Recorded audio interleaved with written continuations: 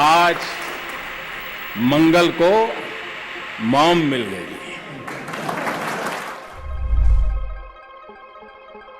ನೀವು pi value ಕೇಳಿ, ನಾನು 15 ಡೆಸಿಮಲ್ ವರೆಗೂ ಹೇಳ್ತೀನಿ. 3.141592653589 ಎಲ್ಲಿಂದ ಶುರು ಮಾಡ್ಲಿ? ನೀವ್ ಹೇಳೋ ಹಾಗೆ 10, 9, 8, 7 ಅಂತ ಶುರು ಮಾಡ್ಲಾ? 0.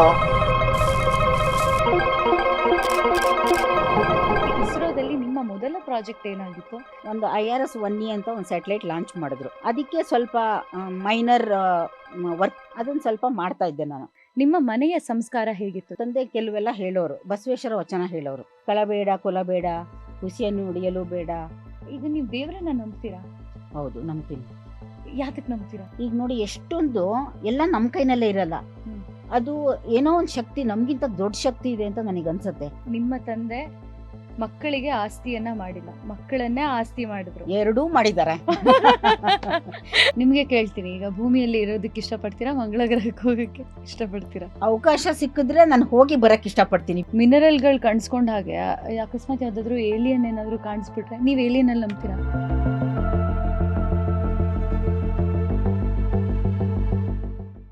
ಎಲ್ಲರಿಗೂ ನಮಸ್ಕಾರ. ನಾನು ಅಂಕಿತಾ ಅಮರ್. ಇದು ಉಲ್ಲಾಸ್ ಅಗರ್ಬತ್ತಿ ಅರ್ಪಿಸುವ ಸಂವಾದ. ಇದು ನಂಬಿಕೆಯ ಪರಿಮಳ. ವಿಜ್ಞಾನ ಮತ್ತು ನಂಬಿಕೆ ಇವೆರಡೂ ವಿಷಯಗಳು ಒಂದೇ ನಾಣ್ಯದ ಎರಡು ಮುಖಗಳಿದ್ದ ಹಾಗೆ. ವಿಜ್ಞಾನದಲ್ಲಿ ಏನಾದರೂ ಸಂಶೋಧನೆ ಮಾಡಬೇಕು ಅಂತ ಹೇಳಿದ್ರೆ ಅದು ಒಂದು ರೀತಿಯಲ್ಲಿ ತಪಸ್ಸು ಇದ್ದ ಹಾಗೆ. ಈ ತಪಸ್ಸಿಗೆ ಕೂತಾಗ ನಂಬಿಕೆ ಅನ್ನೋದು ತುಂಬಾನೇ ಮುಖ್ಯವಾದ ವಿಷಯ. ನಂಬಿಕೆ ಇದ್ದರೆ ಮಾತ್ರ ಇವತ್ತಲ್ಲ ನಾಳೆ ಫಲ ಸಿಕ್ಕೇ ಸಿಗುತ್ತೆ ಅಂತ ಕೂತು ತಪಸ್ಸು ಮಾಡಬಹುದು. ವಿಜ್ಞಾನಕ್ಕೆ ನಂಬಿಕೆ ಎಷ್ಟು ಮುಖ್ಯನೋ ಅದೇ ರೀತಿ ವಿಜ್ಞಾನದಿಂದ ನಂಬಿಕೆಗೆ ಹೊಸ ಹೊಸ ಅರ್ಥ, ಹೊಸ ಹೊಸ ಒಳ ಅರ್ಥ, ಸತ್ಯಾನ್ವೇಷಗಳು ಬರುತ್ತೆ. ಹೊಸ ನಂಬಿಕೆನೇ ಬಂದ್ಬಿಡುತ್ತೆ. ವಿಜ್ಞಾನ, ನಂಬಿಕೆ ಇವೆರಡೂ ಒಂದೇ ನಾಣ್ಯದ ಮುಖ ಅಂತ ಹೇಳಿದ್ದೀವಿ. ತಮ್ಮ ಜೀವನದಲ್ಲಿ ಇವೆರಡನ್ನೂ ಸಮತೋಲನವಾಗಿ ನೋಡ್ತಾ ಇದನ್ನೂ ಬ್ಯಾಲೆನ್ಸ್ ಮಾಡ್ತಾ ಅದನ್ನೂ ಬ್ಯಾಲೆನ್ಸ್ ಮಾಡ್ತಾ ISRO ಅಂದರೆ ಇಂಡಿಯನ್ ಸ್ಪೇಸ್ ರಿಸರ್ಚ್ ಆರ್ಗನೈಸೇಷನ್, ಭಾರತೀಯ ಬಾಹ್ಯಾಕಾಶ ಸಂಶೋಧನಾ ಸಂಸ್ಥೆಯಲ್ಲಿ ಕೆಲಸ ಮಾಡ್ತಾ ಒಂದು ಸಣ್ಣ ಊರಿನಿಂದ ಶುರುವಾದಂತಹ ಕನಸು ಇಡೀ ದೇಶದ ಕನಸನ್ನೇ ನನಸು ಮಾಡಿರುವಂತಹ ಸಾಧಕಿ ನಮ್ಮ ಜೊತೆ ಇವತ್ತು ಸಂವಾದದಲ್ಲಿ ಕೂತಿದ್ದಾರೆ. ಮತ್ತಿನ್ಯಾಕೆ ತಡ, ಕೂತ್ಕೊಂಡು ಮಾತಾಡ್ಬಿಡೋಣ ಬನ್ನಿ.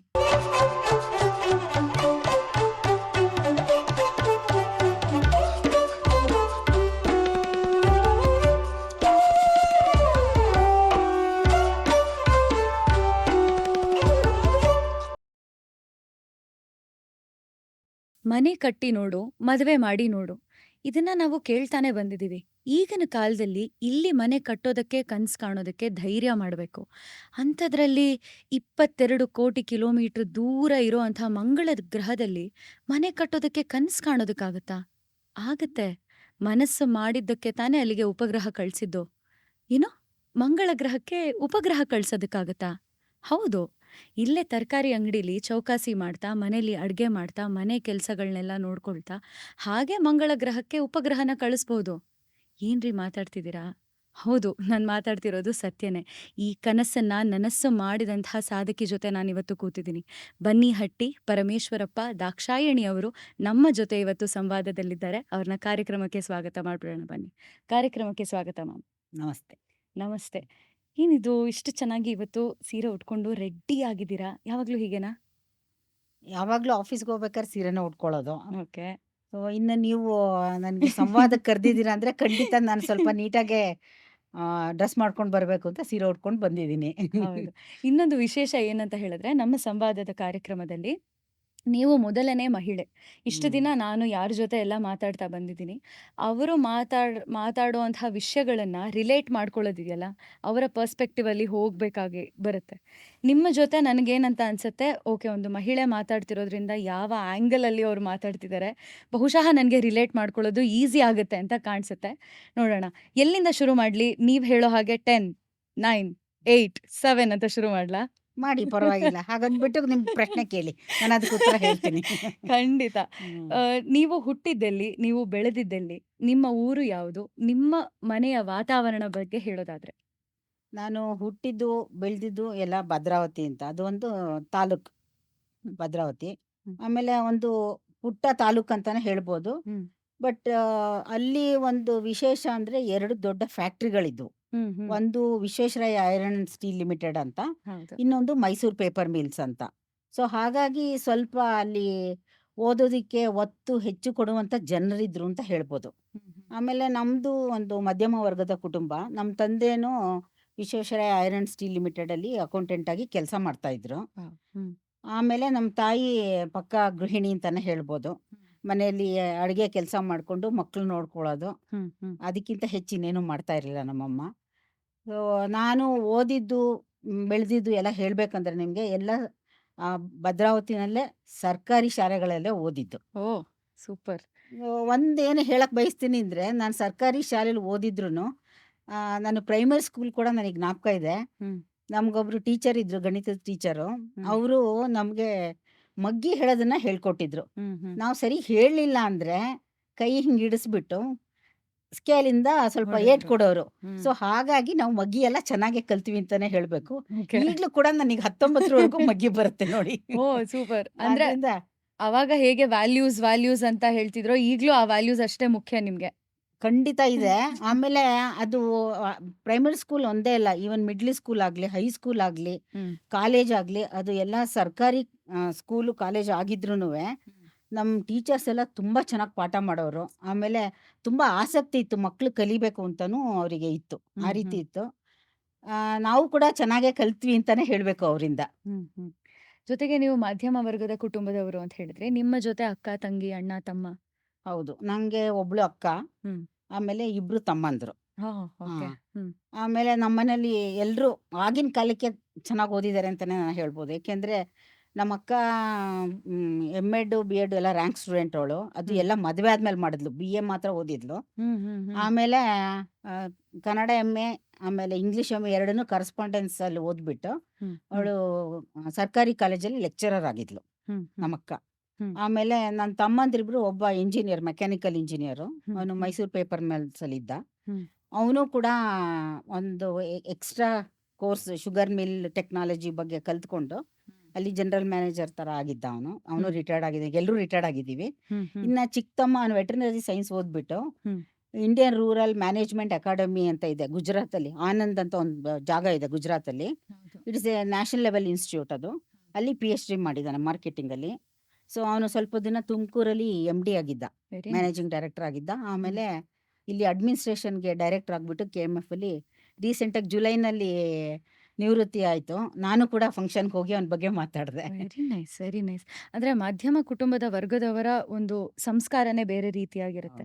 ನಿಮ್ಮ ಕಾಲಘಟ್ಟದ ಪ್ರಕಾರ ಮಾತಾಡೋದಾದ್ರೆ, ಈಗಿನ ಮಧ್ಯಮ ವರ್ಗದ ಕುಟುಂಬನೇ ಬೇರೆ ರೀತಿ ಫಂಕ್ಷನ್ ಆದ್ರೆ, ನಿಮ್ಮ ಕಾಲದಲ್ಲಿ ಯಾವ ರೀತಿ ಇತ್ತು ನಿಮ್ಮ ಸಂಸ್ಕಾರ? ನಮ್ಮ ಕಾರ್ಯಕ್ರಮದಲ್ಲಿ ನಾವು ಮಾತನಾಡುವಂತಹ ವಿಷಯಗಳು ನಂಬಿಕೆ, ಭರವಸೆ, ವಿಶ್ವಾಸ, ಸಂಸ್ಕಾರ, ಸಂಸ್ಕೃತಿ, ಅಧ್ಯಾತ್ಮ ಅಂತ. ನಿಮ್ಮ ಮನೆಯ ಸಂಸ್ಕಾರ ಹೇಗಿತ್ತು? ಯಾಕಂದ್ರೆ ಆಗಿನ ಕಾಲದಲ್ಲಿ ನಾವಿಲ್ಲಿ ಹೆಣ್ಣು ಮಕ್ಕಳು, ಗಂಡು ಮಕ್ಕಳು ಅಂತ ಹೇಳೋದು ಬೇಡ. ಮಕ್ಕಳು ಹೈಯರ್ ಎಜುಕೇಶನ್ ಮಾಡೋದಕ್ಕಿಂತ ಬೇಗ ಸೆಟಲ್ ಆದರೆ ಸಾಕಪ್ಪ ಅನ್ನೋ ಒಂದು ಆಲೋಚನೆ ತಂದೆ ತಾಯರಿಗೆ ಇರುತ್ತೆ. ನಿಮ್ಮ ಮನೆಯಲ್ಲಿ ಯಾವ ರೀತಿ ಇತ್ತು? ಹೆಣ್ಣು ಮಕ್ಕಳಿಗೂ ಓದೋದಕ್ಕೆ ಬಿಟ್ಟಿದ್ದಾರೆ ಅಂದರೆ? ಒಂದು ರೀತಿ ಹೇಳಬೇಕಂದ್ರೆ, ನಮ್ಮ ಮನೇಲಿ ನಮ್ಮ ತಂದೆಯಿಂದನೇ ನನಗೆ ಮೋಟಿವೇಶನ್ ಆಗಿರೋದು ಅಂತ ಹೇಳಬೇಕು. ಯಾಕೆಂದರೆ ಅವರಿಗೆ ಆವಾಗಲೇ ನಮ್ಮ ತಂದೆಗೆ ವಿದ್ಯಾಭ್ಯಾಸ ಎಷ್ಟು ಮುಖ್ಯ ಮನುಷ್ಯನಿಗೆ ಅನ್ನೋದು ಗೊತ್ತಿತ್ತು ಅವ್ರಿಗೆ. ಆಮೇಲೆ ಇನ್ನೊಂದೇನೆಂದರೆ, ಅವರು ತುಂಬ ಕಷ್ಟಜೀವಿ, ಒಂಥರ ಹಾರ್ಡ್ ವರ್ಕಿಂಗ್ ಪರ್ಸನ್ ಅಂತ ಹೇಳ್ಬೋದು. ಪ್ರಾಬಲಿ ಆ ಗುಣ ನಮ್ಮಲ್ಲಿ ಎಲ್ರಿಗೂ ಇದೆ, ನಮ್ಮ 4 ಜನ ಮಕ್ಕಳಿಗೂ ಇದೆ. ನಾನು ಅಷ್ಟೇ, ತುಂಬಾನೇ ಹೇಳಬೇಕು ಅಂದರೆ ನಾನು ಒಂಥರ ಕಷ್ಟಜೀವಿನೇ. ಆ ರೀತಿ ನಮ್ಮ ತಂದೆ ಇದ್ದಿದ್ದು. ಮತ್ತು ಅದೊಂದೇ ಅಲ್ಲದೆ ನಮ್ಮ ತಂದೆ ಕುಮಾರ ವ್ಯಾಸ ಅವ್ರದ್ದು ಗದುಗಿನ ವೀರನಾರಾಯಣಪ್ಪ ಅಂತ ಹೇಳ್ತಿದ್ರು. ಅವ್ರಿಗೆ ಗೊತ್ತಿದೆಯಾ ನಿಮಗೆ? ಅವ್ರದ್ದು ಮಹಾಭಾರತದ ಮೇಲೆ ಇಷ್ಟು ದಪ್ಪ ಪುಸ್ತಕ ಇತ್ತು. ಅದರಲ್ಲಿ ಏನಂದ್ರೆ ಫ್ರಂಟ್, ಅದು ಮಹಾಭಾರತದ ಕತೆ ಬರೆಯೋಕ್ಕಿಂತ ಮುಂಚೆ ಫ್ರಂಟ್ ಪೇಜಲ್ಲಿ ಎಲ್ಲ ದೇವ್ರಗಳ ಬಗ್ಗೆನೂ ಒಂದು ಶ್ಲೋಕ ಥರ ಬರೆದಿದ್ರು ಅವರು, ಕುಮಾರವ್ಯಾಸದವ್ರದ್ದು. ಸೊ ನಮ್ಮ ತಂದೆ ಅದನ್ನ ಅವರಿಗೆ ಸಮಯ ಸಿಕ್ಕಾಗೆಲ್ಲ ಆಲ್ಮೋಸ್ಟ್ ಡೈಲಿ ಓದ್ತಾ ಇದ್ರು ಅದನ್ನ. ಆ ಥರ ಓದ್ತಾ ಇದ್ದಿದ್ರಿಂದ ನಾನಂತೂ ಅದು ಅಷ್ಟೂ ಕಲ್ತ್ಕೊಂಡ್ಬಿಟ್ಟೆ. ಅಂದರೆ ಶಿವನ ಮೇಲೆ, ಆಮೇಲೆ ಗೌರಿ ಮೇಲೆ, ಗಣೇಶನ ಮೇಲೆ, ಸರಸ್ವತಿ ಮೇಲೆ, ಲಕ್ಷ್ಮಿ ಮೇಲೆ ಅದಷ್ಟೂ ದಿನ ಅವರು ನಮ್ಮ ತಂದೆ ಓದ್ಕೊಳ್ಳೋರು. ಸೊ ಅದು ಓದ್ಕೋಬೇಕಾದ್ರೆ ಅದನ್ನ ಕೇಳಿಸ್ಕೊಂಡು ನಾನು ಅದನ್ನ ಕಲ್ತ್ಕೊಂಡು, ನಾನು ಪ್ರತಿದಿನ ದೇವ್ರ ಪೂಜೆ ಮಾಡ್ಬೇಕಾದ್ರೆ ಅದನ್ನ ಹೇಳ್ಕೊಂಡೆ ಪೂಜೆ ಮಾಡೋದು ಈಗಲೂ ಕೂಡ. ಸೊ ಅದು ಒಂದು ರೀತಿ ನಮ್ಮ ತಂದೆ ಕೊಟ್ಟ ಸಂಸ್ಕಾರ ಅಂತ ಹೇಳಬೇಕು. ಆಮೇಲೆ ಇನ್ನೊಂದು, ನಮ್ಮಮ್ಮ ಅಂದರೆ ಅಷ್ಟಾಗಿ ಈ ಥರ ಎಲ್ಲ ಏನು ಮಾಡ್ತಾ ಇರಲಿಲ್ಲ. ಯಾಕೆಂದರೆ ಅವರಿಗೆ ಮನೆಯಲ್ಲಿ ಕೆಲ್ಸ. ಮಕ್ಕಳನ್ನ ಇಟ್ಕೊಂಡು ಅಡುಗೆ ಮಾಡಿ ಅವ್ರನ್ನೆಲ್ಲ ನೋಡ್ಕೊಳ್ಳೋ ಅಷ್ಟೊತ್ತಿಗೆ ಅವರಿಗೆ ಸ್ವಲ್ಪ ಕಷ್ಟ ಆಗ್ತಿತ್ತು ಅನಿಸುತ್ತೆ. ಯಾಕೆಂದರೆ ನಮ್ಮ ಮನೇಲಿ ನಾವಲ್ದೇ ಅಂದರೆ ಬೇರೆ ಬೇರೆ ಪೀರಿಯಡಲ್ಲಿ ಒಟ್ಟು ಒಂದು 13 ಜನ ಓದಿದ್ದಾರೆ ನಮ್ಮ ಮನೆಯಲ್ಲಿ. ಅಂದರೆ ಹಳ್ಳಿಯಿಂದ ಸಂಬಂಧಿಕರು ಮಕ್ಕಳೆಲ್ಲ ಬಂದು, ನಮ್ಮ ತಾಯಿ ಅಣ್ಣನ ಮಕ್ಕಳು, ನಮ್ಮ ತಂದೆ ಅಣ್ಣನ ಮಕ್ಕಳು ಎಲ್ಲ ಬಂದು ಓದಿದ್ದಾರೆ. ಹಾಗಾಗಿ ನಮ್ಮ ಅಮ್ಮಂಗೆ ಸ್ವಲ್ಪ ಕೆಲಸದ ಅಡುಗೆ ಒತ್ತಡ ಬೇಗ. ಜಾಸ್ತಿ ಅಂತಲೇ ಹೇಳಬೇಕು. ಆಮೇಲೆ ಇನ್ನೊಂದು ಏನಂದರೆ, ನಮ್ಮ ತಂದೆ ಕೆಲವೆಲ್ಲ ಹೇಳೋರು, ಬಸವೇಶ್ವರ ವಚನ ಹೇಳೋರು. ಅದಕ್ಕೆ ನಿಮಗೂ ಗೊತ್ತಿರ್ಬೋದು, ಕಳಬೇಡ ಕೊಲಬೇಡ, ಹುಸಿಯನ್ನು ಹಿಡಿಯಲು ಬೇಡ, ತನ್ನ ಬಣ್ಣಿಸಬೇಡ, ಇದಿರ ಹಳಿಯಲು ಬೇಡ, ಇದೇ ನಮ್ಮ ಕೂಡ ಸಂಗಮ ಒಲಿಸ್ಕೊಳ್ಳುವ ಇದು ಅಂತ. ಅಂತರಂಗ ಶುದ್ಧಿ ನಮ್ಮ ಬಹಿರಂಗ ಶುದ್ಧಿ ಅಂತ ಹೇಳೋರು. ಆಮೇಲೆ ಸರ್ವಜ್ಞನ ವಚನ ಹೇಳೋರು. ಏನು ಹೇಳೋರು ಅಂದರೆ, ವಿದ್ಯೆ ಉಳ್ಳವನ ಮುಖವು ಮುದ್ದು ಬರುವಂತಿಕ್ಕುವುದು, ವಿದ್ಯೆ ಇಲ್ಲದ ಮುಖವು ಹಾಳೂರ ಹದ್ದಿನಂತಕ್ಕೂ ಸರ್ವಜ್ಞ ಅಂತ. ಅಂದರೆ ಅಂದರೆ ಅವ್ರು ನಮ್ಮ ತಂದೆಗೆ ಅವಾಗಲೇ ಗೊತ್ತಿತ್ತು ವಿದ್ಯೆಗೆ ಎಷ್ಟು ಪ್ರಾಮುಖ್ಯತೆ ಇದೆ ಅಂತ. ಅದು ಒಂದು ನಮ್ಮ ತಂದೆ ಇನ್ನೂ ಒಂದು ಹೇಳೋರು, ವಿದ್ಯೆ ಒಂದು ದೊಡ್ಡ ಆಸ್ತಿ ಇದ್ದಂಗೆ. ಆಸ್ತಿ ಅಂದರೆ ಅದನ್ನ ಯಾರು ಕದಿಯೋಕ್ಕಾಗದೇ ಇರೋ ಆಸ್ತಿ. ಆಮೇಲೆ ನೀನು ಎಲ್ಲಿ ಹೋಗ್ತೀಯೋ ಅಲ್ಲಿ ಬರುತ್ತೆ. ಈಗ ಬೇರೆ ಆಸ್ತಿ ಅಂದರೆ ಯಾರು ಕದಿಬೋದು, ಯಾರು ತಗೊಳ್ಳಬಹುದು, ನೀನು ಹೋದ ಕಡೆ ಎಲ್ಲ ಬರಲ್ಲ. ನೀನೇನೋ ಒಂದು ಜಮೀನು ಮಾಡಿರ್ತೀಯ ಅಥವಾ ಮನೆ ಮಾಡಿರ್ತೀಯ, ನೀನು ಹೋದ ಕಡೆ ಎಲ್ಲ ಬರಲ್ಲ. ಇದು ಮಾತ್ರ ನೀನು ಎಲ್ಲೋದ್ರೂ ಬರುತ್ತೆ, ನಿಂಗೆ ಎಲ್ಲ ಸಮಯದಲ್ಲೂ ಸಹಾಯ ಆಗುತ್ತೆ ಅಂತ ಹೇಳೋರು. ಸೊ ಈ ರೀತಿ ಒಂದು ಹೇಳೋರು. ಆಮೇಲೆ ಮತ್ತೆ ಎಷ್ಟೊಂದು ಸಲ ಈಗ ಏನಾದ್ರು ಮಾರ್ಕ್ಸ್ ಕಮ್ಮಿ ಬಂದರೆ ಅಥವಾ ಯಾವ್ದಾದ್ರು ಕಾಂಪಿಟೇಷನಲ್ಲಿ ನಾವು ಭಾಗವಹಿಸಿ ಪ್ರೈಸ್ ಬರದೇ ಇದ್ದರೆ ಆವಾಗ ಹೇಳೋರು, ಯಾವ ಥರ ಎಲ್ಲ ಆಲೋಚನೆ ಮಾಡಬಾರ್ದು, ಫೇಲ್ಯೂರ್ ಆಗಿದೆ ಅಂತ. Failure is the stepping stone for success ಅಂತ ಹೇಳೋರು. ಸೊ ಥಾಮಸ್ ಆಲ್ವಾ ಎಡಿಸನ್ದೆಲ್ಲ ಹೇಳೋರು ನಮ್ಮ ತಂದೆ. ಆ ರೀತಿ ಒಂಥರ ಅವರಿಗೆ ಅವಾಗಲೇ ಮಕ್ಕಳನ್ನ ಹೇಗೆ ಮೋಟಿವೇಟ್ ಮಾಡಬೇಕು ಆ ಥರ ಎಲ್ಲ ಒಂದು ಅದ್ರ ಬಗ್ಗೆ ಜ್ಞಾನ ಇತ್ತು ಅಂತ ಅನ್ಸುತ್ತೆ. ಅದು ಅವ್ರಿಗೆ ಹೇಗೆ ಬಂತ ನಂಗೆ ಗೊತ್ತಿಲ್ಲ. ಯಾಕೆಂದರೆ ನಮ್ಮ ತಂದೆ ಹೇಳೋ ಪ್ರಕಾರ ಅವರಿಗೆ ಅವ್ರ ತಂದೆ ತುಂಬ ಅವ್ರಿಗೆ ಚಿಕ್ಕ ವಯಸ್ಸಿನಲ್ಲೇ ಹೋಗ್ಬಿಟ್ರು ಅಂತ ಹೇಳ್ತಾ ಇದ್ರು ನಮ್ಮ ತಂದೆ. ನಮಗೆ ನಮ್ಮ ತಾತನ ನೋಡಿದ್ದ ಜ್ಞಾಪಕನೇ ಇಲ್ಲ, ನಮ್ಮ ಅಜ್ಜಿ ಮಾತ್ರ ಇದ್ರು. ಬಟ್ ಅವರು ಒಂಥರ ನಮ್ಮ ತಂದೆಗೆ ತುಂಬ ಒಳ್ಳೆ ಜ್ಞಾನ ಇತ್ತು ಅಂತಾನೆ ಹೇಳಬೇಕು. ಆಮೇಲೆ ಒಂದು ರೀತಿ ಸಂಸ್ಕಾರನೂ ಕಲಿಸ್ಬೇಕಂತ. ಏನಾದರೂ ಸುಳ್ಳು ಹೇಳಿದರೆ, ಯಾವಾಗ್ಲಾರು ಸುಳ್ಳು ಹೇಳಿದರೆ ಇದು ಸ್ಕೇಲ್ನಲ್ಲಿ ಸಿಗ್ತಾ ಇತ್ತು ಏಟು ಚೆನ್ನಾಗಿ. ಸೊ ಆ ಥರ ಎಲ್ಲ ಮಕ್ಕಳನ್ನು ಬೆಳೆಸಿದ್ರು. ಸೊ ಹಾಗಾಗಿ ಎಲ್ಲರೂ ಚೆನ್ನಾಗಿ ಓದಿ ಒಳ್ಳೆ ಸಂಸ್ಕಾರನೇ ಪಡ್ಕೊಂಡು ಇದು ಮಾಡಿದ್ರು. ಸೊ ಅದು ನಾನು ಬೆಳೆದ ರೀತಿ ಅದು. Very nice. ಅಂತಂದ್ರೆ ನಿಮ್ಮ ತಂದೆ ಮಕ್ಕಳಿಗೆ ಆಸ್ತಿಯನ್ನ ಮಾಡಿಲ್ಲ, ಮಕ್ಕಳನ್ನೇ ಆಸ್ತಿ ಮಾಡಿದ್ರು. ಎರಡೂ ಮಾಡಿದ್ದಾರೆ. ಅದು ನಾನೊಂದು ಹೇಳ್ತಾ ಇದ್ದೆ ಅಲ್ವಾ, ತುಂಬ ಹಾರ್ಡ್ ವರ್ಕಿಂಗ್ ಅಂತ. ನಮ್ಮ ತಂದೆ ಏನು ಮಾಡೋರು ಅಂದರೆ, ನಮ್ಮ ತಂದೆ ಹಳ್ಳಿಯಿಂದ ಬಂದವರು. ಅಲ್ಲಿ ಭದ್ರಾವತಿ ಹತ್ರ ಒಂದು ಹಳ್ಳಿ, ಅದು ಹೊಸ ಹಳ್ಳಿ ಅಂತ. ಸೊ ಅಲ್ಲಿ ಅವ್ರಿಗೆ ಅವ್ರ ತಂದೆಯಿಂದ ಬಂದ ಆಸ್ತಿ ಇತ್ತು. ಅದನ್ನ ತುಂಬಾ ಇಂಪ್ರೂವ್ ಮಾಡಿ ಇನ್ನೂ ಹೆಚ್ಚು ಮಾಡಿದ್ರು. Very nice. ಸೊ ಹಾಗಾಗಿ ಅವರು ಎರಡರಲ್ಲೂ ಇದ್ರು ನಮ್ಮ ಸೂಪರ್ ತಂದೆ. Super super. ಹಾಗೆ ಜೊತೆಗೆ ನಿಮ್ಮ ಬಾಲ್ಯ ದಿನಗಳ ಬಗ್ಗೆ ನೀವು ಮಾತಾಡ್ತಾ ಇದ್ರಿ. ಈಗ ಮನೆ ವಾತಾವರಣದ ಬಗ್ಗೆ ಹೇಳಿದ್ರಿ. ಸ್ಕೂಲಲ್ಲಿ ಹೇಗೆ, ನೀವು ಫಸ್ಟ್ ರ್ಯಾಂಕ್ ಸ್ಟೂಡೆಂಟಾ ಅಥವಾ? ಇಲ್ಲ, ನಾನು ಚಿಕ್ಕವಳಿದ್ದಾಗ ತುಂಬಾ ಪ್ಲೇಫುಲ್. ಆಮೇಲೆ ನಮ್ಗೆ ಮನೆಯಲ್ಲಿ ಈಗಿನ ಮಕ್ಳಿಗೆ ಇರುತ್ತಲ್ಲ ಆ ಥರ ಒತ್ತಡ ಇರ್ಲೇ ಇರ್ಲಿಲ್ಲ. ನಾವು ಪಾಸ್ ಆದ್ರೆ ಸಾಕು ಅಂತಾನೆ ಇದ್ರು, ಹೇಳ್ತೀನಿ ಕೇಳಿ, ನಿಜವಾಗ್ಲೂನುವೆ. ಅದಕ್ಕೆ ಯಾವಾಗಲೂ ಸ್ಕೂಲಿಂದ ಬಂದ ತಕ್ಷಣ ಬ್ಯಾಗಲ್ಲಿ ಹಾಕೋದು. ನಮ್ಮ ಮನೆ ಎದುರುಗಡೆ ಮನೆ ಒಂದು ಸ್ಕೂಲ್ ಇತ್ತು, ಅಲ್ಲಿ ಪ್ಲೇ ಗ್ರೌಂಡ್ ಇತ್ತು, ಹೋಗ್ಬಿಟ್ಟು ಆಟ ಆಡೋದು ಮೇಯ್ನ್ ಆಗಿ. ಆಮೇಲೆ ಎಕ್ಸಾಮ್ ಹತ್ರ ಬಂದಾಗ ಓದೋದು. ನಾನು ತುಂಬಾ ಸೀರಿಯಸ್ ಆಗಿದೆ PUC ಬಂದ ಮೇಲೆ ಅಂತಾನೆ ಹೇಳ್ಬೇಕು. ಅಂದ್ರೆ ಓದ್ತಾ ಇದ್ದೆ, ಚೆನ್ನಾಗೇ ಓದ್ತಾ ಇದ್ದೆ. ಆಮೇಲೆ ಇನ್ನೊಂದು ಅಂದ್ರೆ, ನನಗೆ ಕಲಿಯೋದ್ರಲ್ಲಿ ಚಿಕ್ಕಂದಿಂದಲೂ ಸ್ವಲ್ಪ ಆಸಕ್ತಿ. ಅದೇ ಉದಾಹರಣೆಗೆ ಹೇಳ್ತೀನಿ ನೋಡಿ, ನಾನು ಕಾನ್ವೆಂಟಲ್ಲಿ ಓದಲಿಲ್ಲ. ಸೊ ನನಗೆ ಚಿಕ್ಕವಳಿದ್ದೆ ಇಂಗ್ಲಿಷ್ ಬರ್ತಾ ಇರಲಿಲ್ಲ. ನಾನು ಇಂಗ್ಲಿಷ್ ಕಲ್ತಿದ್ದು ABCD ಕಲಿಸಿದ್ದೆ 5ನೇ ಕ್ಲಾಸಿಂದ, ಆಯ್ತಾ.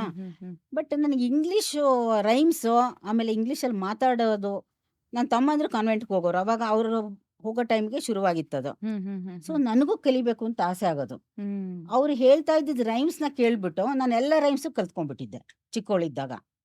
ಸೊ ಆ ರೀತಿ ನನಗೆ ಒಂದು ನಾನಾಗೆ ನಾನು ಕಲಿಬೇಕು ಅಂತ, ಅದೇನೋ ಸೆಲ್ಫ್ ಮೋಟಿವೇಶನ್ ಆಸಕ್ತಿ. ಅಂತಾರಲ್ಲ, ಆ ರೀತಿ ನನ್ನ ಚಿಕ್ಕಂದಿಂದನೂ ಇದ್ದೆ ನಾನು ಅಂತಾನೆ ಹೇಳಬೇಕು. ಆಮೇಲೆ ಇನ್ನೊಂದು ಹೇಳ್ತೀನಿ, ಹೈಸ್ಕೂಲಿಗೆ ನಾನು ಬಂದಾಗ ನಾನು 8th ಸ್ಟ್ಯಾಂಡರ್ಡಲ್ಲಿ ನನಗೆ ಸ್ವಲ್ಪ ಚೆನ್ನಾಗಿ ಓದ್ತಾ ಇದ್ದೆ ಅಂತ ಕನ್ನಡ ಮೀಡಿಯಮಿಂದ ಇಂಗ್ಲೀಷ್ ಮೀಡಿಯಮ್ಗೆ ಹಾಕಿದ್ರು. 7th ಕನ್ನಡ ಮೀಡಿಯಮ್ಮೇ, ಅದು ಸರ್ಕಾರಿ ಸ್ಕೂಲು, ಇದು ಸರ್ಕಾರಿ ಸ್ಕೂಲೇನೆ. ಆಮೇಲೆ ಅದು ಒಂದು ಹಿಂದಿ ಪಾಠ ಓದಕ್ಕೆ ಹೇಳಿದರು. ಅದು ನಂಗೆ ಈಗಲೂ ಜ್ಞಾಪಕ ಇದೆ. ರೂಸ್ಗೆ ಬಚ್ಚೆ ಅಂತ ಒಂದು ಪಾಠ ಅದು. ಅವರು ಫುಟ್ಬಾಲ್ ಆಡೋದ್ರ ಬಗ್ಗೆ ಏನೋ ಇತ್ತು. ನಂಗೆ ಹಿಂದಿ ಸರಿಗೆ ಬರ್ತಾ ಇರಲಿಲ್ಲ. ಟೀಚರ್ ಬೈದ್ರು, "ನಿನಗೆ ಇಷ್ಟು ದೊಡ್ಡ ಕ್ಲಾಸಿಗೆ ಬಂದಿದ್ಯಾ, ನಾಚಿಕೆ ಆಗಲ್ವಾ ನಿನಗೆ? ಒಂದು ಪಾಠ ಓದಕ್ಕೆ ಬರಲ್ಲ" ಅಂತ. ನನಗೆ ತುಂಬ ಅವಮಾನ ಆದಂಗಾಯ್ತು. ಆಮೇಲೆ ಏನು ಮಾಡಿದೆ, ನಾನು ನಮ್ಮ ತಂದೆಗೆ ಹೇಳಿಬಿಟ್ಟು, ಅಲ್ಲಿ ಮೈಸೂರು ಹಿಂದಿ ಪ್ರಚಾರ ಸಭಾ ಅಂತಿತ್ತು. ಅವರು ಹಿಂದಿ ಟೀಚ್ ಮಾಡೋರು, ಪ್ರಥಮ ಮಧ್ಯಮ ಅಂತ ಎಕ್ಸಾಮ್ ಕಂಡಕ್ಟ್ ಮಾಡೋರು, ಕ್ಲಾಸಸ್ ಮಾಡೋರು. ಸೇರ್ಕೊಂಡ್ಬಿಟ್ಟೆ ಹಿಂದಿ ಕ್ಲಾಸ್ಗೆ. ಸೇರ್ಕೊಂಡು ಆಮೇಲೆ ಅದು ನನಗೆ ಎಷ್ಟು ಆಸಕ್ತಿ ಬಂತು ಅಂದರೆ, ಅದು 6 ತಿಂಗಳಿಗೆ ಒಂದು ಎಕ್ಸಾಮು. ಅಷ್ಟೇ, 6 ತಿಂಗಳು ಪಾಠ ಮಾಡೋದು ಅವರು. 4-5 ತಿಂಗಳು ಪಾಠ ಮಾಡ್ತಾರೆ, ಆಮೇಲೆ ಒಂದು ಎಕ್ಸಾಮು. ಪ್ರಥಮ, ಮಧ್ಯಮ, ಉತ್ತಮ, ಭಾಷಾಭೂಷಣ್ ಪಾರ್ಟ್ 1, ಪಾರ್ಟ್ 2 ಅಷ್ಟು ಮಾಡಿಬಿಟ್ಟೆ. ಮಾಡಿಬಿಟ್ಟು ಆಮೇಲೆ ಅದೇ ನಾನು ಅಂದರೆ ನಂಗೆ ಕಲಿಯೋದ್ರಲ್ಲಿ ಆಸಕ್ತಿ ಇತ್ತು ಅಂತ ಹೇಳ್ತಾ ಇದ್ದೀನಿ. ಅದು ನಂಗೇನು ಟೀಚರ್ ಏನು ಹೋಗು ಅಂತ ಹೇಳಲಿಲ್ಲ. ನಂಗೆ ಅವರ ಅವಮಾನ ಮಾಡಿದ್ದು ಒಂದು ರೀತಿ ಒಳ್ಳೇದೇ ಆಯಿತು.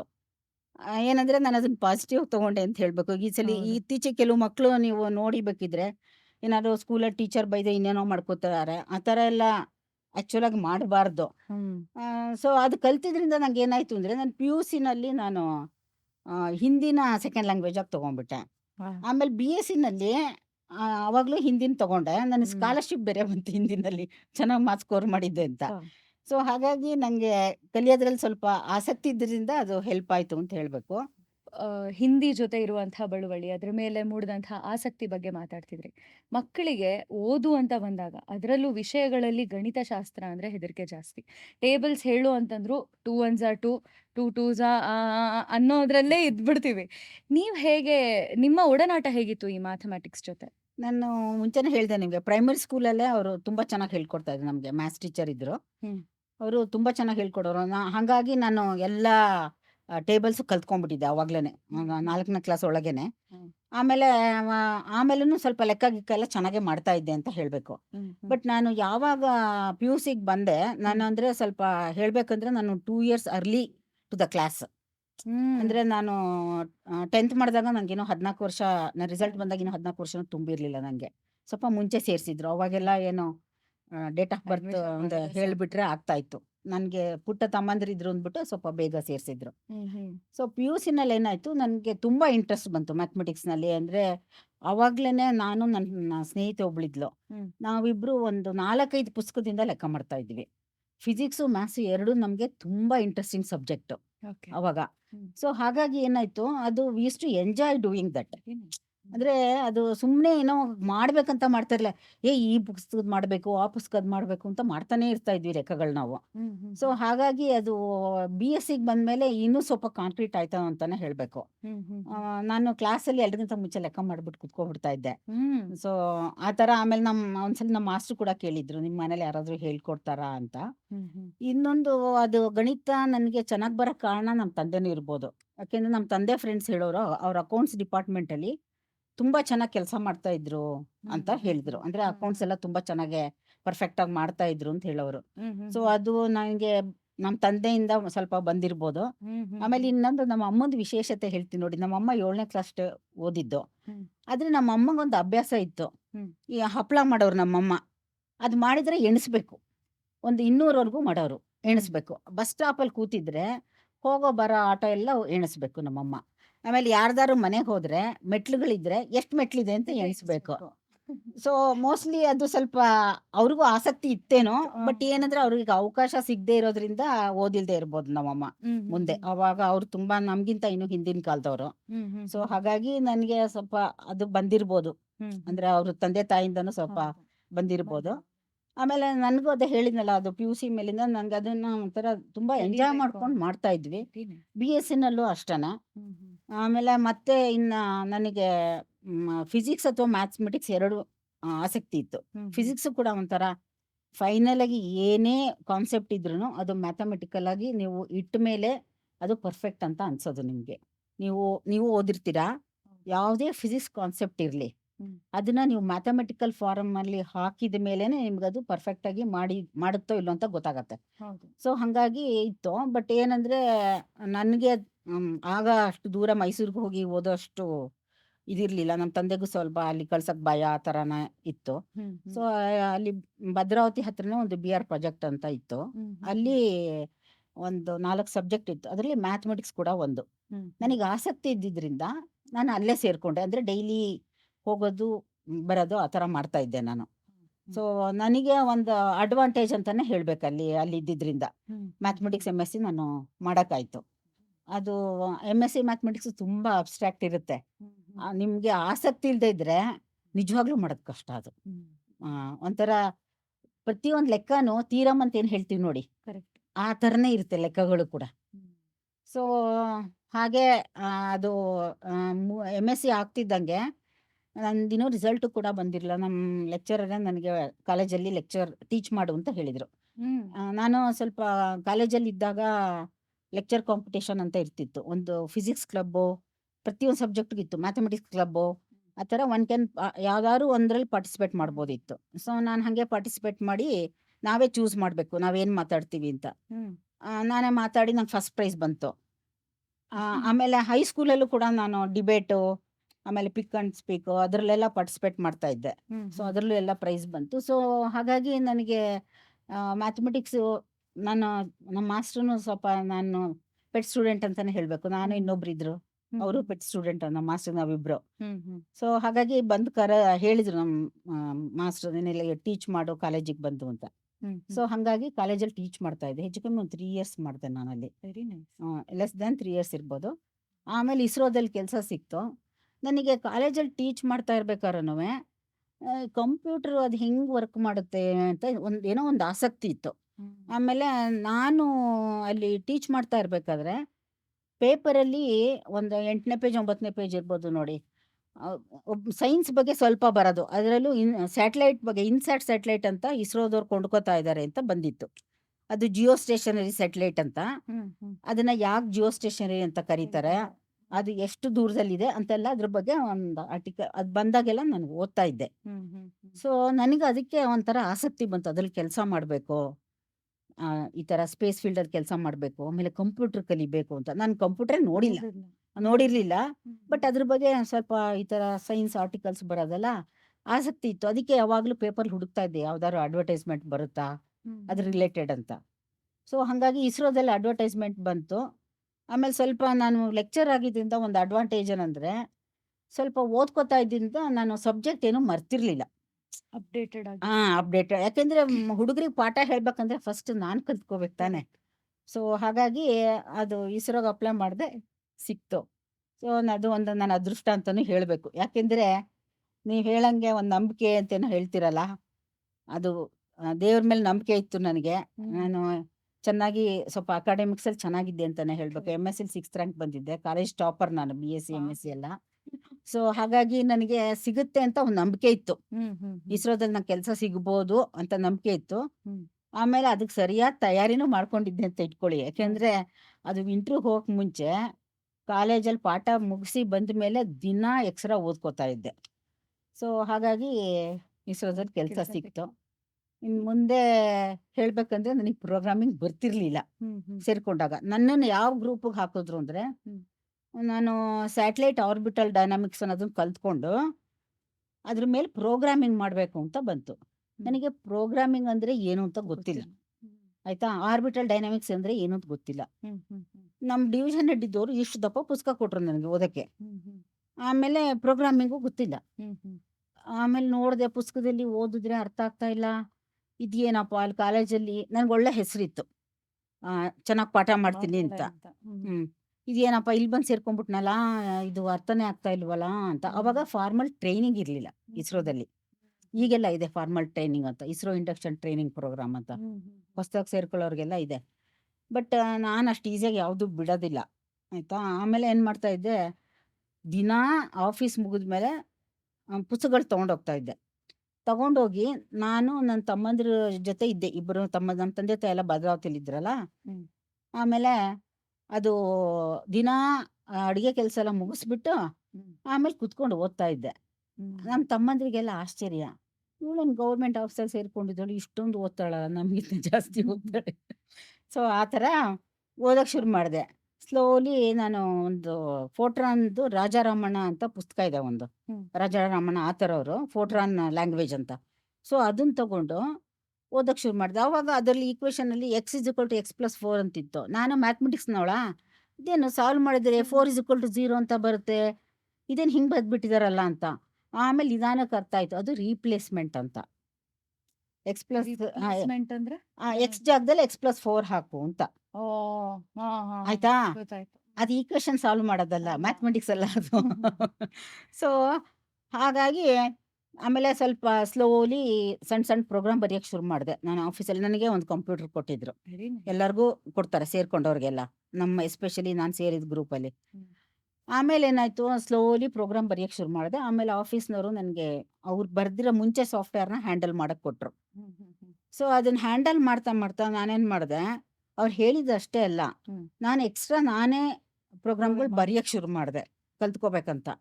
ಸೊ ಹಾಗಾಗಿ ನಾನು ಬರ್ದಿರೋದು ಆಮೇಲೆ ಸಾಕಷ್ಟು ಆಪ್ರೇಷನ್ ಸಾಫ್ಟ್ವೇರ್ ಬರ್ತಿದ್ದೀನಿ ನಾನು. ಸುಮಾರು ಸೆಟ್ಲೈಟ್ಗೆ ಹಾಕಿದೆ. ಆಪ್ರೇಷನ್ ಸಾಫ್ಟ್ವೇರ್ ಅಂದರೆ ಡೈಲಿ ಆಪ್ರೇಷನ್ಸ್ಗೆ ಯೂಸ್ ಮಾಡ್ತಾರೆ ಅದನ್ನು, ನಾನು ಬರ್ದಿರೋದನ್ನೆಲ್ಲ ಆ ಥರ. ಸೊ ಹಾಗಾಗಿ ಅದನ್ನು ಕಲ್ತ್ಕೊಂಡಿದ್ದಾಯ್ತು. ಆರ್ಬಿಟಲ್ ಡೈನಾಮಿಕ್ಸ್ ಆಗಲಿ ಪ್ರೋಗ್ರಾಮಿಂಗ್ ಆಗಲಿ ಎರಡನ್ನೂ ಕಲ್ತ್ಕೊಂಡು ಆಮೇಲೆ ಸ್ವಲ್ಪ ನಂಗೆ ಇಂಡಿಪೆಂಡೆಂಟ್ ನೇಚರು ಇದೆ. ನಮ್ಮಮ್ಮ ಎಲ್ಲ ಹೇಳೋರು, ಇವು ಸ್ವಲ್ಪ ತಲೆಹರಟೆಗಳು, ನಾನೇ ಮಾಡಬೇಕು ಅಂತಾಳೆ ಅಂತ ನಮ್ಮಮ್ಮ ಹೇಳೋರು. ಸೊ ಸ್ವಲ್ಪ ನಾನೇ ಮಾಡಬೇಕು ಅನ್ನೋದು ಇತ್ತು ನನಗೆ. ಸೊ ಹಾಗಾಗಿ ಎಲ್ಲ ನಾನು ಸ್ವಲ್ಪ ಕಲ್ತ್ಕೊಂಡು ಒಂಥರ ಆ ಫೀಲ್ಡಲ್ಲಿ ಸ್ವಲ್ಪ ಎಕ್ಸ್ಪರ್ಟೈಸ್ ಬಂತು ನನಗೆ ಅಂತಲೇ ಹೇಳ್ಬೋದು. ಈ ದಾರಿ ನೋಡ್ತಾ ಹೋದ್ರೆ ಎಷ್ಟು ಹಲವಾರು ಬ್ರಾಂಚಸ್ ಅಂತ ಹೇಳ್ತಾರಲ್ಲ, ಆ ಥರ ಬೇರ್ ತಗೋತಾ ಇದೆ. ಅಂದ್ರೆ ಒಂದು ಬೇರು ಮ್ಯಾಥಮ್ಯಾಟಿಕ್ಸ್ ಅನ್ನೋ ಬೇರಿಂದ ಹೌದು. ಹಲವಾರು ಬ್ರಾಂಚಸ್. ನೀವು ಹೇಳಿದ ಹಾಗೆ ಹಿಂದಿ ಬಗ್ಗೆ ಮಾತಾಡಿದ್ರಿ, ಮ್ಯಾಥ್ಸ್ ಮೇಲೆ ಇದ್ದಂತಹ ಆಸಕ್ತಿ ಬಗ್ಗೆ ಮಾತಾಡಿದ್ರಿ, ಅದಾದ ನಂತರ ಕಂಪ್ಯೂಟರ್ನ ನೋಡೇ ಇರಲಿಲ್ಲ ಅಂತ ಹೇಳಿದ್ರಿ. ನೀವು ಮಾಸ್ಟರ್ಸ್ ಮಾಡುವಾಗ, ಪಾಠ ಮಾಡುವಾಗ ನಿಮಗೆ ಇಸ್ರೋದಲ್ಲಿ ಕೆಲಸ ಸಿಕ್ತು. ಅದಾದ ನಂತರ ನೀವು ಕಂಪ್ಯೂಟರ್ನ ನೋಡಿದ್ರಿ, ಪ್ರೋಗ್ರಾಮಿಂಗ್ ಹೌದು ಮಾಡೋದಕ್ಕೆ ಹೌದು ಶುರು ಹೌದು. ಮಾಡಿದ್ರಿ. ಈಗ ನನಗೆ ಎಲ್ಲಿ ಕುತೂಹಲ ಜಾಸ್ತಿ ಆಗ್ತಿದೆ ಅಂತ ಹೇಳಿದ್ರೆ, ಸೈಕಾಲಜಿಕಲಿ ನಾವು ಮಾತಾಡೋದಾದ್ರೆ, ಅಥವಾ ಒಂದು ಗಂಡು ಅಥವಾ ಒಂದು ಹೆಣ್ಣು ಅಂತ ಮಾತಾಡಿದಾಗ, ಗಂಡಿಗೆ ಜಾಸ್ತಿ ಲಾಜಿಕಲ್ ಥಿಂಕಿಂಗ್ ಅನ್ನೋದು ಬರುತ್ತೆ, ಹೆಣ್ಣು ಜಾಸ್ತಿ ಭಾವಜೀವಿ, ಎಮೋಷನಲ್ಲಿ ಯೋಚನೆ ಮಾಡುವಂಥ, ಅಂದ್ರೆ ಅವರ ಸಿಸ್ಟಮ್ ಆ ಥರ ಇರುತ್ತೆ. ನಿಮ್ಮ ಬಾಲ್ಯದಲ್ಲಿ ನೀವು ಹೇಗಿದ್ರಿ ಹಾಗಾದ್ರೆ? ಈಗ ಫಿಸಿಕ್ಸ್ ಅನ್ನೋ ಕಾನ್ಸೆಪ್ಟ್ಸ್ ಗಂಡು ಮಕ್ಕಳಿಗೆ ಅರ್ಥ ಆಗೋ ಹಾಗೆ ಹೆಣ್ಣು ಮಕ್ಕಳಿಗೆ ಅಷ್ಟು ಸರಾಗವಾಗಿ ಅರ್ಥ ಆಗಲ್ಲ. ಸ್ಪೀಡ್ ಆಗ್ಲಿ, ಒಂದು ಕಾರ್ ರೇಸ್ ಮಾಡುತ್ತೆ ಅಂತಂದಾಗ ಗಂಡು ಮಕ್ಕಳಿಗೆ ಎಷ್ಟು ಆಸಕ್ತಿ ಬರುತ್ತೆ, ಅದು ಸ್ಪೀಡ್ ಅಂತೆ, ಲೈಟ್ ಅಂತೆ. ಈಗ ನೋಡಿ, ನನಗೆ ಅದ್ರದ್ ಬಗ್ಗೆ ಎಲ್ಲ ನನಗೆ ಗೊತ್ತಿಲ್ಲ. ಇದ್ರಲ್ಲಿ ಏನ್ ಕುತೂಹಲ ಇದೆ, ಯಾಕೆ ಇಷ್ಟು ಇಷ್ಟಪಡ್ತಾರೆ ಇವರೆಲ್ಲ ಅನ್ನೋ ಥರ ನನಗೆ ಕ್ವೆಶ್ಚನ್ ಮಾರ್ಕ್ ಮೂಡುತ್ತೆ. ನಿಮಗೆ ಈ ಥರ ಕಾನ್ಸೆಪ್ಟ್ಸ್ಗಳ ಮೇಲೆ ಆಸಕ್ತಿ ಮೂಡೋದಕ್ಕೆ ಕಾರಣ ಏನು? ಯಾವ ರೀತಿ ನಿಮ್ಗೆ ಇದು ಹುಚ್ಚೆಬ್ಬಿಸ್ತಿತ್ತು? ಅಂದರೆ ಇದೆಲ್ಲ ಯಾವ ರೀತಿ ಇರುತ್ತೆ ಅಂದರೆ, ನಾನು ಅವಾಗಲೇ ಹೇಳ್ತಾ ಇದ್ದೆ ನಿಮಗೆ, ಒಂಥರ ಪಜಲ್ ಇದ್ದಂಗೆ.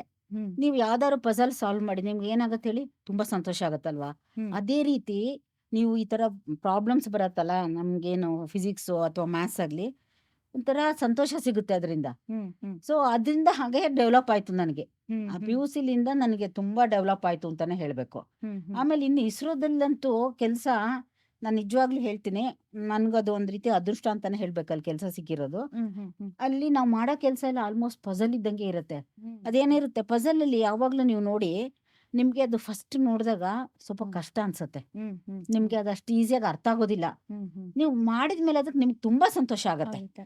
ಅದೇ ರೀತಿ ನಾವು ಇಸ್ರೋದಲ್ಲಿ ವರ್ಕ್ ಮಾಡಬೇಕಾದ್ರೂ ಅಲ್ಲಿ ಕೆಲಸಗಳು ಮಾಡಿದಾಗ ನಮಗೆ ಅದೇ ರೀತಿ ಆಗುತ್ತೆ. ಅದು ಫಸ್ಟ್ ನಾವು ಏನು ಕೆಲಸ ತೊಗೊತೀವೋ ಅದ್ರ ಬಗ್ಗೆ ಸ್ವಲ್ಪ ಹೊಸ್ತ್ರಲ್ಲಿ ನಮ್ಗೆ ಏನಿಸುತ್ತೆ, ನಂಗೆ ಬರುತ್ತೋ ಇಲ್ಲೋ ಅಂತ ಸ್ವಲ್ಪ ಡೌಟ್ ಇರುತ್ತೆ. ಆಮೇಲೆ ನಾವು ಅದನ್ನು ಓದಿ ಅರ್ಥ ಮಾಡ್ಕೊಂಡ್ಮೇಲೆ ರಿಸಲ್ಟ್ಸ್ ಬರುತ್ತಲ್ಲ, ಹ್ಮ್. ನಮ್ಗೆ ತುಂಬ ಖುಷಿ ಆಗುತ್ತೆ ಅವಾಗ. ಆ ಹ್ಮ್ ರೀತಿ. ಆಮೇಲೆ ಇನ್ನೊಂದು ಪ್ರಾಜೆಕ್ಟಿಗೆ ನಾವು ಮಾಡ್ತಾ ಇದ್ದೀವಿ ಅಂದರೆ ನಮಗೆ ಸಂತೋಷ ಆಗುತ್ತೆ. ನಾವು ಮಾಡಿರೋದನ್ನ ಯೂಸ್ ಮಾಡ್ತಾ ಇದ್ದಾರೆ. ಹ್ಮ್ ಹ್ಮ್ ಹ್ಮ್ ಆಮೇಲೆ ಬರ್ತಾ ಈ ಥರ ಮಿಷನ್ಸ್ ಎಲ್ಲ ಬಂದಾಗ, ಇಟ್ಸ್ ಎ ನೇಷನ್ ಪ್ರೈಡ್ ಅಂತ ಮಿಷನ್ಗೆ ನಾವು ಮಾಡ್ತಾ ಇದ್ದೀವಿ, ವಾವ್.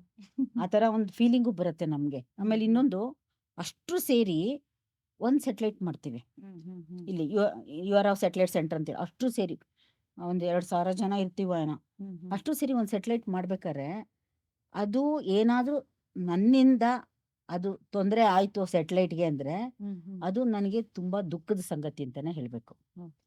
ನಾವು ಕೆಲಸ ಮಾಡೋ ರೀತಿ ಆ ಥರ ಇರಬೇಕು. ಹ್ಮ್ ಹ್ಮ್ ಪ್ರತಿಯೊಬ್ಬರೂ ನಾನು ಮಾಡ್ತಾ ಇರೋದು ಕೆಲಸ ಸರಿಗಿರ್ಬೇಕು. ಯಾಕೆಂದರೆ ನಾನು ಎಲ್ಲನೂ ಮಾಡೋಕ್ಕಾಗಲ್ಲ. ಹೌದು. ಒಂದು ಸೆಟ್ಲೈಟಲ್ಲಿ ಹಲವಾರು ಸಿಸ್ಟಮ್ಗಳಿರುತ್ತೆ. ಹ್ಮ್ ಹ್ಮ್ ಈಗ ನಮಗೆ ದೇಹದಲ್ಲಿ ಹೆಂಗೆ ಕಣ್ಣು, ಕಿವಿ, ಸೆನ್ಸಾರ್ಸು, ಆ್ಯಂಟನಾಸು, ಹ್ಮ್ ಹ್ಮ್ ಆಮೇಲೆ ಥ್ರಸ್ಟರ್ಸು, ಹ್ಮ್ ಆಮೇಲೆ ಬ್ರೈನ್ ಇದ್ದಂಗೆ ಕಂಟ್ರೋಲ್ ಸಿಸ್ಟಮ್ ಎಲ್ಲ ಇರುತ್ತೆ. ಹ್ಮ್ ಹ್ಮ್ ಸೊ ಆ ರೀತಿ ಬೇರೆ ಬೇರೆ ಸಿಸ್ಟಮ್ಸ್ ಇರುತ್ತೆ. ನಾನು ಎಲ್ಲ ಸಿಸ್ಟಮ್ಸು ನಾವು ಮಾಡೋಕ್ಕಾಗಲ್ಲ. ಆಗಲ್ಲ. ಬಟ್ ನಾನು ಮಾಡ್ತಿರೋ ಸಿಸ್ಟಮ್ ಏನಿದೆಯೋ ಅದು ಪರ್ಫೆಕ್ಟಾಗಿ ಮಾಡ್ಬೇಕು ನಾನು. ಅದು ಪ್ರತಿಯೊಬ್ಬರಲ್ಲೂ ಇರಬೇಕು. ಅದು ಇರುತ್ತೆ ಇಸ್ರೋದಲ್ಲಿ. ಹ್ಮ್ ಹ್ಮ್ ಅದರಿಂದನೇ ಸಕ್ಸಸ್ ಆಗೋದು. ಹ್ಮ್ ಹ್ಮ್ ಇಸ್ರೋದವ್ರಿಗೆ ಯಾಕೆ ಅಷ್ಟೊಂದು ಹೆಮ್ಮೆ ಪಡ್ತಾರೆ ಜನ. ಯಾಕೆ ಅಷ್ಟೊಂದು ಗೌರವ ಕೊಡ್ತಾರೆ ಅಂದ್ರೆ ಹ್ಮ್. ಅದು ಒಂಥರ ಟೀಮ್ ವರ್ಕ್. Correct. ಸಾವಿರಾರು ಜನ ಸೇರ್ಕೊಂಡು ಒಂದನ್ನ ಮಾಡಿದಾಗ ಹ್ಮ್. ಪ್ರತಿಯೊಬ್ರು ಕೆಲಸ ಸರಿ ಮಾಡಿರ್ಬೇಕು. ಒಬ್ರು ವೈರಿಂಗ್ ಮಾಡೋರು, ಸಾಲ್ಡ್ರಿಂಗ್ ಮಾಡೋರು ಅವರು ಕೂಡ ಸರಿಯಾಗಿ ಮಾಡಬೇಕು. ಹ್ಮ್. ಹ್ಮ್. ಅದರಿಂದನೇ ಅದು ಸಕ್ಸಸ್ ಆಗೋದು. ಒಂದೊಂದು ಡಿಪಾರ್ಟ್ಮೆಂಟ್ನ ಒಬ್ರೊಬ್ರು ನೋಡ್ಕೋಬೇಕು. ಈ ಡಿಪಾರ್ಟ್ಮೆಂಟ್ನ ಜವಾಬ್ದಾರಿ ಹೇಗೆ ಎಷ್ಟು ಅಚ್ಚುಕಟ್ಟಾಗಿ ಮಾಡೋದಕ್ಕಾಗುತ್ತೋ ಅದನ್ನ ಮಾಡಬೇಕು ಅಂತ ಹೇಳಿದ್ರಿ. ಆದ್ರೆ ಇದು ದೇಶದ ಕನಸಾಗಿರುವಾಗ ನಿಮ್ಮ ಹೆಗಲ ಮೇಲೆ ತುಂಬಾ ದೊಡ್ಡ ಜವಾಬ್ದಾರಿ ಇರುತ್ತೆ. ಈ ಜವಾಬ್ದಾರಿನ ನೀವು ಹೇಗೆ ನೋಡ್ತೀರಾ? ಅದು ಖಂಡಿತ ಒಂದು ದೊಡ್ಡ ಜವಾಬ್ದಾರಿ ಅಂತಾನೆ ಹೇಳ್ಬೇಕು. ನಾವೇನ್ ಮಾಡ್ತೀವಿ, ಫಸ್ಟ್ ನನಗೇನು ಕೆಲಸ ಅಸೈನ್ ಮಾಡಿರ್ತಾರೋ ಈ ಥರದ್ದೇ ಮಾಡ್ಬೇಕಂತ ಹೇಳ್ತಾರೆ ಅಷ್ಟೇನೆ. ಬಟ್ ಅದು ಯಾವ ರೀತಿ ಮಾಡ್ಬೇಕಂತ ಹೇಳಲ್ಲ. ಯಾಕೆಂದ್ರೆ ಅದು ನನ್ನ ಕೆಲಸ. ಹ್ಮ್. ಹ್ಮ್. ನಾವು ಮಾಡಬೇಕು, ಪ್ರತಿಯೊಬ್ರು ಮಾಡಬೇಕು. ಹ್ಮ್. ಸೊ ಅದಕ್ಕೆ ಸೂಕ್ತವಾಗಿ ಈಗ ಕೆಲವು ಸಲ ನಾವು ಹೊಸದು ಕಲ್ತ್ಕೊಳ್ಬೇಕಾಗತ್ತೆ. ಹ್ಮ್. ಹ್ಮ್. ಅವಾಗ ಓದ್ಬೇಕಾಗತ್ತೆ, ತುಂಬಾ ಓದ್ಬೇಕು. ನಾವು ಇಸ್ರೋದಲ್ಲಿ ತುಂಬಾ ಒಳ್ಳೆ ಲೈಬ್ರರಿ ಇತ್ತು. ನಾವು ಸೇರ್ಕೊಂಡು ಹೊಸಲ್ಲಿ ಇಂಟರ್ನೆಟ್ ಇರಲಿಲ್ಲ. ಓಕೆ, ಅದರಲ್ಲಿ ಲೈಬ್ರರಿನಲ್ಲಿ ಒಳ್ಳೆ ಪುಸ್ತಕಗಳು ಮತ್ತೆ ಟೆಕ್ನಿಕಲ್ ಪೇಪರ್ಸ್ ಅಂತ ಹೇಳ್ತಾರೆ, ಬೇರೆ ಕಡೆ ಕಾನ್ಫರೆನ್ಸಲ್ಲಿ ಬೇರೆ ಸ್ಪೇಸ್ ಏಜೆನ್ಸಿನವರು ಮಾಡಿರೋ ಪೇಪರ್ಸು ಅದೆಲ್ಲ ಇರ್ತಿತ್ತು. ಹ್ಮ್. ಹ್ಮ್. ನಾವು ರೆಗ್ಯುಲರ್ ಆಗಿ ಓದ್ತಾ ಇದ್ವಿ ಇಸ್ರೋದಲ್ಲಿ. ಹ್ಮ್. ಹ್ಮ್. ಅದನ್ನ ಓದ್ಕೊಂಡು, ಸೊ ನಾನು ನಂದು ಆಕ್ಚುಲಾಗಿ ಸಾಫ್ಟ್ವೇರ್ ಡೆವಲಪ್ಮೆಂಟ್, ಸ್ಪೇಸ್ ಕ್ರಾಫ್ಟ್ ಆಪರೇಷನ್ಸ್ಗೆ ಅದನ್ನ ಯೂಸ್ ಮಾಡ್ತಾರೆ. Development. ಹ್ಮ್. ಸೊ ಅದಕ್ಕೆ ನಾನು ಪೂರಕವಾಗಿ ಬೇಕು ಅನ್ನೋದಕ್ಕೆ ನಾನು ಮುಂಚೆ ಲಿಟ್ರೇಚರ್ ಸರ್ವೆ ಅಂತ ಹೇಳ್ತೀವಿ, ಹಲವಾರು ಜನ ಏನ್ ಮಾಡಿದ್ದಾರೆ, ಅದು ಏನಾದ್ರು ಇದೆಯಾ ಅದ್ರ ಬಗ್ಗೆ ಹ್ಮ್. ಅದನ್ನ ತಿಳ್ಕೊಬೇಕು, ಅದನ್ನ ಅರ್ಥ ಮಾಡ್ಕೋಬೇಕು. ಆಮೇಲೆ ಅದ್ರದ್ದು ಏನು ಕಾನ್ಸೆಪ್ಟ್ ಇರುತ್ತೋ ಅದನ್ನ ಬೇರೆ ಪುಸ್ತಕದಲ್ಲಿ ಓದಿ ಅರ್ಥ ಮಾಡ್ಕೋಬೇಕು. ಹ್ಮ್. ಬರೀ ಒಂದೇ ಪುಸ್ತಕದಲ್ಲಿ ಓದಿದ್ರೆ ಆಗಲ್ಲ. ಹ್ಮ್. ನಿಮ್ಗೂ ಗೊತ್ತಿರ್ಬೋದು, PUC-ನಲ್ಲೇ ನೀವು ಬರೀ ಒಂದೇ ಪುಸ್ತಕದಿಂದ ಲೆಕ್ಕ ಮಾಡಿದ್ರೆ ನೀವು ಹೆಚ್ಚಿಗೆ ಮಾರ್ಕ್ಸ್ ತೆಗಿಯಕ್ಕಾಗಲ್ಲ. ಆಗಲ್ಲ. ಅದೇ ರೀತಿ ಇಲ್ಲೂ ಅಷ್ಟೇ. ಹ್ಮ್. ಒಂದೇ ಪುಸ್ತಕದಲ್ಲಿ ನೀವು ಓದಿದ್ರೆ ನಿಮಗೆ ಕಾನ್ಸೆಪ್ಟ್ ಅರ್ಥನೂ ಆಗಲ್ಲ. ಹಲವಾರು ಪುಸ್ತಕ ಓದಿ ಅದು ಕಾನ್ಸೆಪ್ಟ್ನ ತಿಳ್ಕೊಬೇಕು. ಹ್ಮ್. ತಿಳ್ಕೊಂಡ್ಮೇಲೆ ಅದನ್ನ ಸಾಫ್ಟ್ವೇರ್ ಆಗಿ ಡಿಸೈನ್ ಮಾಡಬೇಕು. ಡಿಸೈನ್ ಮಾಡಿ ಅದನ್ನ ಸಾಫ್ಟ್ವೇರ್ ಡೆವಲಪ್ ಮಾಡಬೇಕು. ಮಾಡಿ ಆಮೇಲೆ ಟೆಸ್ಟ್ ಮಾಡಬೇಕು. ಆಮೇಲೆ ಇನ್ನೊಂದು ನೋಡಿದ್ದೀನಿ, ಅದು ಮೋಸ್ಟ್ಲಿ ಎಲ್ರಿಗೂ ಹಾಗೆ ಅನ್ಸತ್ತೆ. ನನಗೆ ಯಾವಾಗ್ಲೂ ನಾನು ಮಾಡಿರೋದು ನಂಬರ್ಸ್, ನಾವು ಬೇಸಿಕಲಿ ನಂಬರ್ಸ್ ಪ್ರಿಂಟ್ ಮಾಡ್ತೀವಿ, ಆದರೆ ಸ್ಯಾಟಲೈಟ್ ಎಲ್ಲಿದೆ ಅಂತ, ಹ್ಮ್. ಅದ್ರ ಪೊಸಿಷನ್ ವೆಲಾಸಿಟಿ ಅಂತ ಹೇಳ್ತೀವಲ್ಲ, ಅದು ಯಾವ ಜಾಗದಲ್ಲಿದೆ, ಯಾವ ವೇಗದಲ್ಲಿ ಹೋಗ್ತಾ ಇದೆ ಅಂಥದ್ದನ್ನೆಲ್ಲ ಜನರೇಟ್ ಮಾಡ್ತಾ ಇರ್ತೀವಿ. ಹ್ಮ್. ಎಕ್ಸಾಂಪಲ್ ಹೇಳ್ತಾ ಇದ್ದೀನಿ ನಾನು. ಹ್ಮ್. ಅದು ಸುಮ್ಮನೆ ನಂಬರ್ಸ್ ಬರುತ್ತೆ, ಬಟ್ ಅದು ಸರಿನೋ ಇಲ್ಲೋ ಅಂತ ನಾವು ಅದನ್ನ ಚೆಕ್ ಮಾಡ್ಕೋಬೇಕು. ಓ. ಆಮೇಲೆ ಸಾಮಾನ್ಯವಾಗಿ ಹ್ಮ್. ನಾನು ಯಾವಾಗಲಾದ್ರೂ ಸರಿ ಮಾಡಿದ್ದೀನಿ ಅಂತ ಅನ್ಸಿದ್ರೆ ನನಗೆ ಅದು 100% ಕರೆಕ್ಟಾಗೇ ಇರುತ್ತೆ. ನನಗೆ ಅದು ನಾ ಸರಿ ಮಾಡಿಲ್ಲ ಅನಿಸ್ದಾಗ ಒಂದು ಮನಸ್ಸಿನಲ್ಲಿ ಹಿಂಜರಿಕೆ ಇರುತ್ತೆ. ಅದು ನಾನು ಯಾಕೋ ಸರಿ ಇಲ್ಲ ಅನ್ಸುತ್ತೆ, ಇದು ಸರಿ ಇಲ್ಲ ಅನ್ಸುತ್ತೆ ಅಂತ ಅಂದಾಗ ಅದು ಖಂಡಿತ ಸರಿ ಇರಲ್ಲ. ಫಸ್ಟು ನನಗೆ ಕಾನ್ಫಿಡೆನ್ಸ್ ಬರಬೇಕು, ನಾನು ಮಾಡಿರೋದು ಸರಿ ಇದೆ ಅಂತ. ಹ್ಮ್. ಆಮೇಲೆ ಏನಾಗತ್ತೆ, ಇಸ್ರೋದಲ್ಲಿ ತುಂಬಾ ಒಳ್ಳೆ ರಿವ್ಯೂ ಪ್ರೊಸೆಸ್ ಇದೆ. ಹ್ಮ್. ಅಂದ್ರೆ ನಾವೇನ್ ಮಾಡ್ತೀವಿ, ಒಂದು ಸಣ್ಣ ಮಟ್ಟದಲ್ಲಿ ರಿವ್ಯೂ ಮಾಡ್ತೀವಿ. ರಿವ್ಯೂ ಮಾಡಿ ಆಮೇಲೆ ಅದ್ರ ನೆಕ್ಸ್ಟ್ ಹೈಯರ್ ಲೆವೆಲ್ಗೆ ಹೋಗ್ತೀವಿ, ಅಲ್ಲಿ ರಿವ್ಯೂ ಮಾಡ್ತಾರೆ.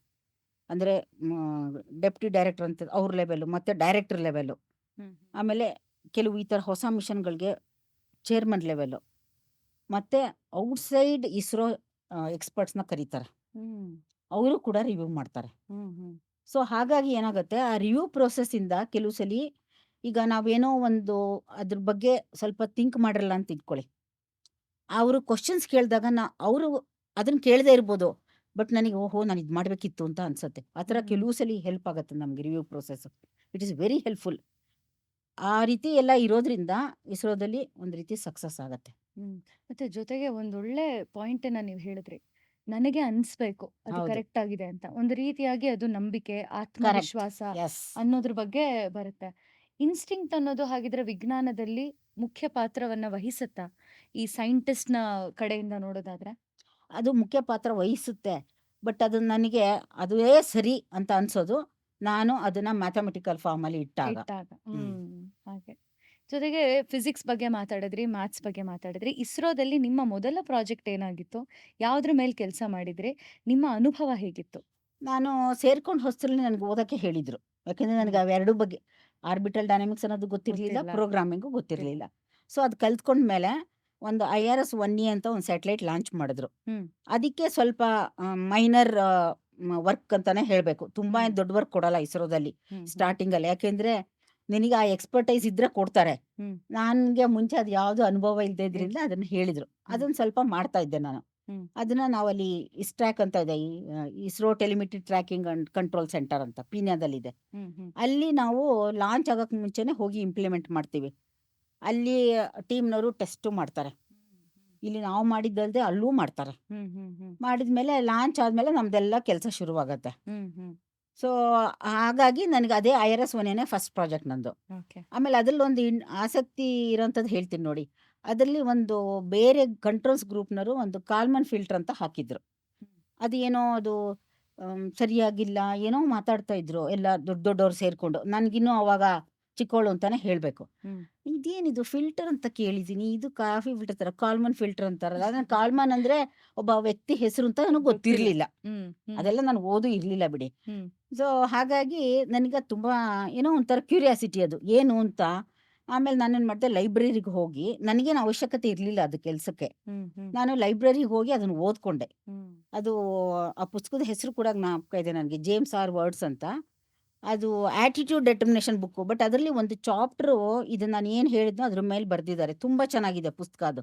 ಒಂದು 2-3 ಬುಕ್ ಸ್ಕ್ಯಾನ್ ಮಾಡಿದ್ಮೇಲೆ ಈ ಪುಸ್ತಕ ಚೆನ್ನಾಗಿದೆ ಅಂತ ಅನಿಸ್ತು. ಅದನ್ನು ಓದ್ಕೊಂಡೆ, ಅದು ಅಲ್ಲಿಗೆ ಬಿಟ್ಟೆ.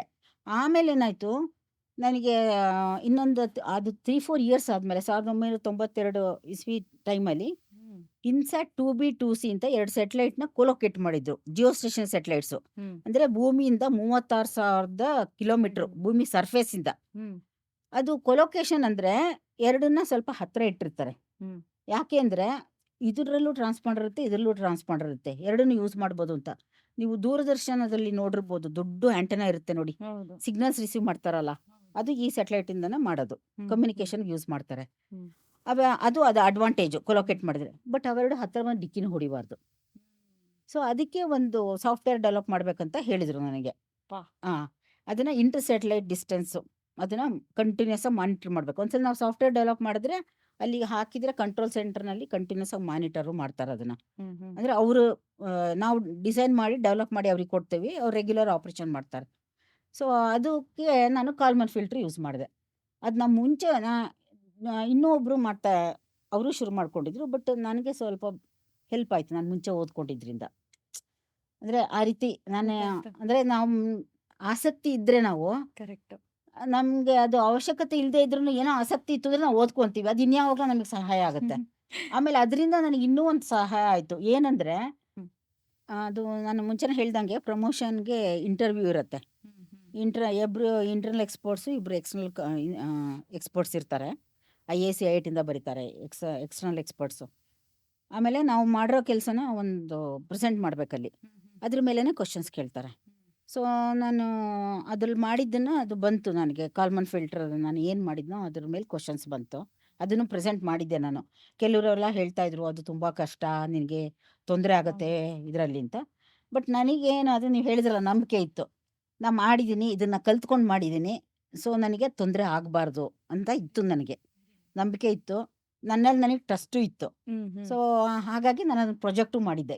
ಈಗ ನೀವು ಮಾಡಿರೋ ಕೆಲಸನ ನೀನು ಏನು ಬೇಕಾದರೂ ಪ್ರೊಜೆಕ್ಟ್ ಮಾಡ್ಕೋಬೋದು, ಬೇಡ ಅಂದರೆ ಬಿಡ್ಬೋದಲ್ವಾ, ಆ ರೀತಿ ಅದು. ಸೊ ಆಮೇಲೆ ಅವ್ರ ಕ್ವಶನ್ಸ್ ಅದ್ರ ಮೇಲೆ ಕೇಳಿದ್ರು, ನಾನು ಚೆನ್ನಾಗಿ ಆನ್ಸರ್ ಮಾಡಿದೆ. ಅವ್ರಿಗೆ ತುಂಬ ಸಂತೋಷನೂ ಆಯಿತು. ಅವರು ಆನಂದ್ ಶೈನಮ್ ಅಂತ ನನ್ನ ಪ್ರೊಫೆಸರು. ನನಗೆ ಅದು ಮಾಡಿದ್ರಿಂದ ನಾನು ಅವ್ರ ಕೆಳಗೇನೆ MSc ಇಂಜಿನಿಯರಿಂಗ್ ಮಾಡಿದೆ ಇಂಡಿಯನ್ ಇನ್ಸ್ಟಿಟ್ಯೂಟ್ ಆಫ್ ಸೈನ್ಸಲ್ಲಿ. ಆಮೇಲೆ ಅದರಿಂದ ಅದು ಇಂಡಿಯನ್ ಇನ್ಸ್ಟಿಟ್ಯೂಟ್ ಆಫ್ ಸೈನ್ಸಲ್ಲಿ ಅದಕ್ಕೆ ನಾವು ಎಕ್ಸ್ಟರ್ನಲ್ ರಿಜಿಸ್ಟ್ರೆಂಟ್ ಅಂತ ಸೇರ್ಕೊಂಡಿದ್ದು. ಅಂದರೆ ಒಂದು 4 ಸಬ್ಜೆಕ್ಟ್ಸ್ ಓದಬೇಕು.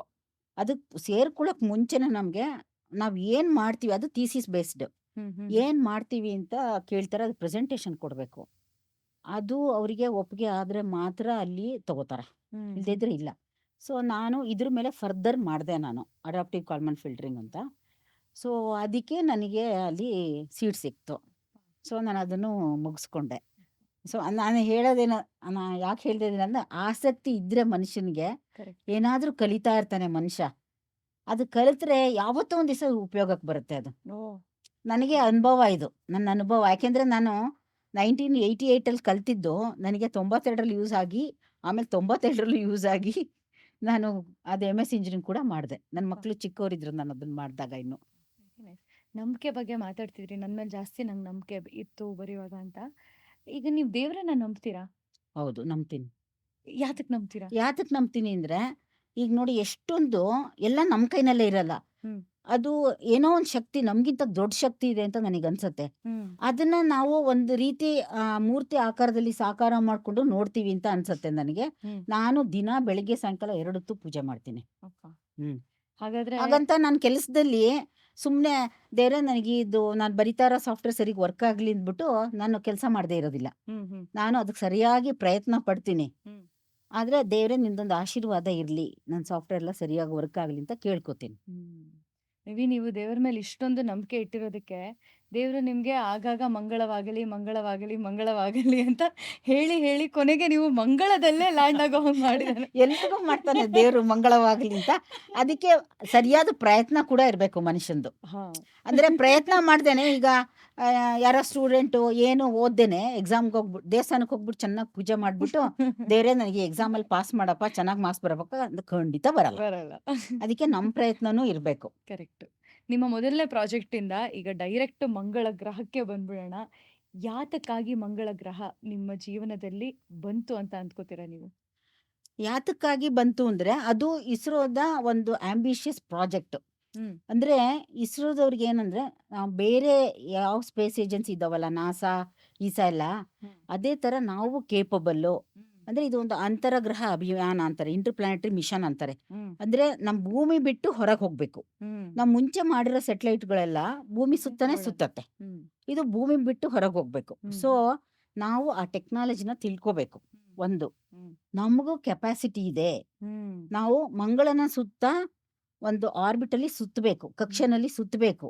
ಆ ರೀತಿ ನಾವು ಮಾಡಬೇಕು ಅನ್ನೋದು ಒಂದು ಚಾಲೆಂಜ್ ಆಗಿ ಇಸ್ರೋ ತಗೊಳ್ತು.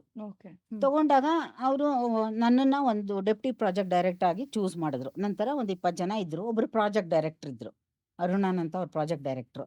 ಸೊ ನನ್ನ ಫೀಲ್ಡ್ ಅಲ್ಲಿ ನಾನು ಏನು ವರ್ಕ್ ಮಾಡ್ತಾ ಇದ್ದೆ, ಈ ಆರ್ಬಿಟಲ್ ಡೈನಾಮಿಕ್ಸ್, ಫ್ಲೈಟ್ ಡೈನಾಮಿಕ್ಸ್ ಅಂತ, ಅದರಲ್ಲಿ ನನ್ನ ಡೆಪ್ಟಿ ಡೈರೆಕ್ಟರ್ ಆಗಿ ಡೆಪ್ಟಿ ಪ್ರಾಜೆಕ್ಟ್ ಡೈರೆಕ್ಟರ್ ಅಂತ ತಗೊಂಡ್ರು. ಅದರಲ್ಲಿ ನನ್ನ ಕೆಲಸ ಏನು ಅಂದ್ರೆ, ಈಗ ಒಂದು ಹೇಳ್ಬೇಕಂದ್ರೆ ಮಂಗಳಯಾನದಲ್ಲಿ ಒಂದು 3 ಚಾಲೆಂಜಿಂಗ್ ಥಿಂಗ್ಸ್ ಇತ್ತು. ಈಗ ಬೇರೆ ನಾವು ಮುಂಚೆನೂ ಸೆಟಲೈಟ್ ಮಾಡ್ತಾ ಇದ್ವಿ. ಫಸ್ಟ್ ಮಾಡಿದವ್ರಿಗೆ ಅದು ಎಲ್ಲ ಚಾಲೆಂಜಿಂಗ್. ನಾನು ಹೇಳ್ತೀನಿ ಕೇಳಿ, ಏನೇನ್ ಸೆಟಲೈಟ್ಸ್ ಮಾಡಿದಾರೋ ಫಸ್ಟ್ರಲ್ಲಿ ಅದು ಚಾಲೆಂಜಿಂಗೇನೆ. ಏನು ಗೊತ್ತಿಲ್ಲದೆ ಸ್ಕ್ರಾಚ್ ಇಂದ ಮಾಡೋದು. ನಾವು ಸೇರ್ಕೊಳ್ಳೋ ಅಷ್ಟೊತ್ತಿಗೆ ಆಮೇಲೆ ಬರ್ತಾ ಬರ್ತಾ ಎಲ್ಲ ಸೆಟಲೈಟ್ಸ್ ಆಯ್ತಲ್ಲ. ಸೊ ಇದರಲ್ಲಿ ಒಂದು ಇಂಟರ್ ಪ್ಲಾನೆಟ್ ಟ್ರಾಜೆಕ್ಟರಿ ಡಿಸೈನ್ ಅಂತ, ಅಂದ್ರೆ ಭೂಮಿಯಿಂದ ಹೊರಗಡೆ ಹೋಗ್ಬೇಕಾದ್ರೆ ಅದ್ರ ಪಥ ಯಾವ ರೀತಿ ಇರತ್ತೆ ಅದು ನಮಗೆ ಗೊತ್ತಿಲ್ಲ, ಮುಂಚೆ ಮಾಡಿಲ್ಲ ನಾವು, ಅದು ಒಂದು. ಆಮೇಲೆ ಇನ್ನೊಂದು ಡೀಪ್ ಸ್ಪೇಸ್ ಕಮ್ಯುನಿಕೇಶನ್ ಅಂತಾರೆ. ಅಷ್ಟು ದೂರ 226 ಮಿಲಿಯನ್ ಕಿಲೋಮೀಟರ್ ದೂರ, ಅಷ್ಟು ದೂರ ಇರೋದನ್ನ ಹೇಗೆ ಕಮ್ಯುನಿಕೇಟ್ ಮಾಡಬೇಕು, ಅದು ಒಂದು ಚಾಲೆಂಜಿಂಗು. ಆಮೇಲೆ 3ನೇದು ಒಂದು ಪ್ರಪಲ್ಷನ್ ಸಿಸ್ಟಮ್ ಅಂತ ಇದೆ. ನಮ್ಮ ಇಸ್ರೋದಲ್ಲಿ ನಾವು ಇದು ಯಾವ ಜಿಯೋ ಸ್ಟೇಷನ್ ಸೆಟಲೈಟ್ಸ್ ಅಂತ ಹೇಳಿದ್ನಲ್ಲ, 36,000 ಕಿಲೋಮೀಟರ್ ದೂರದಲ್ಲಿರೋದು. ಅದರಲ್ಲಿ ಏನಾಗುತ್ತೆ, ನಾವು ಲಾಂಚ್ ಮಾಡಿದಾಗ ಡೈರೆಕ್ಟಾಗಿ 36,000 ಕಿಲೋಮೀಟರ್ ಸುತ್ತಕ್ಕಾಗಲ್ಲ. ನಾವು ಅದಕ್ಕೆ ಏನು ಮಾಡ್ತೀವಿ, ಭೂಮಿಗೆ ಹತ್ತಿರದ ಡಿಸ್ಟೆನ್ಸು ಅಂದರೆ ಒಂದು 250 ಇರುತ್ತೆ, ದೂರ ಅಂದರೆ 35,000 ಮೇಲೆ ಇರುತ್ತೆ. ಆಮೇಲೆ ಅದನ್ನ ನಾವು ಫುಲ್ ಸರ್ಕ್ಯುಲರ್ ಆರ್ಬಿಟ್ ಥರ, ಇದು ಎಲಿಪ್ಟಿಕಲ್ ಆಗತ್ತೆ, ಗೊತ್ತಾಯ್ತಾ? ಅದು ಸರ್ಕ್ಯುಲರ್ ಆರ್ಬಿಟ್ 36,000 ಮಾಡಬೇಕು. ಸೊ ಅದಕ್ಕೆ ಏನು ಮಾಡ್ತೀವಿ ನಾವು, ಥ್ರಸ್ಟರ್ಸ್ ಅಂತೀವಿ. ಸೊ ಅದನ್ನ ಯೂಸ್ ಮಾಡಿ ನಾವೇನು ಮಾಡ್ತೀವಿ, ಅದರ ಆರ್ಬಿಟ್ನ ರೈಸ್ ಮಾಡ್ತಾ ಹೋಗ್ತೀವಿ. ಆದಮೇಲೆ ಅದು ಆರ್ಬಿಟ್ ರೈಸ್ ಆದಮೇಲೆ ಅದನ್ನು ನಾವು ಯೂಸ್ ಮಾಡಲ್ಲ ಫರ್ದರ್. ಬಟ್ ಈ ಮಂಗಳಯಾನದಲ್ಲಿ ಏನಂದರೆ, ಫಸ್ಟು ನಾವು ಇದಕ್ಕೆ ನಮ್ಮದು ಲಾಂಚ್ ವೆಹಿಕಲ್ಲು ನಾವು ಒಂದೇ ಸಲ ಮಂಗಳ ಹತ್ರ ಹೋಗೋಕ್ಕಾಗಲ್ಲ, ಭೂಮಿಯಿಂದ ಎಸ್ಕೇಪ್ ಆಗೋಕ್ಕಾಗಲ್ಲ. ನಾವೇನು ಮಾಡ್ತೀವಿ, ನಾವು ಕಮ್ಮಿ ಬಡ್ಜೆಟಲ್ಲಿ ಇದ್ರೂ ಒಂದು ರೀತಿ ಬೇರೆ ಥರ ಜಾಣತನ ಉಪಯೋಗಿಸಿ ನಾವೇನು ಮಾಡ್ತೀವಿ, ಅದರ ಆರ್ಬಿಟ್ ನಾನು ಏನು ಹೇಳಿದೆ 250/36 ಇರುತ್ತಲ್ಲ, ಆಮೇಲೆ 250/70, 250 ಹಾಗೆ ಒಂದು 6-7 ಮಾಡಿ ಆಮೇಲೆ ಭೂಮಿಯಿಂದ ಎಸ್ಕೇಪ್ ಆಗಿದೆ. ಭೂಮಿಯಿಂದ ಎಸ್ಕೇಪ್ ಆದಮೇಲೆ ಅದು ಸೂರ್ಯನ ಸುತ್ತ ಹೋಗುತ್ತೆ. ಅಂದರೆ ಸೂರ್ಯನ ಫುಲ್ ಒಂದು ಆರ್ಬಿಟ್ ಮಾಡಲ್ಲ, ಹಾಫ್ ಆರ್ಬಿಟ್ ಮಾಡುತ್ತೆ. ಹಾಫ್ ಆರ್ಬಿಟ್ ಮಾಡಿದಾಗ ಅದು ಅಲ್ಲಿ ಹೋದಾಗ ಮಾರ್ಸು ಅದ್ರ ಹತ್ರ ಬಂದಿರುತ್ತೆ. ನಾವು ಅದೆಲ್ಲ ಕ್ಯಾಲ್ಕುಲೇಟ್ ಮಾಡಿರ್ತೀವಿ. ನಮ್ಮ ಸೆಟ್ಲೈಟ್ ಇಂಥ ದಿನ ಲಾಂಚ್ ಮಾಡಿದ್ರೆ, ಅಂದರೆ ಮಾರ್ಸ್ ಎಲ್ಲಿದೆ ಅರ್ತ್ ಎಲ್ಲಿದೆ ಅಂತ ನೋಡ್ಕೊಂಡು ಮಾಡಬೇಕು. ಅದು ಹೆಚ್ಚು ಕಮ್ಮಿ 2ಕ್ಕೂ ಆ್ಯಂಗಲ್ಲು ಒಂದು 42 to 44 ಡಿಗ್ರಿ ಇರಬೇಕು. ಅದು ಆ ಥರ ಅವಕಾಶ ಸಿಗೋದೇ 2 ವರ್ಷಕ್ಕೊಂದ್ಸಲಿ ಅದು. ಯಾಕೆಂದರೆ ಮಾರ್ಸ್ಗೆ 786 ದಿನ ಬೇಕು ಒಂದ್ಸಲಿ ಹೋಗೋಕ್ಕೆ. ನಮ್ಮ ಭೂಮಿಗೆ ಸೂರ್ಯನ ಸುತ್ತ 365 ದಿನ. ಸೊ ಅದೆಲ್ಲ ಕ್ಯಾಲ್ಕುಲೇಟ್ ಮಾಡಿರ್ತೀವಲ್ಲ, ಇದು ಹಂಗೆ ಹೋದಾಗ 300 ದಿನ ಆದಮೇಲೆ ಅಲ್ಲಿ ಮಾರ್ಕ್ಸ್ ಬರುತ್ತಲ್ಲ ಅವಾಗ ಇನ್ಸರ್ಟ್ ಮಾಡ್ತೀವಿ. ಸೊ ಅದು ಟ್ರಾಜೆಕ್ಟ್ರಿ ಮಾಡಬೇಕು. ಭೂಮಿ ಸುತ್ತ ಇದ್ದಾಗ ಏನೇನು ಅದ್ರ ಮೇಲೆ ಫೋರ್ಸಸ್ ಆ್ಯಕ್ಟ್ ಆಗತ್ತೆ, ಆಮೇಲೆ ಅದು ಭೂಮಿಯಿಂದ ಎಸ್ಕೇಪ್ ಆದಮೇಲೆ ಅದು ಸೂರ್ಯನ ಸುತ್ತ ಹೋಗ್ಬೇಕಾದ್ರೆ ಅದು ಹೆಂಗೆ ಮಾಡಬೇಕು, ಅದ್ರ ಪಥ ಹೆಂಗೆ ಹೋಗುತ್ತೆ, ಮತ್ತೆ ಅಲ್ಲಿ ಮಾರ್ಸ್ ಹತ್ರ ಹೋದಾಗ ಅದ್ರ ಪಥ ಹೆಂಗೆ ಹೋಗುತ್ತೆ, ಅದನ್ನೆಲ್ಲ ಕ್ಯಾಲ್ಕುಲೇಟ್ ಮಾಡಬೇಕು. ಅದನ್ನು ನಾನು ಮಾಡಿದೆ, ಟ್ರಾಜೆಕ್ಟ್ರಿ ಜನ್ರೇಷನ್ ಅನ್ನೋದನ್ನ. ಅದಕ್ಕೆ ಒಂದು ಏನು ಕೋಆರ್ಡಿನೇಟ್ ಸಿಸ್ಟಮ್ ಅಂತ ಹೇಳ್ತೀವಿ, ಭೂಮಿಯಲ್ಲಿದ್ದಾಗಲೇ ಒಂದು ರೀತಿ, ಸೂರ್ಯನ ಹತ್ರ ಹೋದಾಗಲೇ ಒಂದು ರೀತಿ, ಮಾರ್ಸ್ ಹತ್ರ ಹೋದಾಗಲೇ ಬೇರೆದು. ಹಾಗೆ ಒಂದರಿಂದ ಒಂದಕ್ಕೆ ಹೋಗೋದು ಹೇಗೆ, ಅದೆಲ್ಲ ನಮ್ಗೆ ಹೊಸ್ತು. ಸೊ ಅದರಲ್ಲಿ ನಾನು ಇನ್ವಾಲ್ವ್ ಆಗಿ ಮಾಡಿದ್ದಾಯ್ತು. ಅಬ್ಬಾ! ಆಮೇಲೆ ಅದಕ್ಕೆ ಬಹುಶಃ ನೀವೇ ಬೇಕಾಗಿತ್ತು ಅಂತ ಕಾಣಿಸುತ್ತೆ. ಈಗ ಹೇಳ್ತಾರಲ್ಲ, necessity is the mother of invention ಅಂತ. ಇಷ್ಟೇ ಬಡ್ಜೆಟ್ಟು, ಇಷ್ಟರಲ್ಲೇ ನೀನು ಮಾಡಬೇಕು ಅಂತಂದ್ರೆ ಹೇಗಾದ್ರೂ ಮಾಡಿ ಅದು ಮಾಡೇ ಮಾಡ್ತೀವಿ ಅಂತ. ಈಗ ನಮ್ಮ ವೈಯಕ್ತಿಕ ವಿಚಾರಗಳಿಗೆ ಬರ್ತೀನಿ, ನಿಮ್ಮ ವೈಯಕ್ತಿಕ ವಿಚಾರಗಳಿಗೆ. ಈ ಥರ ಎಲ್ಲ ಪ್ರೊಫೆಷನಲ್ ಆಗಿ ಇಷ್ಟೆಲ್ಲ ಕೆಲಸ ಮಾಡ್ಕೊಂಡು ಹೋಗುವಾಗ, ಆಮೇಲೆ ಮಂಗಳ ಗ್ರಹದ ಬಗ್ಗೆ, ಅದು ಇಲ್ಲಿ ಭೂಮಿಯಿಂದ ಅಲ್ಲಿಗೆ ಹೋಗೋದು ಅಂತ ಮಾತಾಡಿದಾಗ, ನಿಮ್ಮ ವೈಯಕ್ತಿಕ ಜೀವನದಲ್ಲಿ ನಿಮಗೆ ಸಿಕ್ಕಂಥ ಬೆಂಬಲ ಹೇಗಿತ್ತು? ಮತ್ತೆ ಸಪೋರ್ಟ್ ಹೇಗಿತ್ತು ಇದನ್ನೆಲ್ಲ ಮಾಡೋದಕ್ಕೆ? ಮನೆಯ ವಾತಾವರಣ ಅಂದ್ರೆ ತಂದೆ ತಾಯಿಯರ ಸಪೋರ್ಟ್ ಚೆನ್ನಾಗಿತ್ತು ಅಂತ ಹೇಳಿದ್ರಿ. ಮದುವೆ ಯಾವಾಗ ಆಗಿದ್ದು ನೀವು? ಮದುವೆ ಆದ ನಂತರ ನಾನು ನಿಮಗೆ ಸಿಕ್ಕಂಥ ಸಪೋರ್ಟ್? ಇಸ್ರೋಗೆ ಸೇರಿ ಒಂದು 5-6 ತಿಂಗಳಿಗೆ ಮದುವೆ ಮಾಡಿದ್ರು. ಓಕೆ. ಅದಾದ್ಮೇಲೆ ಅವಾಗ ಒಂದು ರೀತಿ ಸ್ವಲ್ಪ ಕೆಲಸ ಕಮ್ಮಿ ಅಂತಾನೆ ಹೇಳಬೇಕು ಇಸ್ರೋದಲ್ಲಿ. ಯಾಕೆಂದ್ರೆ ಅವಾಗಿನೂ ಶುರು ಮಾಡಿದ್ರಲ್ವಾ. First project 88. ಸೊ ನನಗೆ ಮದುವೆ ಮಾಡ್ಕೊಂಡು ಬಂದಮೇಲೆ ಆಮೇಲೆ ಒಂದೆರಡು ವರ್ಷ ಆದ್ಮೇಲೆ ನನ್ನ ಮಗನೂ ಹುಟ್ಟಿದ. ಸೊ ಅವಾಗೇನಾಗ್ತಿತ್ತು, ನನಗೆ ಫ್ಯಾಮಿಲಿಗೆ ಜಾಸ್ತಿ ಕಾನ್ಸಂಟ್ರೇಟ್ ಮಾಡೋಕ್ಕಾಗ್ತಿತ್ತು. ಕರೆಕ್ಟಾಗಿ ಹೋಗ್ಬಿಟ್ಟು ಬಂದ್ಬಿಡ್ತಾ ಇದ್ದೆ ಆಫೀಸಿಗೆ ಹೋಗಿ. ಆಮೇಲೆ ಆ ಥರನೇ ಇತ್ತು ಪರಿಸ್ಥಿತಿ. ಆಮೇಲೆ ನಾನು ಆ ಥರ ಹೋಗಿ ಬರ್ತಾ ಇದ್ರಿಂದ ಮನೇಲಿ ಏನಂತ ತೊಂದರೆ ಏನಿರಲಿಲ್ಲ. ಬಟ್ ಆಮೇಲೆ ಏನಾಯಿತು ಅಂದರೆ, ನಾನು ಸ್ವಲ್ಪ ಬೇರೆ ಬೇರೆ ಮಿಷನ್ ಎಲ್ಲ ಇನ್ವಾಲ್ವ್ ಆದಮೇಲೆ ಒಂದೊಂದ್ಸಲಿ ಸಾಟರ್ಡೇನೂ ಹೋಗಬೇಕಾಯ್ತು. ಸೊ ನಮ್ಮ ಹಸ್ಬೆಂಡ್ಗೆ ಏನು ಅನಿಸ್ತೈತಿ, ಇವಳೇನು ಸರಿ ಕೆಲಸ ಮಾಡ್ತಾ ಇಲ್ವಾ, ಶನಿವಾರ ಯಾಕೆ ಹೋಗ್ತಾ ಇದ್ದಾಳೆ ಅಂತ. ಆಮೇಲೆ ನಾನು ಅವ್ರಿಗೆ ಎಕ್ಸ್ಪ್ಲೈನ್ ಮಾಡಿದೆ ನನ್ನ ರೋಲ್ ಏನು, ಯಾಕೆ ಹೋಗ್ತಾ ಇದ್ದೀನಿ. ಯಾಕೆಂದರೆ ನಮಗೆ ಕೆಲವು ಆಪ್ರೇಷನ್ಸ್ನ ಸ್ಯಾಟಲೈಟ್ ಬಂದಾಗ ಮಾಡ್ತೀವಿ. ನಂದು ಸಾಫ್ಟ್ವೇರ್ ಏನು ಯೂಸ್ ಮಾಡಿರ್ತಾರೋ ಅದನ್ನು ನಾನು ಅವಾಗ ಚೆಕ್ ಮಾಡಬೇಕು, ಆ ಟೈಮಲ್ಲೇ ಕಳಿಸ್ಬೇಕು. ಏನಾದರೂ ಕಮೆಂಟ್ಸ್ ನಾನು ಆವಾಗಲೇ ಹೋಗಬೇಕಾಗತ್ತೆ. ಸೊ ಹಾಗಾಗಿ ಸ್ಲೋಲಿ ನಮ್ಮ ಹಸ್ಬೆಂಡ್ಗೂ ಅರ್ಥ ಆಯಿತು ವಾಟ್ ಈಸ್ ಮೈ ರೋಲ್, ಆಮೇಲೆ how important my role in the project ಅಂತ. ಸೊ ಹಾಗಾಗಿ ಅವ್ರದ್ದು, ಆಮೇಲೆ ಅವರು ನಮ್ಮ husband orthopaedic surgeon. So first of all ಅವರು ಜಾಸ್ತಿ ಮನೇಲೇ ಇರ್ತಿರ್ಲಿಲ್ಲ. ಸೊ ಅವ್ರ ಕ್ಲಿನಿಕ್ಕು ಇತ್ತು, ಹಾಸ್ಪಿಟ್ಲಿಗೆ ಹೋಗೋರು, ಅದಾದ್ಮೇಲೆ ಕ್ಲಿನಿಕ್ಕು. ಆಮೇಲೆ ತುಂಬಾ ನನ್ನ ಮಕ್ಕಳು ಚಿಕ್ಕವರಿದ್ದಾಗ ಸ್ವಲ್ಪ ನಮ್ಮ ಅತ್ತೆನೂ ಸಪೋರ್ಟ್ ಮಾಡಿದ್ರು. ನನ್ನ ಮಕ್ಕಳು ನೋಡ್ಕೊಳ್ಳೋರು ನಮ್ಮ ಅತ್ತೆ, ನಮ್ಮ ಮಾವನು ಮಗು ನಾಡ್ಸೋದು ಎಲ್ಲ ಮಾಡೋರು. ಆಮೇಲೆ ಅವರಿಬ್ರು ತುಂಬಾ ಬೇಗ ಹೋಗಿದ್ರಿಂದ ನನಗೆ ಸ್ವಲ್ಪ ಜವಾಬ್ದಾರಿ ಜಾಸ್ತಿ ಆಯಿತು, ನನಗೆ ನಮ್ಮ ಹಸ್ಬೆಂಡ್ಗೆ. ಸೊ ಇನ್ನೂ 3 ಜನ ಬ್ರದರ್ಸು, ಒಬ್ಬರು ಸಿಸ್ಟರ್ ಇದ್ದರು. So joint family. ನಾನಂದರೆ ಸ್ವಲ್ಪ ಹಾರ್ಡ್ ವರ್ಕಿಂಗ್ ಅಂತ ಏನು ಹೇಳಿದೆ, ಅದು ಆಫೀಸಲ್ಲೂ ಅಷ್ಟೇ, ಮನೇಲೂ ಅಷ್ಟೇ. ಸೊ ಹಾಗಾಗಿ ನಾನು ಐ ಕುಡ್ ಮ್ಯಾನೇಜ್. ಆಮೇಲೆ ಇನ್ನು ಈ ಕಡೆ ಮಾರ್ಕ್ಸ್ ಆರ್ಬಿಟ್ರ್ ಮಿಷನ್ ಎಲ್ಲ ಬಂದ್ಮೇಲಂತೂ ನನ್ನ ಮಕ್ಕಳು ಯು ಎಸ್ಗೆ ಹೋಗ್ಬಿಟ್ಟಿದ್ರು. ಅಷ್ಟೊತ್ತಿಗೆ ದೊಡ್ಡವರಾಗಿದ್ರು, ಯು ಎಸ್ಗೆ ಹೋಗಿದ್ರು. ಸೊ ಹಾಗಾಗಿ ನಮ್ಮ ಹಸ್ಬೆಂಡ್ ಕ್ಲಿನಿಕ್ ಹೋದ ತಕ್ಷಣ ಅಡುಗೆ ಕೆಲಸ ಎಲ್ಲ ಮುಗಿಸಿದ್ಮೇಲೆ ಲ್ಯಾಪ್ಟಾಪು, ಆಮೇಲೆ ನಂದು ಪುಸ್ತಕ, ಟೆಕ್ನಿಕಲ್ ಪೇಪರು ಬರೆಯೋಕ್ಕೆ ಪೇಪರ್ ಇಟ್ಕೊಂಡು ಕುತ್ಕೊಂಡ್ಬಿಡ್ತಾ ಇದ್ದೆ. ಅವ್ರು ಬರೋವರೆಗೂ ಆರಾಮಾಗಿ ಮಾಡ್ತಾ ಕೂರ್ತಾ ಇದ್ದೆ. ಸೊ ಹಾಗಾಗಿ ನನಗೇನು ಪ್ರಾಬ್ಲಮ್ ಆಗಲಿಲ್ಲ. ಮನೆ ಅಡುಗೆ ಎಲ್ಲ ನೀವೇ ಮಾಡೋದಾಗಿದ್ರೆ, ತರಕಾರಿ ಎಲ್ಲ ನೀವೇ ತರೋದು? ಹೌದು. ತರಕಾರಿ ಚೌಕಾಸಿ ಎಲ್ಲ ಮಾಡ್ತೀರಾ? ಸ್ವಲ್ಪ ಮಾಡ್ತೀನಿ, ಇಲ್ಲ ಅಂತೇನಿಲ್ಲ. ಓಕೆ. ಈಗ ವೈಯಕ್ತಿಕ ಜೀವನದ ಬಗ್ಗೆ ನೀವು ಹೇಳ್ತಿದ್ರಿ, ಬೆಂಬಲ ಚೆನ್ನಾಗಿ ಸಿಕ್ಕಿದೆ ನಿಮ್ಗೆ ನಿಮ್ಮ ಪಾರ್ಟ್ನರಿಂದ. ಮಂಗಳ ಗ್ರಹದ ಬಗ್ಗೆ ಯೋಚನೆ ಮಾಡೋದಲ್ದೆ, ಸರಿ ಆಯ್ತು ಸಂಸಾರನೂ ಅಲ್ಲೇ ಮಾಡ್ಬಿಡೋಣ ಹಾಗಿದ್ರೆ ಅನ್ನೋ ಒಂದು ಥಾಟ್ ಬಂದ್ಬಿಟ್ಟಿದೆ ಅಂತ ಕಾಣಿಸುತ್ತೆ. ಇಲ್ಲ ಬಟ್ ಮಂಗಳ ಗ್ರಹದಲ್ಲಿ ಅಷ್ಟು ಸುಲಭ ಅಲ್ಲ ಜೀವನ ಮಾಡೋದು. ಯಾಕೆಂದ್ರೆ ಈಗ ಭೂಮಿ ಮೇಲೆ ಅಟ್ಮಾಸ್ಫಿಯರ್ ಇರಂಗೆ ಅಲ್ಲೂ ಅಟ್ಮಾಸ್ಫಿಯರ್ ಇದೆ, ಬಟ್ ಅದು ತಿನ್ 100 ಒಂದು. ಇನ್ನೊಂದು ಅದರಲ್ಲಿ ಆಕ್ಸಿಜನ್ ಕಂಟೆಂಟ್ ತುಂಬಾ ಕಮ್ಮಿ ಇದೆ. ಅದಕ್ಕೆ ಈಗ ಸ್ಪೇಸ್ ಎಕ್ಸ್ ಇದೆಯಲ್ಲ, ಎಲಾನ್ ಮಸ್ಕ್ ಅವರು ಅದಕ್ಕೆ ಅಲ್ಲಿ ಯಾವ ರೀತಿ ವಾತಾವರಣ ಕ್ರಿಯೇಟ್ ಮಾಡಬೇಕು ಅದು ಮಾಡ್ತಾ ಇದ್ದಾರೆ. ಅದಲ್ಲದೆ ನಾಸಾದವರು already they have made 2 people to stay there. ಅಂದರೆ ಅಲ್ಲಿ ಥರ ಎನ್ವಿರಾನ್ಮೆಂಟ್ ಕ್ರಿಯೇಟ್ ಮಾಡಿದ್ದಾರೆ ಆಗಲೇ ಭೂಮಿ ಮೇಲೆ. ಓಕೆ. ಮಾಡಿ ಅದನ್ನ ಅಲ್ಲಿ ಅವರು ಇದ್ಬಿಟ್ಟು ಹೊರಗೂ ಬಂದಿದ್ದಾರೆ ಒಂದೆರಡು ಸಲ. ಆ ಥರ ಸ್ಪೇಸ್ನ ಇಲ್ಲಿ ಕ್ರಿಯೇಟ್ ಎನ್ವಿರಾನ್ಮೆಂಟ್ ಕ್ರಿಯೇಟ್ ಮಾಡಿದ್ದಾರೆ. ಈಗ ಇಸ್ರೋದವರು ಈಗ ರೀಸೆಂಟ್ ಆಗಿ ಒಂದು ಮಾಡಿದ್ದಾರೆ ಅನಲಾಗ್ ಮಿಷನ್ ಅಂತ. ಆ ಥರನೇ ಅಲ್ಲಿ ಎನ್ವೈರನ್ಮೆಂಟ್ ಕ್ರಿಯೇಟ್ ಮಾಡೋದಕ್ಕೆ ಈಗ ಶುರು ಮಾಡ್ಕೊಂಡಿದ್ದಾರೆ. ಹಾಗಿದ್ರೆ ಮಂಗಳ ಗ್ರಹದಲ್ಲಿ ವಾಸ ಆಗಬಹುದು ಅಂತಂತೀರಾ? ವಾಸ ಆಗ್ಬೇಕು ಅನ್ನೋದಕ್ಕೆ ಏನೇನ್ ಮಾಡ್ಬೇಕು ಅನ್ನೋದ್ರ ಬಗ್ಗೆ ಈಗ ಸಂಶೋಧನೆ ಸಂಶೋಧನೆ ನಡೀತಾ ನಡೀತಾ ಇದೆ. ಇದೆ. ನೀವೇನ್ ನಂಬ್ತೀರಾ ಮಂಗಳ ಗ್ರಹದಲ್ಲಿ ಇರಬಹುದು? ಅದ್ ಸಂಶೋಧನೆ ಬಿಟ್ಬಿಡೋಣ. ನಿಮ್ಗೆ ಒಂದು ಇನ್ಸ್ಟಿಂಕ್ಟ್ ಅಂತ ಇರುತ್ತಲ್ಲ, ಇರಬಹುದು ಅಂತ ಈಗ ಅನ್ಸುತ್ತೆ. ಸದ್ಯಕ್ಕೆ ಇರಕ್ಕಾಗಲ್ಲ. ಹ್ಮ್ ಅದು ಸಂಶೋಧನೆ ಮಾಡಿದ್ಮೇಲೆ ಒಂದಲ್ಲ ಒಂದ್ ದಿವಸ ಇರೋಂಗ್ ಆಗತ್ತೆ. ಯಾಕೆ ಅಂದ್ರೆ ಒಂದು ಥಿಯರಿ ಇದೆ, ಹೇಳ್ತೀನಿ ಕೇಳಿ. ಅದಕ್ಕಿನ್ನೂ ಸಾಲಿಡ್ ಪ್ರೂಫ್ ಇಲ್ಲ. ನಾನು ಯಾವುದೋ ಒಂದು ಆರ್ಟಿಕಲ್ ಅಲ್ಲಿ ಓದಿದ್ದೆ.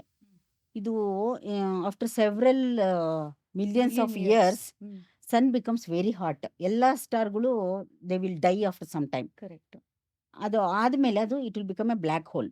Correct. Then it will start engulfing Mercury. ಹೌದು. So then next place to leave is only Mars. Mars. You can't leave on Earth. That is one theory is there. ಹೌದು. ಆದ್ರೆ ಇನ್ನೂ ಅದಕ್ಕೆ ಕಾಂಕ್ರೀಟ್ ಪ್ರೂಫ್ ಇಲ್ಲ. So ಇದು ನಾವು future ಬಗ್ಗೆ ಮಾತಾಡ್ತಿರೋದು, ಮುಂದೆ ಈ ರೀತಿ ಆಗಬಹುದು ಅಂತ. ಹಿಂದೆ ಮಂಗಳ ಗ್ರಹಕ್ಕೆ ಏನಾಗಿದೆ ಅಂತ ಮಾತುಕತೆ ಬಂದಾಗ ಎಷ್ಟೊಂದ್ ಜನ ಅಲ್ಲಿ ನೀರಿತ್ತಂತೆ, ಇರಬಹುದು ಅನ್ನೋ ಅಂತ ವಿಷಯಗಳು ಬರುತ್ತೆ. ಯಾವುದು ನಿಜ ಅಥವಾ ಏನ ನಂಬ್ತೀರಾ? ಅದೆಲ್ಲ ನಿಜ. ಯಾಕೆ ಹೌದಾ? ಅಂದ್ರೆ ಹ್ಮ್. ನಾವೀಗ ಸೆಟಲೈಟ್ ಕಳ್ಸಿರ್ತೀವಲ್ಲ, ಅದರಲ್ಲಿ ಎಕ್ವಿಪ್ಮೆಂಟ್ಸ್ ಹಾಕಿರ್ತೀವಿ. ಎಕ್ವಿಪ್ಮೆಂಟ್ ಇರುತ್ತೆ, ಆಮೇಲೆ ಸೆನ್ಸರ್ ಇರುತ್ತೆ. ಅದ್ರ ಭೂಮಿನಲ್ಲಿ ಏನಿದೆ ಅಂತ ಇಟ್ ವಿಲ್ ಫೈಂಡ್ ಔಟ್. ಏನೇನ್ ಮಿನರಲ್ಸ್ ಇದೆ, ಆಮೇಲೆ ವಾಟರ್ ಕಂಟೆಂಟ್ ಇದೆಯಾ, ಐಸ್ ಇದೆಯಾ, ಅದೆಲ್ಲ ನೋಡತ್ತೆ. ಈವನ್ ಮೂನ್ ಮೇಲೂ ಕಳ್ಸಿದ್ವಿ. ಓಕೆ, ಮಾರ್ಸ್ ಮೂನ್ ಮಿನರಲ್ ಮ್ಯಾಪರ್ ಅಂತ ಇತ್ತು. ಸೊ ಅದು ಇಟ್ ವಿಲ್ ಫೈಂಡ್ ಔಟ್ ಏನಿದೆ ಮಿನರಲ್ಸ್ ಅಂತ. ಆ ರೀತಿ ಎಕ್ವಿಪ್ಮೆಂಟ್ಸ್ ಇಂದ ಗೊತ್ತಾಗತ್ತೆ ನಮ್ಗೆ.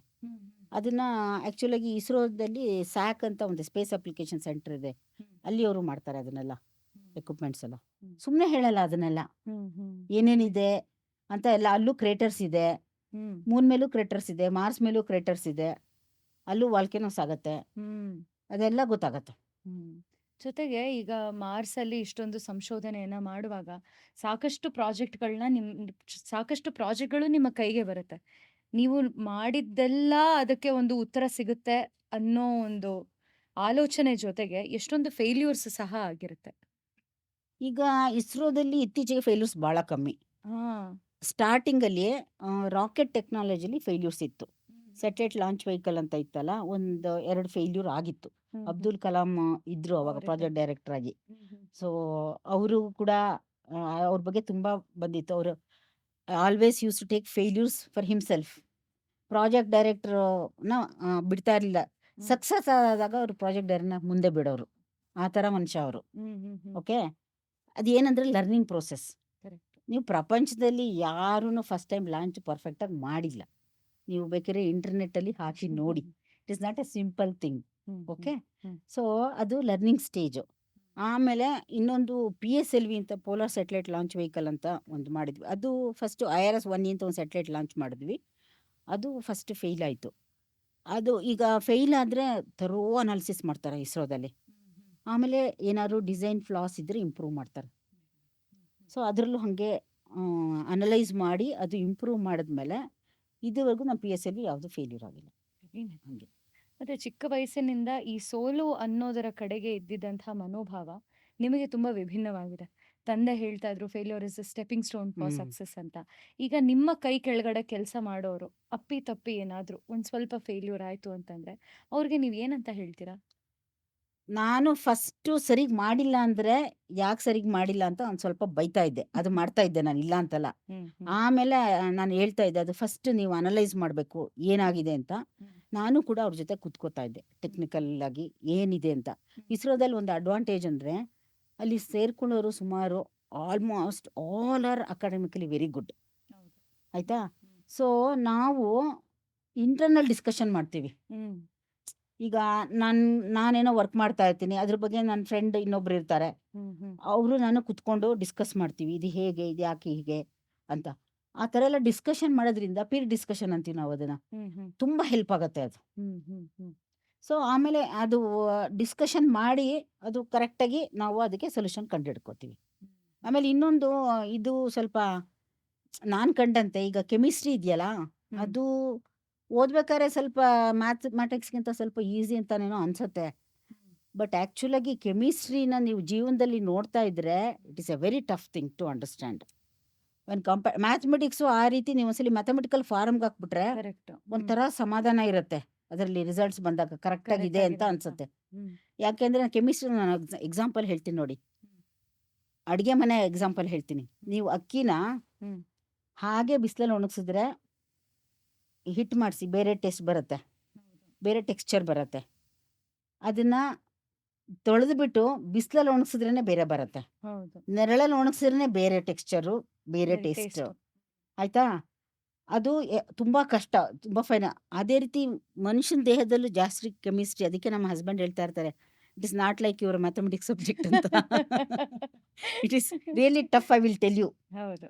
ಇದು ಕಷ್ಟ ಇರುತ್ತೆ, ಇಲ್ಲ ಅಂತಲ್ಲ. ಬಟ್ ಅದು ಆಕ್ಚುಲ್ ಆಗಿ ಜೀವನದಲ್ಲಿ ನೋಡ್ತಾ ಇರ್ಬೇಕಾದ್ರೆ chemistry is a very tough thing.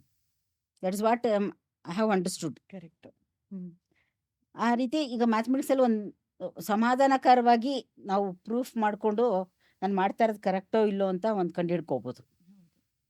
ಈಗ ಏನಂತ ಹೇಳಿದ್ರಿ ನೀವು, ನಿಮ್ಮ ಜೂನಿಯರ್ಸ್ಗೆ ಅಥವಾ ನಿಮ್ಮ ಕೈ ಕೆಳಗಡೆ ಕೆಲಸ ಮಾಡೋರಿಗೆ ಸೋಲನ್ನ ಹೇಗೆ ತಗೋಬೇಕು ಅಂತ ಹೇಳಿದ್ರಿ. ಸೋಲು, ಆಮೇಲೆ ಈ ನಂಬಿಕೆ, ಈ ಆತ್ಮವಿಶ್ವಾಸ, ದೇವರಲ್ಲಿ ನಂಬೋದು, ಇದನ್ನೆಲ್ಲ ಮಾತಾಡ್ತಾ ಇದೀವಿ. ನೀವು ಒಬ್ಬ ಮಹಿಳೆ ಆಗಿರೋದ್ರಿಂದ ಒಂದು ಎಮೋಷನಲ್ ಆಸ್ಪೆಕ್ಟ್ ಇಂದ ಕೇಳ್ತೀನಿ. ಈಗ ಫಿಸಿಕ್ಸ್ ಆಗ್ಲಿ, ಮ್ಯಾಥ್ಸ್ ಆಗ್ಲಿ, ಇದಕ್ಕೆಲ್ಲ ನಮ್ಗೆ ಈಕ್ವೇಶನ್ ಇರುತ್ತೆ, ಫಾರ್ಮುಲಾ ಇರುತ್ತೆ. ಆದ್ರೆ ಅದ್ರ ಜೊತೆಗೆ ನಾವು ನಮ್ಮ ಜೀವನದಲ್ಲಿ ಪ್ರಯಾಣ ಮಾಡುವಾಗ ಈ ಭಾವನೆ ಅನ್ನೋದು ತುಂಬಾನೇ ಆಗಾಗ ಅಡ್ಡ ಬರ್ತಿರುತ್ತೆ. ಅದ್ರಲ್ಲೂ ನಾವು ಹೆಣ್ಣು ಮಕ್ಕಳಾದ್ರೆ ಇನ್ನೂ ಇದು ಜಾಸ್ತಿನೇ. ಈಗ ಸೋಲನ್ನ ತಗೊಳ್ಳೋದು ನೀನ್ ತಗೋ ಅಂತ ಹೇಳ್ಬೋದು, ಆದ್ರೆ ಇದ್ರ ಹಿಂದೆ ಎಷ್ಟು ಖರ್ಚು ಮಾಡ್ತಿದ್ದಾರೆ, ಅದರ ಒತ್ತಡ ಟಪ್ಪಂತ ತಲೆಗೆ ಫಸ್ಟ್ ಬರುತ್ತೆ. ಈಗಿನ ಕಾಲದಲ್ಲಿ ಯಾವುದೇ ಕೆಲಸಕ್ಕೆ ಸೇರಿದಾಗ, ಅಂದ್ರೆ ಈಗಿನ ಜನರೇಷನ್ ಅಲ್ಲಿ ಯೂಸ್ ಮಾಡ್ತಿರೋಂತಹ ಟರ್ಮ್ಸ್ ಏನಂದ್ರೆ ಸ್ಟ್ರೆಸ್ಸು, ವರ್ಕ್ ಲೈಫ್ ಬ್ಯಾಲೆನ್ಸು ಆಗ್ತಿಲ್ಲ, ಮೆಂಟಲಿ ತುಂಬಾ ಸ್ಟ್ರೆಸ್ ಆಗ್ತಿದೆ, ನಂಗೊಂದು ಬ್ರೇಕ್ ಬೇಕು, ಹಾಗೆ ಹೀಗೆ ಅಂತ ಹೇಳ್ತಾರೆ. ಇಂಥ ಒತ್ತಡಗಳನ್ನ ಹೇಗೆ ನೀವು ಎದುರಿಸ್ತೀರಾ? ಅದನ್ನ ಹೇಗೆ ಮ್ಯಾನೇಜ್ ಮಾಡಬೇಕು? ಯಾವುದೇ ಕೆಲಸದಲ್ಲಾದ್ರೂ ಇರ್ಲಿ, ಭಾವನೆಗಳು, ಲಾಜಿಕಲ್ ಥಿಂಕಿಂಗ್, ನನ್ನ ಕೆಲಸ, ಇದನ್ನೆಲ್ಲ ಅಚ್ಚುಕಟ್ಟಾಗಿ ನಾನು ನನ್ನ ಸ್ಟ್ರೆಸ್ ಅನ್ನ ಮ್ಯಾನೇಜ್ ಮಾಡಬೇಕು ಅಂತ ಹೇಳಿದ್ರೆ ಯಾವುದು ಒಳ್ಳೇದು? ಯಾವ ರೀತಿ ಇದನ್ನ ನಾವು ನೋಡ್ಬೇಕು? ನನ್ನ ಅನುಭವ ಹೇಳ್ತೀನಿ ನೋಡಿ, ಸ್ಟ್ರೆಸ್ ಹೆಂಗೆ ಮ್ಯಾನೇಜ್ ಮಾಡೋದು ಅಂತ. ಒಂದು ನೀವು ಅಂದರೆ ಈ ಥರ ಕೆಲಸಕ್ಕೆ ಹೋಗೋ ಮಹಿಳೆ ಅಂದರೆ ಎರಡು ಬ್ಯಾಲೆನ್ಸ್ ಮಾಡೋದು ಸುಲಭದ ಕೆಲಸ ಅಲ್ಲ, ಕಷ್ಟನೇ. ಹ್ಮ್. ಬಟ್ ಕಷ್ಟ ಆದ್ರೂ ಅದು ಸಾಧ್ಯ ಇದೆ. ಹ್ಮ್. ನಾವು ಹೆಚ್ಚು ಈಗ ಅದೇ ಒಬ್ಬ ಪುರುಷ ಏನು ಕೆಲಸ ಮಾಡ್ತಾನೋ ಅದಕ್ಕಿಂತ ಜಾಸ್ತಿ ಕೆಲಸ ಮಾಡಬೇಕು. ಹ್ಮ್. ಹ್ಮ್. ಆಮೇಲೆ ಇನ್ನೊಂದು ನನಗನ್ಸೋದು ಸ್ವಲ್ಪ ಮಹಿಳೆಯರಿಗೆ ಆ ಶಕ್ತಿ ಇದೆ ಅಂತ, ಹ್ಮ್. ಹ್ಮ್. ಆ ರೀತಿ ಬ್ಯಾಲೆನ್ಸ್ ಮಾಡೋ ಶಕ್ತಿ ಇದೆ ಅಂತ ನನಗಂತ ಅನ್ಸತ್ತೆ. ಯಾಕೆಂದ್ರೆ ನಾನು ನಮ್ಮ ಅಕ್ಕನ ನೋಡಿದ್ದೀನಿ, ನಾನು ನೋಡಿದ್ದೀನಿ. ಆಮೇಲೆ ನನ್ನ ತಮ್ಮಂದ್ರ ಹೆಂಡ್ತಿರಿದ್ದಾರೆ, ಅವರು ಎಲ್ಲ ವರ್ಕಿಂಗೇನೆ. ಸೊ ಎಲ್ಲರ ಮಕ್ಕಳು ಚೆನ್ನಾಗಿ ಓದಿದ್ದಾರೆ, ಹ್ಮ್. ಹ್ಮ್. ಎಲ್ಲ ಡಾಕ್ಟರ್ಸ್, ಇಂಜಿನಿಯರ್ಸ್ ಆ ಥರನೇ ಆಗಿದ್ದಾರೆ. ಅಂದರೆ ಅದೇ ಮೇಯ್ನ್ ಅಂತಲ್ಲ ನಾನು, ಬಟ್ ಚೆನ್ನಾಗಿ ಓದೆ, ಅವ್ರಿಗೆ ಇಷ್ಟವಾದ ಫೀಲ್ಡಲ್ಲಿ ಅವರು ಇದ್ದಾರೆ, ಮುಂದೆ ಬಂದಿದ್ದಾರೆ. ಹ್ಮ್. ಹ್ಮ್. ಸೊ ಒಂದು ಎರಡು ಬ್ಯಾಲೆನ್ಸ್ ಮಾಡಬೇಕಂದ್ರೆ ಫಸ್ಟು ನಾನು ಹೇಳೋದು, ಈಗ ಪ್ರಿಯಾರಿಟಿ ಇಂಪಾರ್ಟೆಂಟು ಲೈಫಲ್ಲಿ. ಈಗ ನೋಡಿ, ನಾನು 1998 MS ಇಂಜಿನಿಯರಿಂಗ್ ಸೇರಿಕೊಂಡೆ ಅಂತ ಹೇಳಿದ್ನಲ್ಲ, ಅವಾಗ ನನಗೆ ಆಫೀಸಲ್ಲೂ ಒಂದು ತುಂಬ ಇಂಪಾರ್ಟೆಂಟ್ ಕೆಲಸ ಕೊಟ್ಟಿದ್ದು, ಒಂದು ಟೆಕ್ನಾಲಜಿ ಎಕ್ಸ್ಪೆರಿಮೆಂಟ್ ಸೆಟ್ಲೈಟ್ ಅಂತ ಒಂದು ಆನ್ ಬೋರ್ಡ್ ವರ್ಕ್ ಮಾಡಬೇಕಾಗಿತ್ತು. ಹ್ಮ್. ಹ್ಮ್. ಆನ್ ಬೋರ್ಡ್ ವರ್ಕ್ ಮಾಡೋದು ಅಂದರೆ ಒಂದ್ಸಲಿ ಅದಕ್ಕೆ ಹಾಕ್ಬಿಟ್ರೆ ನಮ್ಮ ಸಾಫ್ಟ್ವೇರ್ದು ಏನಾದರೂ ಅದನ್ನು ಕರೆಕ್ಟ್ ಮಾಡೋಕ್ಕೆ ಬರಲ್ಲ ಅಷ್ಟು ಈಸಿಯಾಗಿ. ಇವಾಗೆಲ್ಲ ಸ್ವಲ್ಪ ಮೆಥಡ್ಸ್ ಇದೆ, ಸ್ವಲ್ಪ ಸ್ವಲ್ಪ, ಬಟ್ ಅಷ್ಟು ಈಸಿ ಅಲ್ಲ. ಹ್ಮ್. ಆವಾಗ ನಾನು MS ಇಂಜಿನಿಯರಿಂಗು ಮಾಡ್ತಾ ಇದ್ದೆ, ಆಯಿತಾ. ಥೀಸಿಸ್ ಮಾಡಬೇಕಿತ್ತು, ಆಫೀಸಲ್ಲಿ ಸ್ವಲ್ಪನೂ ಮಾಡೋಕ್ಕಾಗ್ತಾ ಇರಲಿಲ್ಲ. ಸೊ ನಾನು ರಾತ್ರಿ ಲೇಟಾಗಿ ಮಲಗೋದು, 1 ಗಂಟೆಗೆ ಮಲಗೋದು, 5 ಗಂಟೆಗೆ ಹೇಳೋದು, ಇಲ್ಲ 4:15 ಎದ್ದೇಳೋದು, ಹ್ಮ್. ಆ ಥರ. ಅದು ಒಂದು ನಾನು ಮಾಡಲೇಬೇಕು ಅಂತ ಏನು ಒಂದು ನನ್ನಲ್ಲಿ ಛಲ ಇತ್ತಲ್ಲ, ಅದು ನಾನು ಕಮ್ಮಿ ನಿದ್ದೆ ಮಾಡಿದ್ರು ನನಗೇನೂ ಎಫೆಕ್ಟ್ ಆಗ್ತಾ ಇರಲಿಲ್ಲ. ನಾನು ಬೇರೆದ್ರ ಬಗ್ಗೆ ನಂಗೆ ಆಲೋಚನೆನೇ ಇರ್ತಿರ್ಲಿಲ್ಲ. ನಾನು ಸ್ವಲ್ಪ ಫೋಕಸ್ಡ್. ನಾನು ಸ್ವಲ್ಪ ನಮ್ಮ ಹಸ್ಬೆಂಡ್ ಯಾವಾಗಲೂ ಹೇಳ್ತಾರೆ, ನೀನು ಒಂಥರ ಈ ಕುದುರೆಗೇನೋ ಕಟ್ಟಿರ್ತಾರಲ್ಲ ಆ ಥರ ನೀನು ಅಂತ. ಸೊ ಆಮೇಲೆ ಇನ್ನೊಂದು, ಅದು ಈಗ ನನ್ನ ಮಕ್ಕಳು ನಾನು ಹೈಸ್ಕೂಲಿಗೆ ಬಂದಾಗ ಹ್ಮ್. ನಾನು ಸ್ವಲ್ಪ ಜಾಸ್ತಿ ಪ್ರಿಯಾರಿಟಿನ ಕೊಡ್ತಾ ಇದ್ದೆ ಅವ್ರಿಗೆ. ಹ್ಮ್. ಹಂಗಂದ್ರೆ ಆಫೀಸ್ ಕೆಲಸ ಮಾಡ್ತಿರ್ಲಿಲ್ಲ ಅಂತಲ್ಲ, ಹ್ಮ್. ಬಟ್ ಏನಂದರೆ ಅದು ಅವರಿಗೆ ಯಾವ ರೀತಿ, ನಾನು ಸ್ವಲ್ಪ ಫಿಸಿಕ್ಸ್ ಮ್ಯಾಥ್ಸ್ ಕೂಡ ನಾನು ಹೇಳ್ಕೊಡ್ತಾ ಇದ್ದೆ ಅವ್ರಿಗೆ, ನಾನು ಅದೇ ಫೀಲ್ಡಲ್ಲಿ ಇರೋದ್ರಿಂದ. ಸೊ ಅದು ಪ್ರಿಯಾರಿಟಿ ನೋಡ್ಕೋಬೇಕು, ಹ್ಮ್. ಹ್ಮ್. ಯಾವಾಗ ಯಾವುದು ನಮಗೆ ತುಂಬ ಇಂಪಾರ್ಟೆಂಟು ಅದಕ್ಕೆ ನಾವು ಸ್ವಲ್ಪ ಜಾಸ್ತಿ ಸಮಯ ಕೊಡಬೇಕಾಗತ್ತೆ. ಒಂದು ನಾನು ಇದು ಹೇಳಿದ್ನಲ್ಲ, ಟೆಕ್ನಾಲಜಿ ಎಕ್ಸ್ಪೆರಿಮೆಂಟ್ ಟೈಮಲ್ಲೇ ನನಗೆ ಸ್ವಲ್ಪ ಕಷ್ಟ ಆಗಿದ್ದು, ಅದು 50 ಇದು 50 ನಂಗೆ ಆಗ್ಬಿಟ್ಟಿತ್ತು. ಕರೆಕ್ಟ್. ಸೊ ಅದು ನಾನು ಎಕ್ಸ್ಟ್ರಾ ವರ್ಕ್ ಮಾಡ್ತಾ ಇದ್ದೆ, ತುಂಬ ಕಮ್ಮಿ ನಿದ್ದೆ ಮಾಡ್ತಾ ಇದ್ದೆ, ಹ್ಮ್. ಹ್ಮ್. ಅದೊಂದು. ಆಮೇಲೆ ಇನ್ನೊಂದು, ನೀವು ಆಫೀಸಲ್ಲಿ ಕೆಲಸ ಮಾಡ್ತಾ ಇರ್ಬೇಕಾದ್ರೆ ನೀವು ಏನು ನಿಮ್ಮ ಫೀಲ್ಡಿಗೆ ಏನು ಬೇಕೋ ಅದನ್ನ ನೀವು ಟೆಕ್ನಿಕಲ್ ನಾಲೆಡ್ಜ್ ಏನು ಬೇಕಾಗತ್ತೆ, ಏನೋ ನಾಲೆಡ್ಜು ನಿಮ್ಮ ಆರ್ಟಲ್ಲೇ ಇರ್ಬೋದು, ಏನೋ ಇರ್ಬೋದು, ಅದನ್ನ ನೀವು ಅಪ್ಡೇಟ್ ಮಾಡ್ಕೋತಾ ಇರಬೇಕು. ಏನಾಗುತ್ತೆ, ನೀವು ನಿಮ್ಮ ನಾಲೆಡ್ಜ್ ಅಪ್ಡೇಟ್ ಮಾಡ್ಕೊಳ್ದೇ ಇದ್ರೆ ನೀವು you will not be able to do better. ಚೆನ್ನಾಗಿ ಮಾಡೋಕ್ಕಾಗೋದಿಲ್ಲ. ಅದಕ್ಕೆ ನೀವು ಆ ನಾಲೆಡ್ಜ್ ಅಪ್ಡೇಟ್ ಮಾಡ್ಕೋತಾ ಇರಬೇಕು ಒಂದು. ಆಮೇಲೆ ಇನ್ನೊಂದು, ನೀವು ಮನೆ ಕೆಲಸ ಏನಾರು ಆಗಲಿ ಅದಾಗಲಿ ಅಥವಾ ಆಫೀಸ್ದಾಗಲಿ, ಇವತ್ತು ನಾನು ಏನು ಮಾಡಬೇಕು ಅದು ನಿಮಗೆ ಒಂದು ತಲೆನಲ್ಲಿ ಇರಬೇಕು. Planning ಏನು ಇರ್ಬೇಕು. ಪ್ಲಾನ್ ಇರಬೇಕು. ನೀವು ಬರ್ಕೊಂಡೇ ಮಾಡ್ಬೇಕಂತ ಏನಿಲ್ಲ, ನಿಮ್ಮ ತಲೆನಲ್ಲಿ ಇರಬೇಕು. ನಾನು ಮನೆದೆಲ್ಲ ವರ್ಕ್ ಏನೇನು ಮಾಡಬೇಕು, ಆಫೀಸ್ದು ನನಗೆ ನಾಳೆ ಏನಿದೆ ಎಲ್ಲ ತಲೆನಲ್ಲಿ ಒಂದು ಇರಬೇಕು. ಎಷ್ಟು ಆಗುತ್ತೋ ಒಂದು ಅಟ್ಲೀಸ್ಟ್ ಒಂದು 70-80% ಆದ್ರೂ ನಾನು ಎಕ್ಸಿಕ್ಯೂಟ್ ಮಾಡಬೇಕು ಅಂತ ಇರಬೇಕು. ಆಮೇಲೆ ಇನ್ನೊಂದು, ಈ ಥರ ಟೀಮ್ ವರ್ಕ್ ಇದ್ದಾಗ ಬರೀ ನಾನೊಬ್ಬಳೇ ಚೆನ್ನಾಗಿ ಕೆಲಸ ಮಾಡಿದ್ರೆ ಸಾಲದು, ನಾನು ಒಳ್ಳೆ ಟೀಮ್ ವರ್ಕರ್ ಕೂಡ ಆಗಬೇಕು. 4 ಜನದ ಜೊತೆ ಹೊಂದ್ಕೊಂಡು ಕೆಲಸ ಮಾಡಬೇಕು. ಅದೆಲ್ಲ ನೀವು ಆಫೀಸಲ್ಲಿ ನಿಮಗೆ ಬೇಕಾಗೋವಂಥದ್ದು. ಆಮೇಲೆ ಮಕ್ಕಳಿಗೆ ಇನ್ನೊಂದು, ನಾನು ಗಮನಿಸಿರೋಂಗೆ ಮಕ್ಕಳು ಅವರು ನಮ್ಮನ್ನು ನೋಡಿ ಕಲಿತಾರೋ ಹೊರತು ನಾವು ಹೇಳಿದ್ದನ್ನು ಕಲಿಯಲ್ಲ. ನಾನು ಉದಾಹರಣೆಗೆ ಹೇಳ್ತೀನಿ ನೋಡಿ, ನಾನು MSc ಇಂಜಿನಿಯರಿಂಗಲ್ಲಿ ಓದ್ತಾ ಇರ್ಬೇಕಾದ್ರೆ ತುಂಬ ಓದೋದಿರ್ತಿತ್ತು ನನಗೆ. ಒಂದು 4 ಸಬ್ಜೆಕ್ಟ್ ಇತ್ತು. ಆಮೇಲೆ IASನಲ್ಲಿ ಸ್ವಲ್ಪ ಕಷ್ಟನೇ, ರಿಲೇಟಿವ್ ಗ್ರೇಡಿಂಗು. 50 ಬಂದರೂ ಪಾಸ್ ಇಲ್ಲ ನಿನಗೆ. ಯಾರ 98 ತೆಗೆದ್ಬಿಟ್ರೆ ಬೇರೆಯವ್ರಿಗೆಲ್ಲ ತೊಂದರೆ, ಆ ರೀತಿ. ಹೌದು, ಅಲ್ಲಿರೋದೇ ಹಾಗೆ. ಸೊ ನಾನೇನು ಮಾಡ್ತಾಯಿದ್ದೆ, ತುಂಬ ಓದ್ತಾ ಇದ್ನಲ್ಲ, ಅದು ನೋಡ್ಬಿಟ್ಟು ನನ್ನ ಮಗಳು ತುಂಬ ಚಿಕ್ಕವಳಿದ್ಲು. ಅವಳು ಬಂದು ಕೂತ್ಕೊಳ್ಳೋಳು ಪಕ್ಕದಲ್ಲಿ ಪುಸ್ತಕ ಹಿಡ್ಕೊಂಡು. ನನ್ನ ಮಗ ಅಯ್ಯೋ ಇವಳೇ ಓದ್ತಿದ್ದಾಳೆ ಅಂದ್ಬಿಟ್ಟು ಅವನು ಬರೋನು. ಇದ್ರೆ ಸ್ವಲ್ಪ ಗಂಡು ಹುಡುಗರನ್ನ ಹೇಳ್ದಂಗೆ ಸ್ವಲ್ಪ ಪ್ಲೇಫುಲ್ ಇರ್ತಾರೆ. ಸೊ ಇವಳು ಓದ್ತಿದ್ದಾಳಲ್ಲ ಅಂದ್ಬಿಟ್ಟು ಅವನು ಬಂದು ಕೂತ್ಕೊಳ್ಳೋನು. ಸೊ ಮಕ್ಕಳನ್ನ ಚಿಕ್ಕಂದಿಂದಲೇ ಸ್ವಲ್ಪ ಸರಿ ದಾರಿಗೆ ತರಬೇಕು ಅಂತ ನನಗನ್ಸತ್ತೆ. ನಾವು ಸ್ವಲ್ಪ ಸರಿ ದಾರಿನಲ್ಲಿ ಇದ್ಬಿಟ್ಟು, ಅಂದರೆ ನಾವೇ ಸ್ವಲ್ಪ ಸುಳ್ಳು ಹೇಳ್ಕೊಂಡು ಓಡಾಡೋದು, ಆಮೇಲೆ ಕೆಲಸ ಮಾಡದೆ ಇನ್ನೊಬ್ರ ಮೇಲೆ ಹೇಳ್ಕೊಂಡು ಓಡಾಡೋದು, ಅದೆಲ್ಲ ಮಾಡ್ತಾ ಇದ್ರೆ ಹುಡುಗರಿಗೂ ಅದೇ ಬರುತ್ತೆ ಸ್ವಲ್ಪ. ಆಮೇಲೆ ಅವ್ರನ್ನ ಓದಿಸ್ಬೇಕು ಅಂದರೆ ನಾವು ಸ್ವಲ್ಪ ಓದೋದು ಟೆಕ್ನಿಕಲ್ ಆಗೇ ಓದ್ಬೇಕಂತ ಏನಿಲ್ಲ. ನೀವು ಕತೆ ಪುಸ್ತಕನೇ ಓದಿ ಅಥವಾ ಇನ್ನೊಂದು ಏನಾದ್ರು ನಿಮ್ಮ ಫೀಲ್ಡಿಗೆ ರಿಲೇಟೆಡ್ ಇರೋದೇ ಓದಿ, ಅವಾಗ ಮಕ್ಕಳಿಗೂ ಬರುತ್ತೆ ಅದು ನಾವು ಓದಬೇಕು ಅನ್ನೋದು. ಅದನ್ನ ನನಗೆ ಅನುಭವ ಅದು. ಆಮೇಲೆ ಇನ್ನೊಂದು ನಾನೇನು ಮಾಡ್ತಾ ಇದ್ದೆ ಅಂದರೆ, ತುಂಬ ಚಿಕ್ಕವರಿದ್ದಾಗ ಅವರು DD1 DD2 ಮಾತ್ರ ಇತ್ತು, ಇಷ್ಟು ಚಾನಲ್ಸ್ ಇರಲಿಲ್ಲ. ಆಮೇಲೆ ಅವ್ರು ಸ್ವಲ್ಪ ದೊಡ್ಡವರಾಗುತ್ತೆ, ಕೇಬಲ್ ಬಂತು. ನಾನೊಂದು ಮಾಡ್ತಾ ಇದ್ದೆ, ಸ್ಕೂಲ್ ಟೈಮಲ್ಲಿ ಎಲ್ಲ no cable, only during holidays, that's all. Very nice. ಅಂದರೆ ಯಾಕೆಂದರೆ ಚಿಕ್ಕ ಮಕ್ಕಳಿಗೆ ಮೈಂಡ್ ಮೇಲೆ ಅಷ್ಟೊಂದು ಕಂಟ್ರೋಲ್ ಇರೋದಿಲ್ಲ. ಈಗ ನಮಗೆ ನಮ್ಮ ಮೈಂಡ್ ಮೇಲೆ ಕಂಟ್ರೋಲ್ ಇದ್ದಷ್ಟು ಚಿಕ್ಕ ಮಕ್ಕಳಿಗೆ ಇರೋದಿಲ್ಲ. ಸೊ ಹಾಗಾಗಿ ಅವಕ್ಕೆ ಏನೋ ಒಂದು ಈ ಕಾರ್ಟೂನ್ ಬರುತ್ತಲ್ಲ, ಅದು ದಿನಾನ ಅದು ಅವಕಾಶ ಇದ್ದೂ ನೀನು ನೋಡ್ಬೇಡ ಅಂದರೆ ಅವಕ್ಕೆ ಇನ್ನೂ ಕ್ಯೂರಿಯಾಸಿಟಿ ಜಾಸ್ತಿ ಆಗತ್ತೆ. ಸೊ ಅದು ಇಲ್ದೇನೆ ಇದ್ರೆ ನೋಡೋದಿಲ್ಲ ಅಂತ ನಂದೊಂದು ನಂಬಿಕೆ ನಂದದು. ಸೊ ಅದು ವರ್ಕ್ ಆಯ್ತು ಅಂತ ಅನ್ಕೋತೀನಿ ನಾನು. ಇದೆಲ್ಲ ನೀವು ಮಾಡ್ಕೊಂಡ್ರೆ ನಿಮಗೆ ಫ್ಯಾಮಿಲಿ ಅದು ಎರಡೂ ಬ್ಯಾಲೆನ್ಸ್ ಮಾಡ್ಬೋದು. ಆಮೇಲೆ ಇನ್ನೊಂದು, ನಾನು ಹೇಳಿದ್ನಲ್ಲ, ನಮ್ಮ ಹಸ್ಬೆಂಡ್ ಕ್ಲಿನಿಕ್ ಹೋದ್ಮೇಲೆ ಮಾತ್ರ ಮಾಡ್ತಾ ಇದ್ದೆ. ಯಾಕೆಂದ್ರೆ ಯು ಶುಡ್ ನಾಟ್ ಫೀಲ್, ಅವ್ರಿಗೆ ಅನ್ಸ್ಬಾರ್ದು ಇವಳೇನು ಯಾವಾಗಲೂ ಇದನ್ನೇ ಮಾಡ್ತಾ ಕೂತಿರ್ತಾಳೆ ಅಂತ. ಸೊ ನಾವು ಫ್ಯಾಮಿಲಿಗೂ ಇಂಪಾರ್ಟೆನ್ಸ್ ಕೊಡಬೇಕು, ಆಫೀಸಿಗೂ ನಮ್ದು ಏನಿರುತ್ತೋ ಅಲ್ಲಿ ಅದನ್ನು ಕೆಲಸ ಮಾಡ್ಬೇಕು. ಆಮೇಲೆ ಇನ್ನೊಂದು, ನಾನು ಆಫೀಸಿಗೆ ಹೋದ್ಮೇಲೆ ಅಯ್ಯೋ ನನ್ನ ಮನೆಯಲ್ಲಿ ಅದು ಮಾಡಲಿಲ್ಲ ಇದು ಮಾಡಲಿಲ್ಲ ಯೋಚನೆ ಮಾಡ್ತಿರ್ಲಿಲ್ಲ. ಫುಲ್ ಆಫೀಸ್ ಕೆಲಸನೇ. ಹುಡುಗರು ಸ್ಕೂಲಿಂದ ಬಂದ್ರ ಅದಕ್ಕೆ ಮಾತ್ರ ಫೋನ್ ಮಾಡಿ ತಿಳ್ಕೊತಾ ಇದ್ದೆ ನಾನು. ಇಷ್ಟೆಲ್ಲ ನೀವು ಸ್ಟ್ರೆಸ್ ಮ್ಯಾನೇಜ್ಮೆಂಟ್ ಬಗ್ಗೆ ಹೇಳುವಾಗ ಏನ್ ಗೊತ್ತಾಗ್ತಿದೆ ಅಂತ ಹೇಳಿದ್ರೆ, ನೀನೇನ್ ಕೆಲಸ ಮಾಡ್ತೀಯ ಅದು ನಿನ್ಗೆ ಸ್ಟ್ರೆಸ್ ಅಂತ ಅನ್ಸೋದೇ ಇಲ್ಲ, ನಿನಗೆ ಹೌದು ಆಸಕ್ತಿ ಇದ್ರೆ. ಹೌದು ಹೌದು ನಿನ್ಗೆ ಅಕಸ್ಮಾತ್ ಅದ್ರ ಮೇಲೆ ನಿನ್ಗೆ ಇಂಟ್ರೆಸ್ಟ್ ಇಲ್ಲ ಅಂತ ಹೇಳಿದ್ರೆ, ಅವಾಗ ನಿಂಗೆ ಅದು ಒತ್ತಡ ಅನ್ಸೋದಕ್ಕೆ ಶುರು ಹೌದು ಆಗುತ್ತೆ. ಮನೆಯಲ್ಲಿದ್ದಾಗ ತಾಯಿಯಾಗಿ ನೀನೇನ್ ಮಾಡ್ಬೇಕು ಅದನ್ನ ಮಾಡಿದ್ರೆ, ಆಫೀಸಲ್ಲಿದ್ದಾಗ ಅಲ್ಲಿ ನಿನ್ಗೆ ಏನ್ ಹೌದು ಕೆಲಸ ಹೌದು ಕೊಟ್ಟಿದೆ ಅದರಲ್ಲಿ ನೀನು ಅಚ್ಚುಕಟ್ಟಾಗಿ ಆಸಕ್ತಿ ಇಟ್ಕೊಂಡು ಮಾಡಿದ್ರೆ ಇದೆಲ್ಲ ನಿನಗೆ ಕಷ್ಟ ಅಂತ ಅನ್ಸೋದೇ ಇಲ್ಲ ಹೌದು ಖಂಡಿತ. ಅನ್ನೋದನ್ನ ನೀವೇ. ನಮ್ಗೆ ಆಫೀಸ್ ಅವರ್ಸ್ 8.5 ಅವರ್ಸ್. 8:30ಗೆ ಹೋದ್ರೆ 5 o'clockವರೆಗೂ ಇರ್ತಿತ್ತು.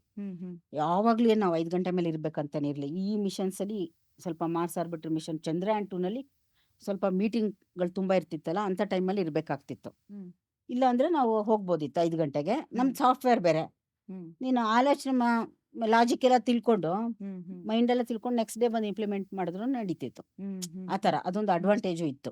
Very nice. ಸೊ ಹಾಗಾಗಿ ನೀವು ಅದನ್ನ ಮಾಡೋ ಕೆಲಸನ, ಆಫೀಸ್ ಕೆಲಸನ ನೀವು ಆಫೀಸಲ್ಲಿದ್ದಾಗ 8.5 ಅವರ್ಸ್ ಏನಿರುತ್ತೋ ಅದು ಬಿಟ್ಬಿಟ್ಟು ನಾವು ಹಠ ಹೊಡ್ಕೊಂಡು ಅಲ್ಲಿ ಇಲ್ಲಿ ಓಡಾಡ್ಕೊಂಡಿದ್ರೆ ನೀವು ಮಾಡೋಕ್ಕಾಗಲ್ಲ. ಅಂದ್ರೆ ಕಷ್ಟ ಆಗತ್ತೆ ನಿಮ್ಗೆ. ಕಷ್ಟ. ಹ್ಮ್. ಅಂದ್ರೆ ನೀವು ಅನ್ಕೊಂಡಿರೋ ಟೈಮಲ್ಲೆಲ್ಲ ಮಾಡಕ್ಕಾಗಲ್ಲ ಆ ಹ್ಮ್. ರೀತಿ. ಜೊತೆಗೆ ಈಗ ಆಸಕ್ತಿ ಬಗ್ಗೆ ಮಾತಾಡ್ತಿದ್ವಿ. ನನಗೆ ಈ ಥರ ಈ ಒಂದು ಕೆಲಸ ಮಾಡಬೇಕು ಅನ್ನೋ ಆಸಕ್ತಿ ಇರೋ ಹಾಗೆ ಸಾಕಷ್ಟು ಜನರಿಗೆ ಭಾರತದಲ್ಲಿ ಎಷ್ಟೋ ಜನ ಯುವಕ ಯುವತಿಯರಿಗೆ ಚಿಕ್ಕ ಚಿಕ್ಕ ಹಳ್ಳಿ ಸಣ್ಣ ಸಣ್ಣ ಪ್ರದೇಶಗಳಿಂದ ಈ ಇಸ್ರೋ ಅನ್ನೋ ಹೆಸರು ಕೇಳಿದ ತಕ್ಷಣ ನಾನಲ್ಲಿ ಹೋಗಿ ಕೆಲಸ ಮಾಡಬೇಕಪ್ಪ ಅನ್ನೋ ಅಂಥ ಸಾಕಷ್ಟು ವಿದ್ಯಾರ್ಥಿಗಳಿದ್ದಾರೆ. ಅಲ್ಲಿಗೆ ಹೋಗಬೇಕು ಅಂತ ಅಂದ್ರೆ ಈ ಆಸಕ್ತಿ ಜೊತೆ ಇನ್ನೇನೆಲ್ಲ ಮಾಡಬೇಕು ಅವರು? ಒಂದು ಇಸ್ರೋ ಅಂದ್ರೆ ಅದು ಸ್ವಲ್ಪ it's based on physics and maths. Maths. Hmm. ಅಂದ್ರೆ ಟು ಸಮ್ ಎಕ್ಸ್ಟೆಂಟ್ ಇದೆ, ಮೆಕ್ಯಾನಿಕಲ್ ಕೆಮಿಕಲ್ ಎಲ್ಲ ಇದೆ, ಅದು ಒಂಥರ ಸೈನ್ಸೇನೆ ಎಲ್ಲನೂ, ಹ್ಮ್. ಕರೆಕ್ಟಾ? ಹ್ಮ್. ಹ್ಮ್. ಸೊ ಅದರಲ್ಲಿ ನೀವು ಚೆನ್ನಾಗಿ ಓದ್ಕೊಂಡಿರ್ಬೇಕು. ಸುಮ್ಮನೆ ಬೈ ಹಾರ್ಟ್ ಮಾಡಿಬಿಟ್ಟು ಅಲ್ಲಿ ಬರೆಯೋದು ಹ್ಮ್. ಅಂದ್ರೆ ಸ್ವಲ್ಪನೂ ಅರ್ಥ ಮಾಡ್ಕೊಳ್ಳೆ, ಏನು 100% ಅರ್ಥ ಆಗಿರಲ್ಲ ಎಲ್ರಿಗೂ. ಕರೆಕ್ಟ್. ನೀವು ಸ್ವಲ್ಪ ಅರ್ಥ ಮಾಡ್ಕೊಳ್ಳೋಕೆ ಟ್ರೈ ಮಾಡಿಕೊಂಡು ಹ್ಮ್. ಓದಿದ್ರೆ ನಿಮ್ಗೆ ಇಸ್ರೋ ಅಂತ ಕಡೆ ಸೇರ್ಕೊಳ್ಳೋಕೆ ಅವಕಾಶ ಸಹಾಯ ಇದೆ. ಆಗುತ್ತೆ. ಹ್ಮ್. ಇನ್ನೊಂದು, ನೀವು ಮಾರ್ಕ್ಸ್ ಕೂಡ ಚೆನ್ನಾಗಿ ಸ್ಕೋರ್ ಮಾಡಬೇಕು. ಯಾಕೆಂದ್ರೆ ಯಾರಾದ್ರೂ ಒಬ್ರು ಕೆಲ್ಸಕ್ಕೆ ಸೇರ್ಕೊಳ್ಳೋಕೆ ಮುಂಚೆ ಹ್ಮ್. ಅವ್ರ ಕ್ಯಾಲಿಬರ್ ಏನು ಅಂತ ಯಾರಿಗೂ ಗೊತ್ತಿರಲ್ಲ. ಹ್ಮ್. ಸೊ ನಿನಗೆ ಎಂಟ್ರಿ ಏನು, ಒಂದು ಅಸೆಸ್ಮೆಂಟ್ ಬೇಕು, ಒಂದು ರಿಟರ್ನ್ ಎಕ್ಸಾಮ್ ಇರುತ್ತೆ ಇವಾಗೆಲ್ಲ ಇಸ್ರೋನಲ್ಲಿ ಹ್ಮ್. ಹ್ಮ್. ಇಂಜಿನಿಯರ್ಸ್ಗೆಲ್ಲ. ಅದಕ್ಕೆ ನೀನು ನಿನ್ನ ರಿಟರ್ನ್ ಎಕ್ಸಾಮ್ ಇರಬೇಕಂದ್ರೆ ನೀನು ಚೆನ್ನಾಗಿ ಓದ್ಕೊಂಡಿರ್ಬೇಕು ತಾನೆ. ಅದಕ್ಕೆ ಮುಂಚೆ ಎಲ್ಲರಿಗೂ ರಿಟರ್ನ್ ಎಕ್ಸಾಮ್ ಕೊಡೋಕ್ಕಾಗಲ್ವಾ? ಹ್ಮ್. ಹ್ಮ್. ಸೊ ಅಕಾಡೆಮಿಕ್ಸ್ ನೋಡ್ತಾರೆ, ಹ್ಮ್. ಒಂದು ಪರ್ಸೆಂಟೇಜು, ಆಮೇಲೆ ಸ್ವಲ್ಪ ಯಾವ ಯೂನಿವರ್ಸಿಟಿ. ಈಗ IIT ಅಂತ ಕಡೆ ನಿನಗೆ 66% ಬಂದ್ರೂ ಗುಡ್ ಅಂತಾನೆ ಕನ್ಸಿಡರ್ ಮಾಡ್ತಾರೆ. ಒಂದು ಅದನ್ನೆಲ್ಲ ಲೆಕ್ಕ, ಅದಕ್ಕೂ ಸಾಫ್ಟ್ವೇರ್ ಬರ್ತಿದ್ದಾರೆ ಇಸ್ರೋನಲ್ಲಿ. ಅದಕ್ಕೆ ಒಂದು ವಿಂಗ್ ಇದೆ, ರಿಕ್ರೂಟ್ಮೆಂಟ್ ವಿಂಗಲ್ಲಿ. ಹ್ಮ್. ಸೊ ಅದನ್ನೆಲ್ಲ ಅವರು ಇದು ಮಾಡಿ ಒಂದು ಕಮಿಟಿ ಮಾಡಿರ್ತಾರೆ. ನಾನು ಇದ್ದೆ ಏರೋಸ್ಪೇಸ್ನ ಹ್ಮ್. ಹ್ಮ್. ರಿಕ್ರೂಟ್ಮೆಂಟ್ ಕಮಿಟಿನಲ್ಲಿದ್ದೆ. ಸೊ ಯಾವ ಸ್ಟೂಡೆಂಟ್ಸಿಗೆ ಕರಿಬೋದು ಅಂತೆಲ್ಲ ಲಿಸ್ಟ್ ಮಾಡ್ಕೋತಾರೆ. ಹ್ಮ್. ಹ್ಮ್. ಅದಾದಮೇಲೆ ಇದು ಕೆಲವಕ್ಕೆ ಬರೀ ಇಂಟರ್ವ್ಯೂ ಇರುತ್ತೆ, MTech ಅಂತದಕ್ಕೆಲ್ಲ. ಹ್ಮ್. ಇನ್ನು ಕೆಲವಕ್ಕೆ ರಿಟರ್ನ್ ಎಕ್ಸಾಮ್ ಇರುತ್ತೆ. ರಿಟರ್ನ್ ಎಕ್ಸಾಮಲ್ಲಿ ಥ್ರೂ ಆದವ್ರಿಗೆ ಇಂಟರ್ವ್ಯೂ ಇರುತ್ತೆ. ಹ್ಮ್. ಹ್ಮ್. ಇಂಟರ್ವ್ಯೂನಲ್ಲಿ ಮೇಯ್ನ್ಲಿ ಫಂಡಮೆಂಟಲ್ಸೇ ಕೇಳೋದು. ಏನಾಗುತ್ತೆ, ಎಷ್ಟೊಂದು ಜನ ಹೈಫೈ ಎಲ್ಲ ಹೇಳ್ತಾ ಇರ್ತಾರೆ, ಆದರೆ ಫಂಡಮೆಂಟಲ್ಸು ಗೊತ್ತಿರೋದಿಲ್ಲ. ಆದರೆ ಇಸ್ರೋದಲ್ಲಿ ಏನು ಎಕ್ಸ್ಪೆಕ್ಟ್ ಮಾಡ್ತಾರೆ ಅಂದರೆ ನಿನಗೆ ಫಂಡಮೆಂಟಲ್ಸ್ ಚೆನ್ನಾಗಿ ಗೊತ್ತಿರಬೇಕು. ನಿನಗೆ ಫಂಡಮೆಂಟಲ್ಸ್ ಚೆನ್ನಾಗಿ ಗೊತ್ತಿದ್ರೇ ನೀನು ಈ ಥರ ಹೊಸ ಏನಾದರೂ ಕೆಲಸಗಳು, ಸ್ಯಾಟಲೈಟ್ ಕೆಲಸ ಎಲ್ಲ ಮಾಡೋಕ್ಕಾಗೋದು. ಹ್ಮ್. ಇಲ್ಲದೆ ಇದ್ದರೆ ಕಷ್ಟ. ಓಕೆ. ಈಗ ಇಸ್ರೋಗೆ ಹೋಗಬೇಕು ಅಂದ್ಕೊಳ್ಳೋರು ಏನೆಲ್ಲ ಮಾಡಬೇಕು ಅಂತ ಹೇಳಿದ್ರೆ, ಈಗ ನನಗೆ ಫಿಸಿಕ್ಸ್ ಕಾನ್ಸೆಪ್ಟ್ ಅನ್ನೋದು ಅರ್ಥ ಆಗೋದಿಲ್ಲ.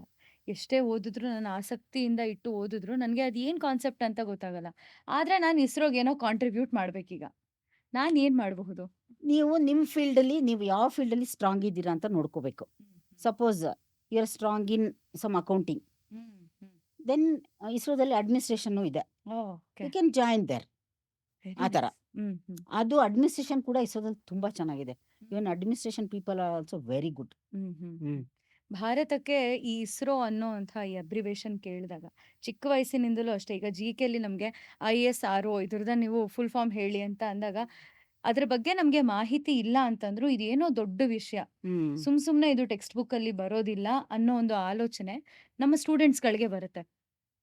ಇಸ್ರೋವಿನ ಆಲೋಚನೆ ಆಗಲಿ, ಆ ಒಂದು ಸಂಸ್ಥೆಯ ಬಗ್ಗೆ ಮಾತಾಡೋದಾದ್ರೆ ಇದು ಎಷ್ಟು ವಿಭಿನ್ನವಾಗಿದೆ. ನಾಸಾ ಆಗಲಿ, ಸ್ಪೇಸ್ ಎಕ್ಸ್ ಆಗಲಿ, ಇದನ್ನ ನಾವು ಹೊರತುಪಡಿಸಿ ಬರೀ ಇಸ್ರೋ ಬಗ್ಗೆ ಮಾತನಾಡಬೇಕು ಅಂತಂದ್ರೆ ಎಷ್ಟು ವಿಭಿನ್ನವಾಗಿದೆ, ಮತ್ತೆ ಮುಂಬರುವ ಆಲೋಚನೆಗಳು ಏನೇನಿದೆ ಈ ಸಂಸ್ಥೆಯಿಂದ? ಇದು ಇಸ್ರೋದಲ್ಲಿ ಅವರು ಶುರು ಮಾಡಿದ್ದೆ ಒಂದು ಮನುಷ್ಯ ಅಂದ್ರೆ ಮ್ಯಾನ್ ಕೈಂಡ್ ಅಂತಾರಲ್ಲ, ಅವರಿಗೆ ಉಪಯೋಗ ಆಗಬೇಕು ಅಂತ. ನಾನು ಏನು ಹೇಳಿದೆ, ಇಂಡಿಯನ್ IRS ಸ್ಯಾಟಲೈಟ್ ಅಂತ ಹೇಳಿದ್ನಲ್ಲ, ಆ ಥರ ತುಂಬ ಮಾಡಿದ್ದೀವಿ. ಅಂದರೆ ಇಂಡಿಯನ್ ರಿಮೋಟ್ ಸೆನ್ಸಿಂಗ್ ಸ್ಯಾಟಲೈಟ್ ಅಂತ. ಅದೇನು ಮಾಡುತ್ತೆ, ಮೇಲಿಂದ ಪಿಕ್ಚರ್ ತೆಗಿಯುತ್ತೆ, ಇಮೇಜ್ ತೆಗಿಯುತ್ತೆ. ಸೊ ಅದನ್ನೆಲ್ಲ ಇವಾಗ ಐ ಥಿಂಕ್ ನಾನೇನು ಇಸ್ರೋದಲ್ಲಿ ಇದ್ದಾಗಲೇ ಎಲ್ಲ ಗೌರ್ಮೆಂಟ್ ಡಿಪಾರ್ಟ್ಮೆಂಟ್ನವ್ರದ್ದು ಜೊತೆನೂ ಮೀಟಿಂಗ್ ಇತ್ತು. ಅಂದರೆ ನಮ್ಮ ಚೇರ್ಮನ್ನು, ಡೈರೆಕ್ಟರ್ ಲೆವೆಲ್ನೆಲ್ಲ ಹೋಗಿದ್ರು. ಹೋಗ್ಬಿಟ್ಟು ಹೌ ದೇ ಕ್ಯಾನ್ ಯೂಸ್ ಅಂತ ಅದನ್ನೆಲ್ಲ ಮಾಡಿದ್ದಾರೆ. ಈಗ ನೋಡಿ, ರಿವರ್ಸ್ ಎಲ್ಲೆಲ್ಲಿದೆ, ಆಮೇಲೆ ಫಾರೆಸ್ಟ್ ಎಲ್ಲಿ ಡಿಫಾರೆಸ್ಟೇಷನ್ ಆಗಿದೆ, ಆಮೇಲೆ ಎಲ್ಲಿ ಫಿಶರೀಸ್ ಜಾಸ್ತಿ ಇದೆ, ಆಮೇಲೆ ಮತ್ತೆ ಕಮ್ಯುನಿಕೇಷನ್ಗೆ ಈ ದೂರದರ್ಶನ ನಿಮಗೆ ಗೊತ್ತು, ಅದು ವೆದರ್ ಫೋರ್ಕಾಸ್ಟಿಂಗಿಗೆ, ಆಮೇಲೆ ಈಗ ನೀವು ಟ್ರೈನಲ್ಲಿ ನಿಮಗೆ ಈಗ ಲೈವ್ ಸ್ಟೇಟಸ್ ಬರುತ್ತೆ, ಟ್ರೈನ್ ಎಲ್ಲಿದೆ ಅಂತ ನೋಡಿರ್ಬೇಕು ನೀವು. ಅದು ಕೂಡ ನಮ್ದು ರಿಸೀವರ್ ಇಟ್ಟಿದ್ದಾರೆ ಅದರಲ್ಲಿ, ಆಯ್ತಾ?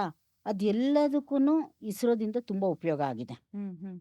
ಮುಂದೆ ಇಸ್ರೋದಲ್ಲಿ ಈಗ ಏನಾಗಿದೆ ಅಂದರೆ ಸ್ವಲ್ಪ ಬೈಫರ್ಕೇಶನ್ ಮಾಡಿದ್ದಾರೆ ಈ ಗೌರ್ಮೆಂಟ್ನಲ್ಲಿ. ಒಂದು ಇನ್‌ಸ್ಪೇಸ್ ಅಂತ, Indian national space promotion and authorisation centre ಅಂತ, ಇನ್‌ಸ್ಪೇಸ್ ಅಂತ. ಆಮೇಲೆ ಇನ್ನೊಂದು NSIL ಅಂತ ಒಂದು ಮಾಡಿದ್ದಾರೆ, national new space India limited ಅಂತ. ಈಗ ನಮ್ಮ ಉಪಯೋಗಕ್ಕೆ ಬರೋವಂಥ ಸ್ಯಾಟಲೈಟ್ ಅಂದರೆ ನಾವು ಮುಂಚೆ ಲಾಂಚ್ ಮಾಡಿರೋ ಸ್ಯಾಟಲೈಟು ಮತ್ತೆ ನಮಗೆ ಈಗ ಸ್ಯಾಟಲೈಟ್ಗಳು ಒಂದು 10 ವರ್ಷ ಕೆಲಸ ಮಾಡಿದರೆ ಮತ್ತೆ ನಮಗೆ ಬೇಕು ತಾನೇ ಅದು. ಸೊ ಅದಕ್ಕೆ ಮತ್ತೆ ಲಾಂಚ್ ಮಾಡ್ತಾ ಇರ್ತಾರಲ್ಲ, ಅದೆಲ್ಲ ರೊಟೀನ್ ವರ್ಕ್ ಥರ ಆಗುತ್ತಲ್ಲ, ಅದನ್ನೆಲ್ಲ ಈ NSIL ಎಲ್ಲ they will take over. But ಇಸ್ರೋದಲ್ಲೇ ಸ್ಯಾಟಲೈಟ್ ಮಾಡ್ತಾರೆ, ಬಟ್ ಅದನ್ನು ಅವ್ರು ಮಾಡ್ತಾರೆ. ಆಮೇಲೆ ಸ್ವಲ್ಪ ಈಗ ಪ್ರೈವೇಟೈಸೇಷನ್ನು ಇದೆ, ಅದಕ್ಕೂ ಒತ್ತು ಕೊಡ್ತಾ ಇದ್ದಾರೆ ಇವಾಗ. ಈಗ US ಅಲ್ಲಿ ನೀವು ನೋಡಿರ್ಬೋದು, space X is A private agency, NASA is A government agency. ಆಮೇಲೆ ಅವ್ರದ್ದೆಲ್ಲ ಫಂಡಿಂಗ್ ತುಂಬ ಜಾಸ್ತಿ ಇರುತ್ತೆ ನಮಗೆ ಕಂಪೇರ್ ಮಾಡಿದ್ರೆ. ಆಮೇಲೆ ಸ್ಪೇಸ್ ಎಕ್ಸ್ನವರು in a short period of time they have made lot of money and they have done lot of new things, reusable rocket ಅದೆಲ್ಲ ಮಾಡಿ. ಸೊ ಅದೇ ರೀತಿ ಇಲ್ಲೂ ಸ್ವಲ್ಪ ಡೆವಲಪ್ ಆಗಬೇಕು ಅಂದ್ಬಿಟ್ಟು ಸ್ವಲ್ಪ ಇದೇ ಹೇಳಿದ್ನಲ್ಲ, ಇದೆಲ್ಲ ಮಾಡಿದ್ದಾರೆ. ಒಂದು ಈಗ ಮುಂದೆ ಇಸ್ರೋದಲ್ಲಿ ಬರೋ ಪ್ರಾಜೆಕ್ಟ್ಸ್ ಅಂದರೆ ನಾನು ಏನು ನ್ಯೂಸ್ ಪೇಪರ್ಲಿ ಅದ್ರಲ್ಲಿ ಬರುತ್ತೋ ಅದನ್ನಷ್ಟೇ ಹೇಳೋದು. ನಾನು ಬೇರೆ ಎಲ್ಲ ಹೇಳಲೂಬಾರ್ದು ನಾನು. ಅದು ಅಂದರೆ ಒಂದು ಹ್ಯೂಮನ್ ಸ್ಪೇಸ್ ಪ್ರೋಗ್ರಾಮ್ ಇದೆ, ಗಗನಯಾನ್ ಅಂತ, ಅದನ್ನ ಮಾಡ್ತಾರೆ. ಅದರಲ್ಲಿ ಒಂದು ಲೇಡಿ ರೋಬೋನು ಮಾಡಿದ್ದಾರೆ, ಅದನ್ನು ಕಳಿಸ್ತಾರೆ. First without any human beings ಕಳಿಸ್ತಾರೆ, ಒಂದು 2-3 ಆಗತ್ತೆ. ಅದು ಆದಮೇಲೆ ಮನುಷ್ಯರನ್ನ ಕಳಿಸ್ತಾರೆ. ಅದಕ್ಕೆ ಟ್ರೈನಿಂಗ್ ನಡೀತಾ ಇದೆ ಅವ್ರಿಗೆ, ಆಯ್ತಾ. ಸೊ ಅದಿದೆ. ಆಮೇಲೆ ಚಂದ್ರಯಾನ್ 4 ಅಂತ ಒಂದಿದೆ, ಅದು ರಿಟರ್ನ್ ಮಿಷನು. ಅಂದರೆ ಈಗ ಚಂದ್ರಯಾನ್ 3ನಲ್ಲಿ ಅದು ಲ್ಯಾಂಡ್ ಆಯಿತು, ಲ್ಯಾಂಡ್ ಆಗಿದ್ದೇನು ಅದು ಮತ್ತೆ ಬರೋದಿಲ್ಲ ಇಲ್ಲಿಗೆ. ಇನ್ನೊಂದು ಆರ್ಬಿಟರ್ ಅಂತ ಮುಂಚೆ ಕಳಿಸಿದ್ವಿ ಚಂದ್ರಯಾನ್ 2ನಲ್ಲಿ, ಅದಿನ್ನೂ ಸುತ್ತಾನೆ ಇರುತ್ತೆ, ಅದು ಬರಲ್ಲ. ಏನಂದ್ರೆ ಅದರಿಂದ ಇನ್ಫಾರ್ಮೇಶನ್ ಬರುತ್ತೆ. ಇದು ಚಂದ್ರಯಾನ್ 4 ಅಂದರೆ ಅದು ಭೂಮಿಗೆ ಬರಬೇಕು ವಾಪಸ್ಸು, ಅದೊಂದು ಮಿಷನ್ ಇದೆ. ಆಮೇಲೆ ವೀನಸ್ ಅದಕ್ಕೂ ಮಾಡ್ಬೇಕಂತ ಇದ್ದಾರೆ. ಅಲ್ಲ, ನೀವು ಆಶ್ಚರ್ಯ ಪಡ್ಬೇಡಿ, ನಾಸಾದವ್ರು ಆಗಲೇ ಫುಲ್ ಎಲ್ಲ ಸ್ಯಾಟರ್ನ್ವರೆಗೂ ಹೋಗಿದ್ದಾರೆ. ಆಮೇಲೆ ಸೂರ್ಯನ ಹತ್ರನೂ ಹೋಗಿದ್ದಾರೆ ನಮ್ಮವರು. ನಾವು ಸೂರ್ಯನ ಸ್ಟಡಿ ಮಾಡಕ್ಕೆ ಒಂದು ಲೆಗ್ರಾಂಜಿಯನ್ ಪಾಯಿಂಟ್ ಅಂತ ಇದೆ, ಅದು ಒಬ್ಬ ಲೆಗ್ರಾಂಜಿಯನ್ ಅಂತ ಒಬ್ಬ ಕಂಡಿಡ್ದಿರೋ ಸೈಂಟಿಸ್ಟು, ಅಲ್ಲಿ ಇಟ್ಟಿದ್ದೀವಿ ಸ್ಯಾಟಲೈಟ್ನ. ಅಲ್ಲಿ ಇಟ್ಟರೆ ಯಾವಾಗಲೂ ಸೂರ್ಯನ ನೋಡ್ಬೋದು. ಅಂದರೆ ಅದರಲ್ಲಿ ಸೂರ್ಯನಿಂದ ಕರ್ನಲ್ ಮಾಸ್ ಎಜೆಕ್ಷನ್ ಅಂತ ಆಗ್ತಾ ಇರುತ್ತೆ, ಅದು it will disturb the magnetic field of the earth. ಎಷ್ಟೋ ಕಡೆ ಅದು ಈವನ್ ಪವರ್ ಔಟೇಜ್ ಎಲ್ಲ ಆಗಿದೆ ಅದರಿಂದ, ತುಂಬ ಜಾಸ್ತಿ ಬಂದಾಗ. ನಾವು ಅಟ್ಮಾಸ್ಫಿಯರ್ ಎಲ್ಲ ಚೇಂಜ್ ಆಗುತ್ತೆ, ನಾವು ಅದನ್ನು ಕೆಲವು ಪ್ಯಾರಾಮೀಟರ್ಸ್ ಯೂಸ್ ಮಾಡ್ತೀವಿ, ಸೋಲಾರ್ ಫ್ಲಕ್ಸ್ ಅಂತ, ಮ್ಯಾಗ್ನೆಟಿಕ್ ಇಂಡೆಕ್ಸ್ ಅಂತಲ್ಲ, ಅದನ್ನ ಯೂಸ್ ಮಾಡ್ತೀವಿ ಸ್ಯಾಟಲೈಟಲ್ಲಿ ಅಟ್ಮಾಸ್ಫಿಯರಿಕ್ ಮಾಡೆಲ್ಗೆಲ್ಲ. So it will have an effect on the satellites also. ಅದೆಲ್ಲ ಸ್ಟಡಿ ಮಾಡೋಕ್ಕೇ ಅದು ಆದಿತ್ಯ ಮಿಷನ್ ಕಳಿಸಿರೋದು. ನೀವು ಟಿವಿನಲ್ಲೆಲ್ಲ ನೋಡಿರ್ಬೋದು, ಆದಿತ್ಯ ಮಿಷನ್ ಹೌದೌದು. ಸಣ್ಣ ಸ್ಟಡಿ ಮಾಡೋಕ್ಕೆ ಕಳಿಸಿದ್ದಾರೆ. ಅದು ನೆಕ್ಸ್ಟ್ ಈಗ ವೀನಸ್ಗೆ ಹಾಗಿದ್ರೆ ಏಮ್ ಅಂತ ಹೇಳ್ತಾ ಇದ್ದೀರಾ? ನೆಕ್ಸ್ಟು ಇರೋದು ಚಂದ್ರಯಾನ್ 4, ಆಮೇಲೆ ಗಗನಯಾನ್, ಆಮೇಲೆ ವೀನಸ್. Very nice. ಜೊತೆಗೆ ಈಗ ಸ್ಯಾಟಲೈಟ್ ಬಗ್ಗೆ ಮಾತಾಡ್ತಿದ್ದಾಗ ನನಗೆ ಈಗ ಬಂದಿದ್ದಂಥ ಕುತೂಹಲ, ಇದಕ್ಕೂ ಎಲ್ಲ ಲೈಫ್ ಸ್ಪಾನ್ ಅನ್ನೋದಿರುತ್ತಾ? ಹೌದು. ಎಷ್ಟು ವರ್ಷಗಳಿರುತ್ತೆ? ಈಗ ನಾವು ಮುಂಚೆನೇ ಈಗ ಅದರಲ್ಲಿ ಹೇಳಿದ್ನಲ್ಲ, ಬೇರೆ ಬೇರೆ ಬೇರೆ ಬೇರೆ ಸಬ್ ಸಿಸ್ಟಮ್ಸ್ ಇರುತ್ತೆ ಅಂತ, ಇರುತ್ತೆ. ಹೌದು. ಅದೆಲ್ಲಕ್ಕೂ ಒಂದು ಲೈಫ್ ಇರುತ್ತೆ. ಈಗ ನಿಮ್ಮ ಟಿವಿನ ತಗೊಳ್ಳಿ, ಎಷ್ಟು ಹೌದು. ವರ್ಷ ಬರುತ್ತೆ? 10 ವರ್ಷ, ಹಾ. 20 ವರ್ಷ. ಹಾಗೆ ಅದೇ ರೀತಿ ನಾವು ಪ್ರತಿ ಒಂದು ಕಾಂಪೋನೆಂಟ್ಸ್ಗೂ ಕೂಡ ಒಂದು ಲೈಫ್ ಇರುತ್ತೆ. ಓ. ಸೊ ಅದನ್ನೆಲ್ಲ ಸೇರಿಸ್ಬಿಟ್ಟು ನಾವು ಒಂದು ಲೈಫ್ ಹೇಳ್ತೀವಿ. ಆಮೇಲೆ ಅದೊಂದೇ ಇಲ್ಲ, ಫ್ಯೂಯಲ್ ಇಟ್ಟಿರ್ತೀವಲ್ಲ ನಾವು ಸ್ಯಾಟಲೈಟಲ್ಲಿ, ಅದು ತುಂಬ ಇಂಪಾರ್ಟೆಂಟು. ಯಾಕೆಂದ್ರೆ ನಾವು ಸ್ಯಾಟಲೈಟ್ನ ಹಾಕಿರ್ತೀವಿ, ಇದು ಇಂಥದ್ದು ಆರ್ಬಿಟಲ್ಲೇ ಸುತ್ತಾ ಇರಬೇಕು ಅಂತ. ಬೇರೆ ಬೇರೆ ಏನು ನಾನು ಹೇಳಿದ್ನಲ್ಲ, ಪರ್ಟರ್ಬೇಷನ್ಸ್ ಅಂತ ಇರುತ್ತೆ, ಸೂರ್ಯನ ಕಿರಣಗಳು ಅದ್ರ ಮೇಲೆ ಬೀಳ್ತಾ ಇರತ್ತೆ, ಆಮೇಲೆ ಸೂರ್ಯನ ಅಟ್ರಾಕ್ಷನ್ ಇರುತ್ತೆ, ಬೇರೆ ಪ್ಲಾನೆಟ್ಸ್ ಅಟ್ರಾಕ್ಷನ್ ಇರತ್ತೆ. ಆಮೇಲೆ ಅರ್ತ್ ನಾವು ಅನ್ಕೊಂಡ್ರೆ ಪರ್ಫೆಕ್ಟ್ ಸ್ಪಿಯರ್ ಇಲ್ಲ, ಅದು ನೀವೇ ನೋಡಿರ್ತೀರ, ಗುಡ್ಡ ಇದೆ, ತಗ್ಗಿದೆ, ಅದನ್ನೆಲ್ಲ ನಾವು ಮಾಡೆಲ್ ಮಾಡಿರ್ತೇವೆ. ಸೊ ಅದನ್ನೆಲ್ಲ ಯೂಸ್ ಮಾಡ್ತಾ ಇರ್ತೀವಲ್ಲ, ಅದ್ರದ್ದು ಅಟ್ರಾಕ್ಷನ್, ಅದ್ರದ್ದೆಲ್ಲ ಎಕ್ಸ್ಟ್ರಾ ಅಟ್ರಾಕ್ಷನ್ ಇರತ್ತೆ. ಸೊ ಅದನ್ನೆಲ್ಲ ಮಾಡೆಲ್ ಮಾಡಿದ್ರು ಎಲ್ಲೋ ಫುಲ್ 100% ನೀವು ಪಕ್ಕ ಮಾಡೋಕ್ಕಾಗಲ್ಲ. ಆಮೇಲೆ ನಿಮ್ಗೊಂದು ಗೊತ್ತಿರ್ಬೋದು, nothing is perfect in the world. Correct. ನೀವು ಕೆಮಿಸ್ಟ್ರಿ ಓದಿರ್ತೀರ, no gas is ideal gas, all are real gases, ಕರೆಕ್ಟಾ? ಅದೇ ರೀತಿ ಇದು ಅಷ್ಟೇ, ಯಾವುದು 100% ಪರ್ಫೆಕ್ಟ್ ಇರಲ್ಲ. ನಾವು ಮಾಡೆಲ್ ಮಾಡಿದ್ರು ಅದರಲ್ಲೂ ಸ್ವಲ್ಪ ಇರುತ್ತೆ, ಇಂಪರ್ಫೆಕ್ಷನ್ ಇರುತ್ತೆ.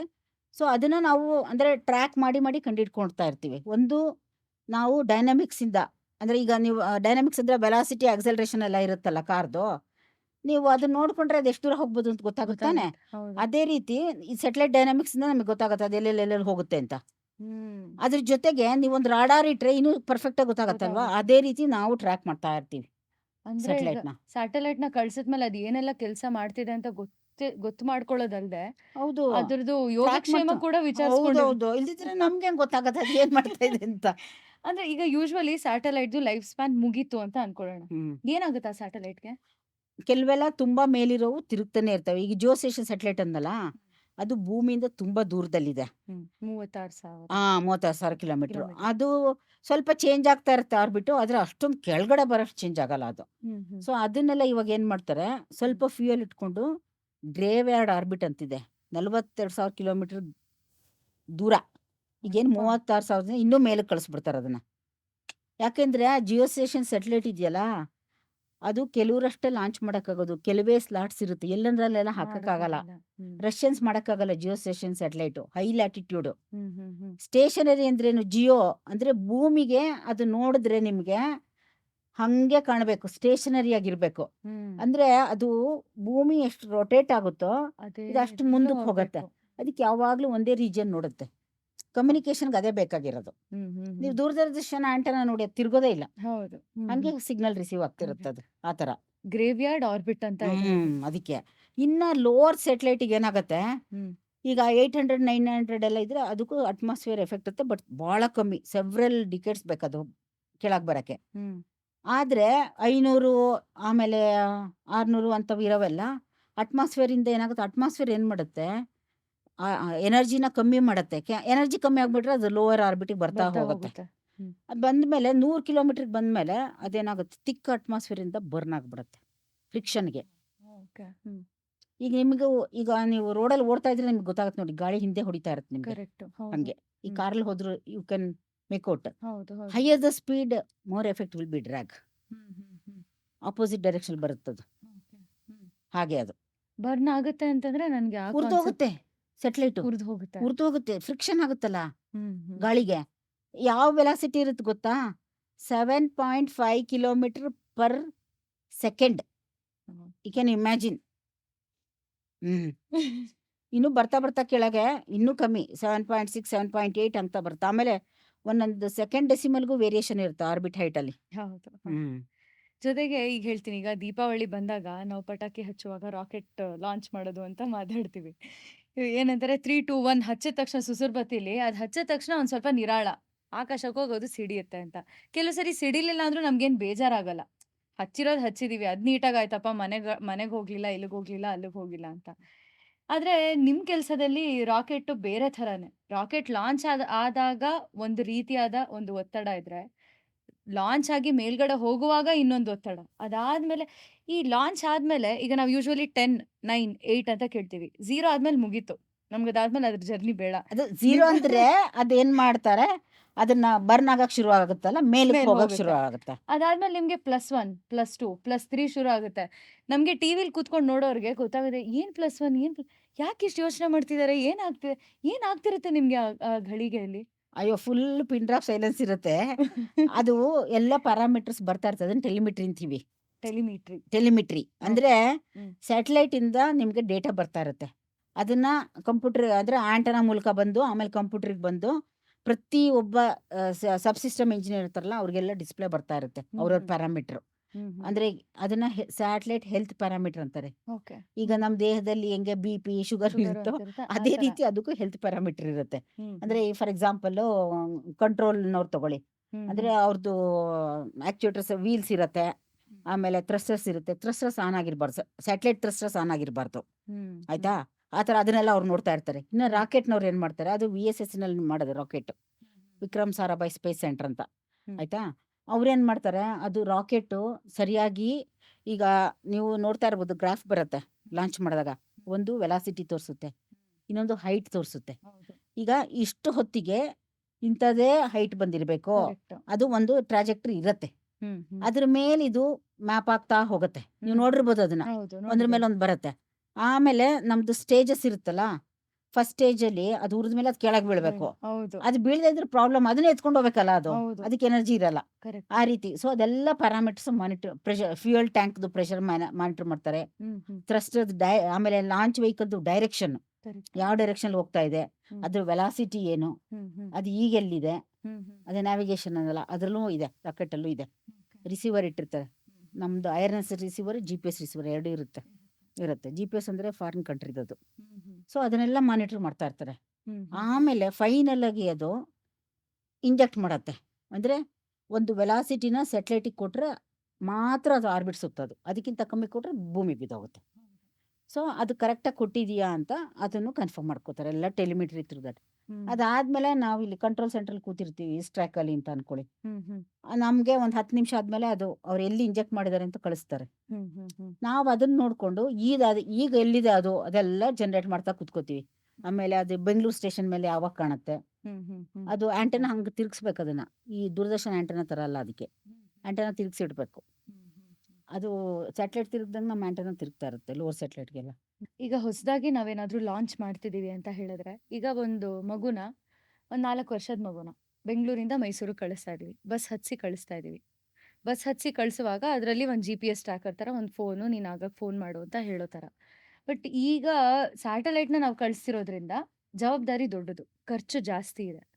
ಬರೀ ನಾವು ಸ್ಯಾಟಲೈಟ್ ಮೇಲೆ ಎಲ್ಲ ಜವಾಬ್ದಾರಿನೂ ಹೇರೋಕ್ಕಾಗೋದಿಲ್ಲ. ನೀನು ಎಲ್ಲಿದ್ಯಾ, ಏನು ಮಾಡ್ತಿದ್ಯಾ, ನಿನ್ನ ಹೆಲ್ತ್ ಚೆಕ್ ನೋಡ್ಕೋಬೇಕು ಅಂತ. ಈ ಸ್ಯಾಟಲೈಟ್ನ ನೋಡ್ಕೊಳ್ಳೋದಕ್ಕೆ ಬೇರೆ ಏನಾದರೂ ಇರುತ್ತಾ ನೀವು ಲಾಂಚ್ ಮಾಡುವಾಗ? ನೀವಷ್ಟೇ ಅಲ್ಲದೆ ರಿಸೀವರ್ ಎಂಡಲ್ಲಿ ಸ್ಯಾಟಲೈಟ್ ರಿಸೀವರ್ ಅಷ್ಟೇ ಅಲ್ಲದೆ 3ನೇ ಪಾತ್ರವನ್ನು ವಹಿಸುವಂಥ ಯಾವುದಾದ್ರೂ ಸ್ಪೇಸ್ ಶಿಪ್ ಅಥವಾ ಇನ್ನೇನಾದರೂ ಇರುತ್ತಾ? ಆ್ಯಂಟೆನಾಸ್ ಇರುತ್ತೆ, ಟ್ರ್ಯಾಕಿಂಗ್ ಆ್ಯಂಟೆನಾಸ್, ಗ್ರೌಂಡ್ ಸ್ಟೇಷನ್ಸ್ ಅಂತ ಹೇಳ್ತೀವಲ್ಲ. Ground station. ಈಗ ರಾಕೆಟ್ನ ಲಾಂಚ್ ಮಾಡಿದ್ಮೇಲೆ ಫಸ್ಟು ರಾಕೆಟ್ನೇ ಟ್ರ್ಯಾಕ್ ಮಾಡ್ತಾರೆ. ಈಗ ಶಾರಲ್ಲಿ ಅಲ್ಲಿ ರಡಾರ್ಸು ಇರುತ್ತೆ, ಆಮೇಲೆ ಆ್ಯಂಟೆನಾಸು ಇರುತ್ತೆ. ಅಲ್ಲಿಂದ ಸಿಗ್ನಲ್ ಕಳಿಸ್ತಿರ್ತಾರೆ ಸ್ಯಾಟಲೈಟ್ಗೆ. ಅದು ರಾಕೆಟ್ ಲಾಂಚ್ ಆಗುತ್ತಲ್ಲ, ಅದು ಕೂಡ ವಾಪಸ್ಸು ಕಳಿಸ್ತಾ ಇರುತ್ತೆ. ಅದರಿಂದನೇ ನಮಗೆ ಟೆಲಿಮಿಟ್ರಿ ಬರೋದು. ವಿಜ್ಞಾನ ಅಂತ ಬಂದಾಗ ಇದರಲ್ಲಿ ನೀವೇ ಹೇಳಿದ ಹಾಗೆ ಅದಕ್ಕೆ ಸಂಶೋಧನೆ ಆಗಬೇಕು, ಒಂದು ಫಾರ್ಮುಲಾ ಹಾಕಬೇಕು, ಪ್ರೂವ್ ಆದರೆ ಅದನ್ನು ನಂಬೋದಕ್ಕೆ ನನಗಾಗುತ್ತೆ ಅಂದ್ರಿ. ಜೊತೆಗೆ ದೇವ್ರನ್ನು ನಂಬ್ತೀರಾ, ಹೌದು, ಮ್ಯಾಥಮೆಟಿಕಲ್ ಫಾರ್ಮುಲಾನು ನಂಬ್ತೀರಾ, ದೇವ್ರನ್ನು ನಂಬ್ತೀರಾ. ಹೇಗೆ ಇದು ನಿಮ್ಮ ಜೀವನದಲ್ಲಿ ನಿಮಗೆ ಇದನ್ನ ಈ ರೀತಿ ಬ್ಯಾಲೆನ್ಸ್ ಮಾಡ್ಕೊಂಡು ಹೋಗೋದಕ್ಕೆ ಸಾಧ್ಯವಾಗಿದೆ? ವಿಜ್ಞಾನದಲ್ಲಿ ನಾನು ಸರಿಗೆ ಮಾಡಿದ್ದೀನಲ್ಲ ಅಂತ ತಿಳ್ಕೊಳ್ಳೋದಕ್ಕೆ ಅದಕ್ಕೆ ಪ್ರೂಫ್ ಬೇಕು. ಪ್ರೂಫ್ ಬೇಕಂದ್ರೆ ನಾನು ಮಾಡಿರೋದನ್ನ ಮ್ಯಾಥಮೆಟಿಕಲ್ ಫಾರ್ಮಲ್ಲಿ ಇಟ್ಬಿಟ್ಟು ಅದು ಸರಿ ಇದೆಯಲ್ಲೋ ಅಂತ ನಾನು ಅರ್ಥ ಮಾಡ್ಕೋತೀನಿ. ಅದಕ್ಕೆ ಬೇಕೇ ಬೇಕು ವಿಜ್ಞಾನ. ಆದರೆ ನಮ್ಮನ್ನು ಮೀರಿ ಏನೋ ಒಂದು ಶಕ್ತಿ ಇದೆ ಅಂತ ಗೊತ್ತಿರುತ್ತೆ ನಮಗೆ. ಈಗ ನನ್ನಲ್ಲಿ ನಾನು ಬರೀ ಒಂದು 4 ಗಂಟೆ ಮಲಗಬೇಕು, ಅಥವಾ ನಾನು ಕೆಲಸನ ತುಂಬ ಕಷ್ಟಪಡ್ತಾ ಇದ್ದೀನಿ ಅಂತ ಗೊತ್ತಿದ್ರೂ ಮಾಡಬೇಕು ಅಂದರೆ ಅದಕ್ಕೆ ಏನೋ ಒಂದು ಶಕ್ತಿ ಇರುತ್ತೆ. ಆ ಶಕ್ತಿ ಬರಬೇಕು ಅಂತಂದರೆ ನನಗೆ ಒಂದು ಆತ್ಮವಿಶ್ವಾಸ ನನ್ನಲ್ಲಿರಬೇಕು. ಅದು ನನಗದು ಡೆವಲಪ್ ಆಗಬೇಕಂದ್ರೆ ಯಾವುದೋ ಒಂದು ಶಕ್ತಿ ಕೆಲಸ ಮಾಡ್ತಾ ಇರಬೇಕು. ಅಂದರೆ ನಮಗೆ ಗೊತ್ತಿಲ್ಲದೆ ಇರೋದು ಒಂದು ಶಕ್ತಿ ನನಗೆ ಆ ರೀತಿ ಶಕ್ತಿ ನೀಡ್ತಾ ಇದೆ ಅನ್ನೋದು ಒಂದು ನನ್ನ ಮನಸ್ಸಿಗೆ ಬರುತ್ತೆ ನನಗೆ. ಅದರಿಂದ ನಾನು ದೇವ್ರನ್ನ ನಂಬ್ತೀನಿ. ಯಾಕೆಂದರೆ ಎಲ್ಲಾನು ಮನುಷ್ಯನ ಕೈನಲ್ಲಿ ಇಲ್ಲ. ಅದು ನೀವು ಉದಾಹರಣೆ ನೋಡಿರ್ಬೋದು. ಈಗ ಇಷ್ಟೆಲ್ಲ ಮನುಷ್ಯ ಅಡ್ವಾನ್ಸ್ ಮಾಡಿದ್ದಾನೆ, ಆದರೆ ಎಂಥ ದೊಡ್ಡ ದೊಡ್ಡ ದೇಶದಲ್ಲಿ, ತುಂಬ ವಿಜ್ಞಾನದಲ್ಲಿ ಮುಂದೆ ಇರೋ ದೇಶಗಳಲ್ಲೂ ಕೂಡ ಫ್ಲಡ್ ಆಗತ್ತೆ, ಆಮೇಲೆ ಅರ್ಥಕ್ವೇಕ್ ಆಗತ್ತೆ. ಎಷ್ಟೆಲ್ಲ ಪ್ರಿಕಾಷನ್ಸ್ ತಗೊಂಡ್ರು ಆ ರೀತಿ ಆಗತ್ತೆ. ಅಂದರೆ ನಮ್ಮನ್ನ ಮೀರಿದ ಒಂದು ಶಕ್ತಿ ಇದೆ. ಅದನ್ನೇ ನಾನು ದೇವರು ಅಂತ ಹೇಳ್ತೀನಿ. ಜೊತೆಗೆ ಈಗ ಅಧ್ಯಾತ್ಮದ ಬಗ್ಗೆ ಮಾತಾಡೋಣ. ಅಧ್ಯಾತ್ಮದಲ್ಲಿ ಏನಂತಂದ್ರೆ ಈ ಧರ್ಮ ಕರ್ಮ ಅನ್ನೋದು ಒಂದು ಇಂಪಾರ್ಟೆಂಟ್ ಆಸ್ಪೆಕ್ಟ್ಸ್ ಅಂತ. ಇದರಲ್ಲಿ ಈ ರಿಲಿಜನ್ ಅನ್ನೋದು ಇಲ್ಲಿಲ್ಲ ಅಂತ. ಈ ಧರ್ಮ ಅಂತ ನಾನು ಮಾತಾಡ್ತಿರುವಾಗ ನೀನ್ ಯಾತಕ್ಕಾಗಿ ಹುಟ್ಟಿದ್ಯಾ, ನೀನ್ ಏನ್ ಕೆಲಸ ಮಾಡೋದಕ್ಕಾಗಿ ಹುಟ್ಟಿದ್ಯಾ, ನಿನ್ ಕರ್ಮ ಏನು ಅಂತ. ನಿಮ್ಮ ಧರ್ಮ ಏನು, ನಿಮ್ಮ ಕರ್ಮ ಏನು ನಿಮ್ಮ ಪ್ರಕಾರ? ಅಂದರೆ ನಾನು ಅನ್ಕೊಂಡಂಗೆ ಸ್ಪಿರಿಚುಯಾಲಿಟಿ ಅಂದರೆ ನನ್ನನ್ನು ನಾನು ಸ್ವಲ್ಪ ಸರಿಯಾಗಿ ಕಂಡುಕೊಳ್ಬೇಕು. ಅಂದರೆ ಇಂಟ್ರೋಸ್ಪೆಕ್ಷನ್. ಏನೋ ಕನ್ನಡದಲ್ಲೇನೋ ಆತ್ಮಾವಲೋಕನ ಅಂತಾರಲ್ಲ, ಆ ಥರ ಮಾಡ್ಕೋಬೇಕು. ಅದು ಮಾಡಿಕೊಂಡ್ರೆ ಒಂದೇನಾಗುತ್ತೆ ಅದರಿಂದ ಅಂತ ನೀವು ಹೇಳಿದ್ರಲ್ಲ, ನೀವು ಫೇಲ್ಯೂರ್ ಆದಾಗ ಏನು ಮಾಡ್ತೀರಾ ಅಂತ. ಅದನ್ನೆಲ್ಲ ಶಾಂತ ಸ್ವಭಾವದಿಂದ ಸ್ವೀಕರಿಸುವಂಥ ಮನೋಭಾವ ಬರುತ್ತೆ. ಆಮೇಲೆ ಅದರಿಂದ ನಾನು ಇನ್ನೊಬ್ಬರಿಗೆ ಕೇಡು ಬಯಸಬಾರ್ದು ಅನ್ನೋದು ಕೂಡ ಬರುತ್ತೆ. ಅದರಿಂದ ಆ ಸ್ಪಿರಿಚುವಲ್ ಏನಿರುತ್ತೆ, ಆ ಥಿಂಕಿಂಗ್ ಸ್ವಲ್ಪ ಇದ್ದರೆ ಮನುಷ್ಯನಿಗೆ ಒಳ್ಳೇದು ಅಂತ ನನಗೆ ಅನ್ಸತ್ತೆ. ನಾನು ಶಂಕರಾಚಾರ್ಯದ ಪಂಚಕಂ ಅಂತ ಇದೆ, ಅದನ್ನು ಹೇಳ್ಕೊತಾ ಇರ್ತೀನಿ ಯಾವಾಗಲೂ. ತುಂಬ ಚೆನ್ನಾಗಿದೆ, ನೀವು ಓದಿ ಅದನ್ನ. ಅಂದ್ರೆ ಅವರು ಅದ್ವೈತ ಅವರು ಹೇಳ್ತಾರೆ, ಕಾಮ ಕ್ರೋಧಂ ಲೋಭ ದೇಹೇ ತಿಷ್ಯಂತಿ ತಸ್ಕರ ಜ್ಞಾನ ರತ್ನ ಅಪಹರಾಯ ತಸ್ಮಾತ್ ಜಾಗೃತ ಜಾಗೃತ ಅಂತ. ಅಂದರೆ ಕಾಮ ಕ್ರೋಧ ಆಮೇಲೆ ಲೋಭ ಎಲ್ಲ ಮನುಷ್ಯನಲ್ಲಿ ಕಳ್ಳನ ಥರ ಇರುತ್ತಂತೆ. ಅದಕ್ಕೆ ಅದು ಏನು ಮಾಡುತ್ತೆ ಅಂದರೆ ನಮ್ಮ ಜ್ಞಾನನ ಅಪಹರಣ ಮಾಡುತ್ತಂತೆ. ಅದರಿಂದ ಮನುಷ್ಯ ಎಚ್ಚರ ಇರು ಅಂದರೆ ನೀನು ಅದೆಲ್ಲ ಮಾಡಬೇಡ. ಅದನ್ನೆಲ್ಲ ಮಾಡೋಕ್ಕೆ ಒಂದು ಸ್ಪಿರಿಚುಯಾಲಿಟಿ ಅಂತ ಒಂದು ಇದ್ದರೆ ಮನುಷ್ಯನಿಗೆ ಅದು ಒಳ್ಳೆಯದು ಅಂತ ನನಗನ್ಸುತ್ತೆ. ದೇವರನ್ನ ನಂಬ್ತೀನಿ ಅಂತ ಹೇಳಿದ್ರಿ. ಆಮೇಲೆ ಈ ಸೆಲ್ಫ್ ಅವೇರ್ನೆಸ್, ಆತ್ಮಾವಲೋಕನ, ಇಂಟ್ರೋಸ್ಪೆಕ್ಷನ್ ಎಲ್ಲ ಇಂಪಾರ್ಟೆಂಟ್ ಅಂತ ಹೇಳಿದ್ರಿ. ನಿಮ್ಮ ಜೀವನದಲ್ಲಿ ಈ ಚಮತ್ಕಾರ ಅಥವಾ ಜಾದು, ಈ ಮಿರಾಕಲ್ ಅನ್ನೋದೇನಾದ್ರೂ ಆಗಿದೆಯಾ? ಯಾವ್ದಾದ್ರೂ ಹಂತ ಆಗಿರಬಹುದು. ಮಿರಾಕಲ್ ಆ ಥರ ಮಿರಾಕಲ್ ನಾನು ಯಾವುದು ಕಂಡಿಲ್ಲಪ್ಪ. ನನಗೆ ಗೊತ್ತಿರೋಂಗೆ ನಾಲ್ಕನು ಬರ್ತಾ ಇಲ್ಲ ನನಗೆ. ಮೇ ಬಿ ಅದು ರಿಸಲ್ಟ್ ಅಲ್ಲಾದ್ರೂ ಇರ್ಬೋದು. ಈ ತರ ಒಂದು ರಿಸಲ್ಟ್ ಬರುತ್ತೆ ಅಂತಾನೆ ಅಂದ್ಕೊಂಡಿರಲಿಲ್ಲ, ಹಿಂಗ್ ಹೋಗಿ ಹಿಂಗ್ ಬರೋ ಅಷ್ಟೊತ್ತಲ್ಲಿ ಹೀಗಾಗ್ಬಿಟ್ಟಿದೆ ಅಂತ ಎಷ್ಟೋ ಒಂದು ಸಂದರ್ಭಗಳಿರುತ್ತಲ್ಲ. ಆ ಥರ ಅಂದರೆ ನೀವು ಒಂದು ನಾನು ಹೇಳ್ತೀನಿ ನೋಡಿ, ಇನ್ಸ್ಯಾಟ್ IRS-1D ಅಂತ ಒಂದು ಸ್ಯಾಟಲೈಟ್ ಮಾಡಿದ್ವಿ. ಹ್ಮ್. ಅದರಲ್ಲಿ ಏನಾಯಿತು ಅಂತಂದರೆ ಅದು ಅಂದರೆ ನನಗೆ ಮಿರಾಕಲ್ ಅಂತಲ್ಲ, ಫುಲ್ ಇಸ್ರೋಗೆ ಒಂಥರ ಮಿರಾಕಲ್ ಅನ್ಬೇಕು. ಅದು ಆ್ಯಕ್ಚುಲಾಗಿ ನಮ್ಮ ಲಾಂಚ್ ವೆಹಿಕಲ್ ಲಾಂಚ್ ಮಾಡಿದಾಗ ಅದೇನಾಯಿತು, ನಾವು ಒಂದು 700 ಕಿಲೋಮೀಟರ್ ಸರ್ಕ್ಯುಲರ್ ಆರ್ಬಿಟ್ ಅಂತ ಅಂದ್ಕೊಂಡ್ರೆ ಅದು 700/450 ಆಗಿಬಿಡ್ತು. ಅಂದರೆ ಭೂಮಿಯಿಂದ ಸಮೀಪ ಅಂದರೆ 450 ಕಿಲೋಮೀಟರ್, ದೂರ ಅಂದರೆ 700 ಆ ಥರ. ಬಟ್ ಅದರಲ್ಲಿ ಒಂದು ಏನಾಯಿತು ಅಂದರೆ ಅದು 450 ಕಿಲೋಮೀಟ್ರಿಗೆ ಬಂದಾಗ ತೆಗೆದ ಪಿಕ್ಚರು ತುಂಬ ಚೆನ್ನಾಗಿ ಬಂತು.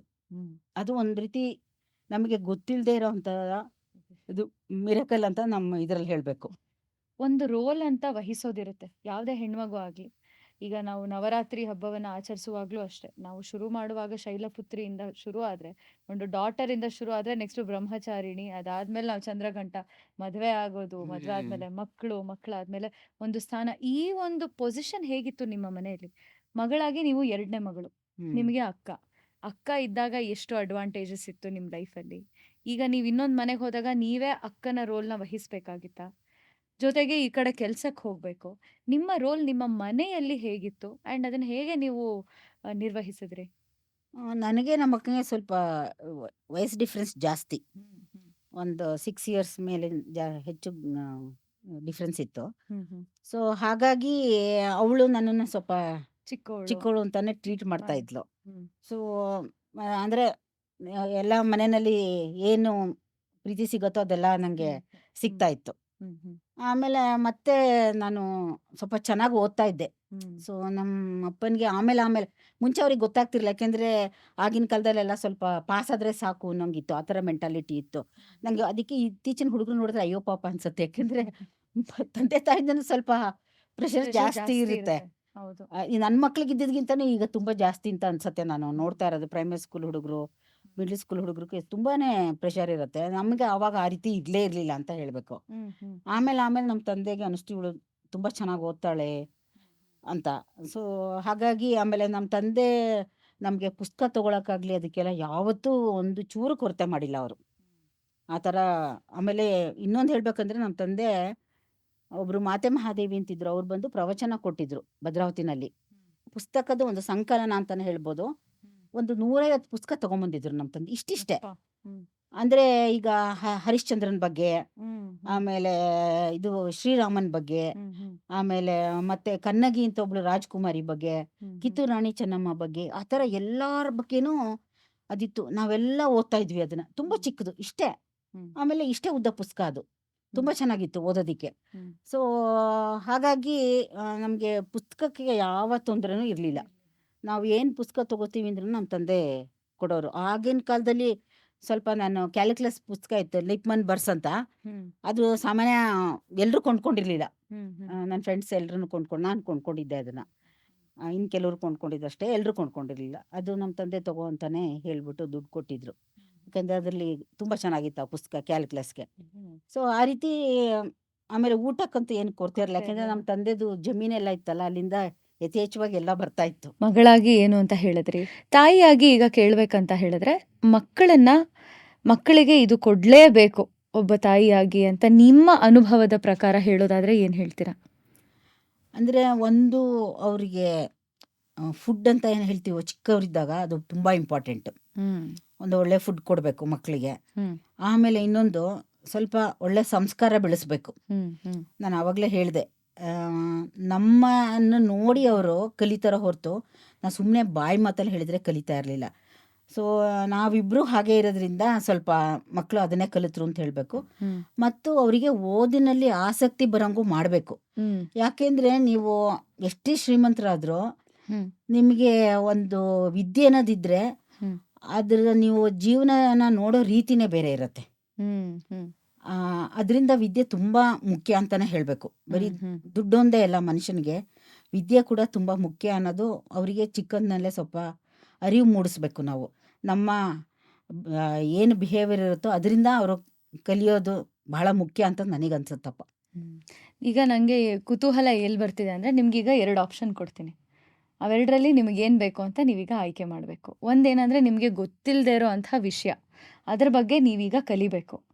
ಅದಕ್ಕೆ ನಾನೆಲ್ಲ ಪ್ರೊವೈಡ್ ಮಾಡ್ತೀನಿ ಅಂತ ಒಂದು ಕಡೆ ಹೇಳ್ತೀನಿ. ಇನ್ನೊಂದು ಕಡೆ ಬೇಡ, ಸಾಕಷ್ಟು ಮಾಡಿದ್ದೀರಾ, ಸಾಕಷ್ಟು ಕೆಲಸ ಮಾಡಿದ್ದೀರಾ, ನಿಮ್ಗೊಂದೊಳ್ಳೆ ಮನೆ ಕೊಡ್ತೀನಿ, ಆರಾಮಾಗಿ ಕೂತ್ಕೊಂಡು ತಿನ್ಕೊಂಡು ಆರಾಮಾಗಿರಿ ಅಂತ ಹೇಳಿದ್ರೆ ಇವೆರಡರಲ್ಲಿ ಯಾವುದನ್ನ ಆಯ್ಕೆ ಮಾಡ್ತೀರಾ? ಖಂಡಿತ ಮೊದಲನೇದೇ ಆಯ್ಕೆ ಮಾಡೋದು.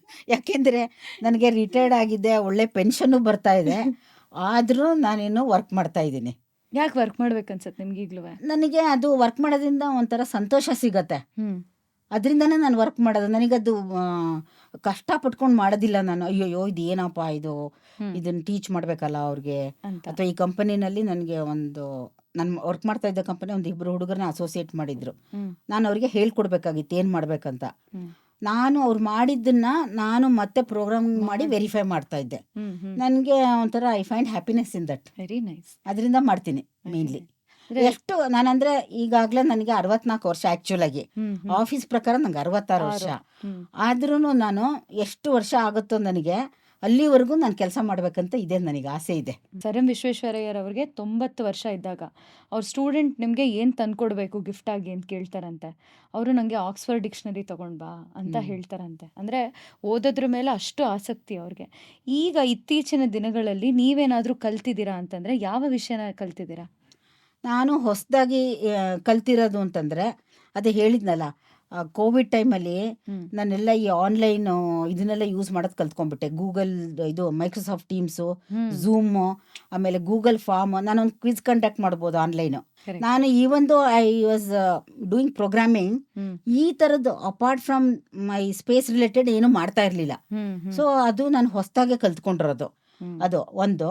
ಆಮೇಲೆ ಇನ್ನೊಂದು, ನಾನು ಟೀಚ್ ಮಾಡೋದಕ್ಕೆ ಫಸ್ಟು ದಯಾನಂದ ಸಾಗರ್ ಕಾಲೇಜಲ್ಲಿ ಒಂದು ಇನ್ಸ್ಟಿಟ್ಯೂಷನ್ ಎಲೆಕ್ಟಿವ್ ಕೊಟ್ಟಿದ್ದೆ. ಹ್ಮ್ ನಾನು ಟೀಚ್ ಮಾಡ್ಬೇಕಾದ್ರೆ ಏನು ಗೊತ್ತಾಯಿತು ಅಂದರೆ, ನಾನು ಈಗ ಇಸ್ರೋದಲ್ಲಿ ಕೆಲಸ ಮಾಡ್ಬೇಕಾದ್ರೆ ಈಗ ಒಂದು ಕಾಲ್ಮನ್ ಫಿಲ್ಟರ್ ಅಂತ ಹೇಳಿದರೆ ನಾನೇನು ಮಾಡ್ತಾ ಇದ್ದೆ, ಅದನ್ನೇ ಪರ್ಟಿಕ್ಯುಲರ್ ಓದ್ಬಿಟ್ಟು ಪ್ರೋಗ್ರಾಮಿಂಗ್ ಮಾಡಿದ್ದೆ. ಹ್ಮ್ ಹ್ಮ್ ಆದರೆ ಅದನ್ನೇ ನಾನು ಹುಡುಗರಿಗೆ ಟೀಚ್ ಮಾಡ್ಬೇಕಾದ್ರೆ ಹ್ಮ್ ಅದಕ್ಕೆ ಮುಂಚೆ ಬೇಕಾಗಿದ್ದಿದ್ದು ಕೆಲವು ಪ್ರಾಬಬಿಲಿಟಿ ರಿಲೇಟೆಡ್, ಹ್ಮ್ ಆಯಿತಾ. ಅಂದರೆ ರ್ಯಾಂಡಮ್ ಥಿಯರಿ ಅಂತೆಲ್ಲ ಬರುತ್ತೆ, ರ್ಯಾಂಡಮ್ ಪ್ರಾಬಬಿಲಿಟಿ ಥಿಯರಿ ಎಲ್ಲ ಬರುತ್ತೆ. ಹ್ಮ್ ಅದು ಆಮೇಲೆ ಮೆಟ್ರಿಕ್ಸ್ ಕೆಲವು ಆಪ್ರೇಷನ್ಸು, ಹ್ಮ್ ಅದು ಎಲ್ಲ ಮಾಡಬೇಕಾಯ್ತು. ಅದನ್ನು ನಾನು ಸಿಸ್ಟಮ್ಯಾಟಿಕ್ಕಾಗಿ ಹ್ಮ್ ಮತ್ತೆ ಅದನ್ನು ಒಂದೊಂದು ಮಾಡ್ಯೂಲ್ ಮಾಡಿ ಹ್ಮ್ ಅದನ್ನು ಟೀಚ್ ಮಾಡಿದೆ. ಆವಾಗ ನಂದು whatever I know about the subject it became much more concrete hmm theoretically also. Very nice.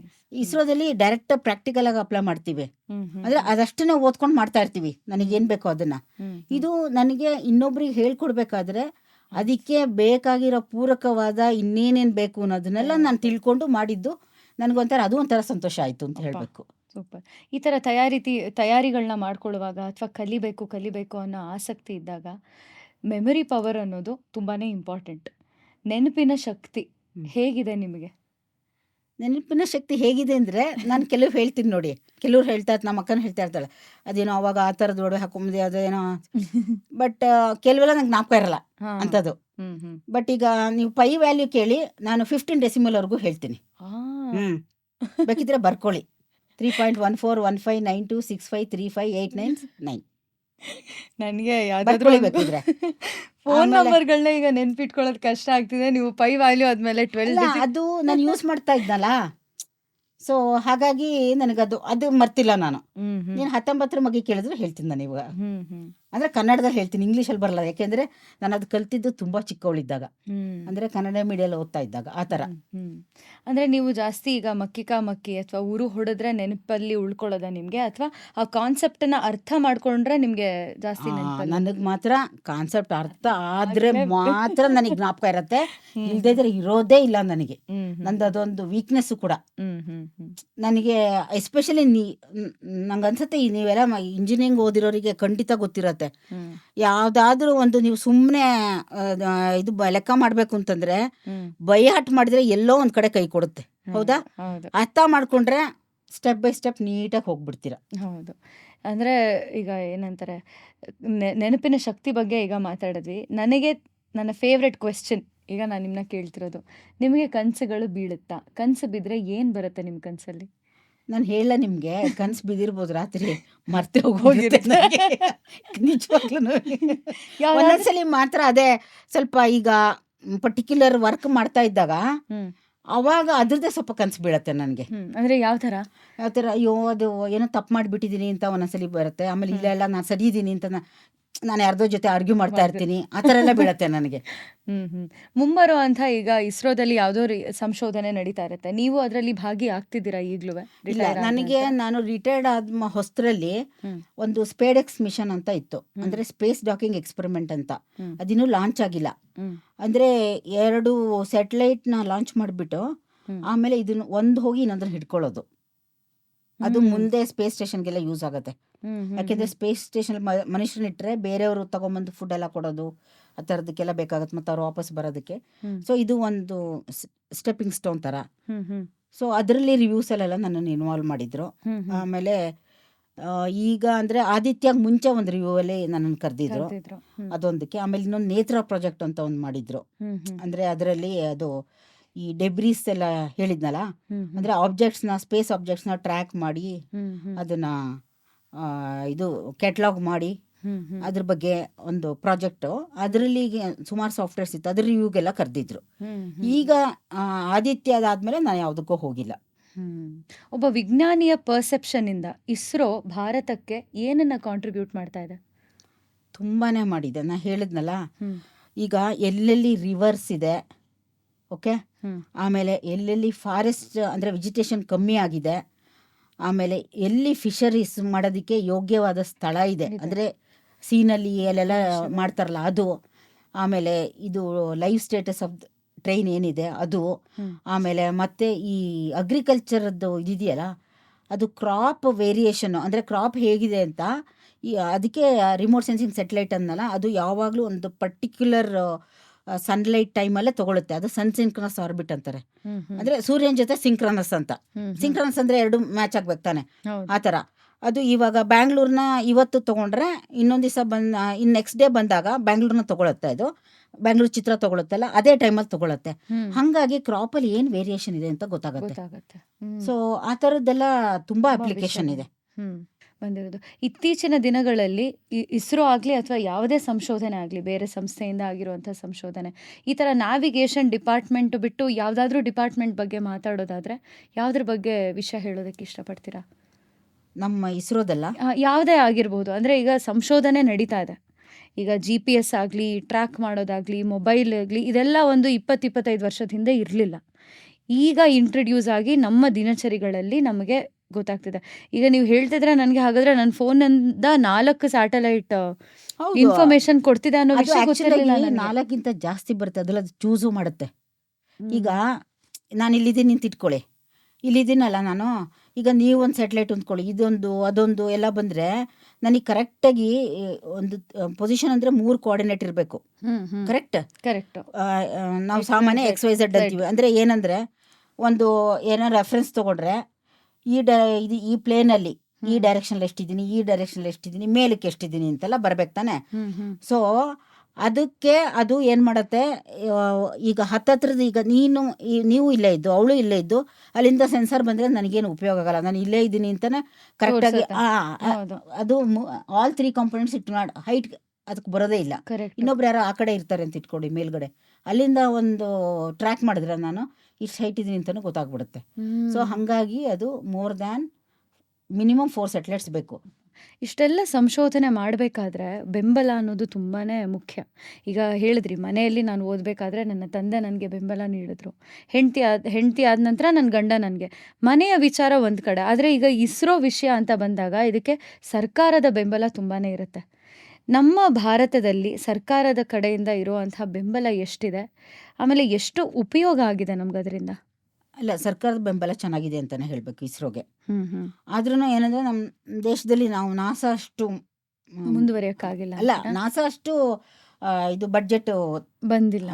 ಬರೋದು ಕಷ್ಟ ನಮಗೆ. ಹ್ಮ್ ಅದು ತುಂಬಾ ಅಡ್ವಾನ್ಸ್ ಕಂಟ್ರಿ. ಹ್ಮ್ ಹ್ಮ್ ಹ್ಮ್ ಇಲ್ಲಿ ನೀವು ನೋಡಿರ್ಬೋದು, ನಮ್ಮ ಪ್ರೈಮ್ ಮಿನಿಸ್ಟರ್ ಯಾವ ರೀತಿ ಬೆಂಬಲ ಕೊಡ್ತಾರೆ ಅಂತ. ಬಡ್ಜೆಟ್ ಅಲೋಕೇಶನ್ ಕೂಡ ಮಾಡ್ತಾರೆ, ಚೆನ್ನಾಗೇ ಮಾಡ್ತಾರೆ ಅಂತ ಹೇಳ್ಬೇಕು ಇಸ್ರೋಗೆ. ಹ್ಮ್ ಅದು ಏನಕ್ಕೆ ಅಂತಂದ್ರೆ ಅವ್ರಿಗೂ ಕೂಡ ಗೊತ್ತಿದೆ ಹ್ಮ್ ಇದರಿಂದ ಒಂದು ದೇಶಕ್ಕೆ ಉಪಯೋಗ ಆಗತ್ತೆ, ಹ್ಮ್ ನಮ್ಮ ಡಿಫೆನ್ಸ್ ಸಿಸ್ಟಮಿಗೆ ಉಪಯೋಗ ಆಗತ್ತೆ. ಹ್ಮ್ ಇಸ್ರೋನು it plays a role, important. Not only DRDO, ISRO also plays a role. Hmm ಅದಾಗತ್ತೆ. ಮತ್ತು ಇನ್ನೊಂದು, ನೀವು ಬೇರೆ ಕಂಟ್ರಿಯವ್ರಿಗೆ ನಮ್ಮ ಬಗ್ಗೆ ಒಂದು ಅಭಿಪ್ರಾಯ ಮೂಡಬೇಕು. ಹ್ಮ್ ಇವರು ಕಾಂಪಿಟೆಂಟ್ ಇದ್ದಾರೆ, ಇಂಡಿಯಾದವರು ಕಾಂಪಿಟೆಂಟ್ ಇದ್ದಾರೆ. ಹ್ಮ್ ಹ್ಮ್ ಸೊ ಅದನ್ನ ಮಾಡೋದಕ್ಕೆ ಈ ಥರ ಸೈಂಟಿಫಿಕ್ ಸ್ಯಾಟಲೈಟ್ಸ್ ಮಾಡಬೇಕು. ಹ್ಮ್ ಹ್ಮ್ ಹ್ಮ್ ಮಾಡಿದ್ರೆ ನಮಗೆ ಮುಂದೆ ಉಪಯೋಗ ಇರುತ್ತೆ, ಈಗ ಹ್ಮ್. ತಕ್ಷಣಕ್ಕೆ ಉಪಯೋಗ ಇಲ್ಲ. ಮಿನರಲ್ಗಳು ಕಾಣಿಸ್ಕೊಂಡ ಹಾಗೆ ಅಕಸ್ಮಾತ್ ಯಾವ್ದಾದ್ರು ಏಲಿಯನ್ ಏನಾದ್ರು ಕಾಣಿಸ್ಬಿಟ್ರೆ ನೀವು ಏಲಿಯನ್ ಅಲ್ಲಿ ನಂಬ್ತೀರಾ? ನಾನಂದ್ರೆ ಇರ್ಬೋದು ಅಂತ ಅನ್ಕೊಂಡಿದ್ದೀನಿ, ಹ್ಮ್ ಬಟ್ ಇದ್ದೇ ಇದ್ದಾರೆ ಅಂತ ನಂಗೆ ಹೇಳಕ್ಕಾಗಲ್ಲ. ಯಾಕೆಂದ್ರೆ ಇದುವರೆಗೂ ಯಾರು ಅದನ್ನ ಕಂಡು ಹಿಡ್ದಿಲ್ಲ. ಹ್ಮ್ ಏಲಿಯನ್ ಅಂತ ಬರ್ತಾ ಇರತ್ತೆ, ಹ್ಮ್ ಹ್ಮ್ ಬಟ್ ಯಾರು ಇನ್ನೂ ಕಂಡು ಹಿಡ್ದಿಲ್ಲ. ಹ್ಮ್ ಈಗ ನಮ್ದು ಯಾವ ರೀತಿ ಸೋಲಾರ್ ಸಿಸ್ಟಮ್ ಇದೆಯೋ ಅದೇ ರೀತಿ ಇನ್ಯಾವುದೋ ಒಂದು ಸಿಸ್ಟಮ್ ಇರುತ್ತೆ. ಇರುತ್ತೆ. ಅಂದ್ರೆ ಒಂದು ಸ್ಟಾರ್ ಸುತ್ತ so many planets may be there. ಯಾಕೆಂದ್ರೆ billions of stars are there, correct. They are all very for.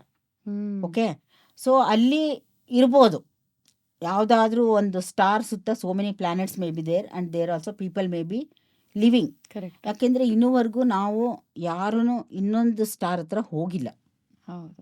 Research ಪೇಪರ್ಗಳು ಎಷ್ಟೊಂದು ಕಡೆ ಈಗ ಎವಲ್ಯೂಷನ್ ಥಿಯರಿ ಒಂದಿದ್ರೆ, ಇನ್ನೊಂದು ರಿಸರ್ಚ್ ಪೇಪರ್ ಏನನ್ನತ್ತೆ, ಮನುಷ್ಯನೇ ಏಲಿಯನ್ ಆಗಿರ್ಬೋದು. ಯಾಕಂದ್ರೆ ಇವನೊಬ್ಬನೇ ಪ್ರಾಣಿ ಥರ ಕಾಣಿಸ್ತಾನೆ, ಆದರೆ ಪ್ರಾಣಿ ಥರ ಇಲ್ಲ, ಬೇರೆ ಕೆಲಸಗಳನ್ನೆಲ್ಲ ಮಾಡ್ತಾನೆ, ಇವನೇ ಬೇರೆ ಕಡೆಯಿಂದ ಬಂದಿರಬಹುದು ಅನ್ನೋದನ್ನು ಹೇಳ್ತಾರೆ. ಈಗ ಮನುಷ್ಯರ ಬಗ್ಗೆ ಮಾತಾಡೋದಾದ್ರೆ, ಇದೊಂದೇ ಪ್ಲಾನೆಟಲ್ಲಿ ಮನುಷ್ಯರು ಇರಬಹುದಾ ಅಥವಾ ಬೇರೆ ಪ್ಲಾನೆಟಲ್ಲೂ ಹೋಗಿ ಇರಬಹುದು ಅಂತ ನಿಮ್ಗೆ ಅನ್ಸುತ್ತಾ?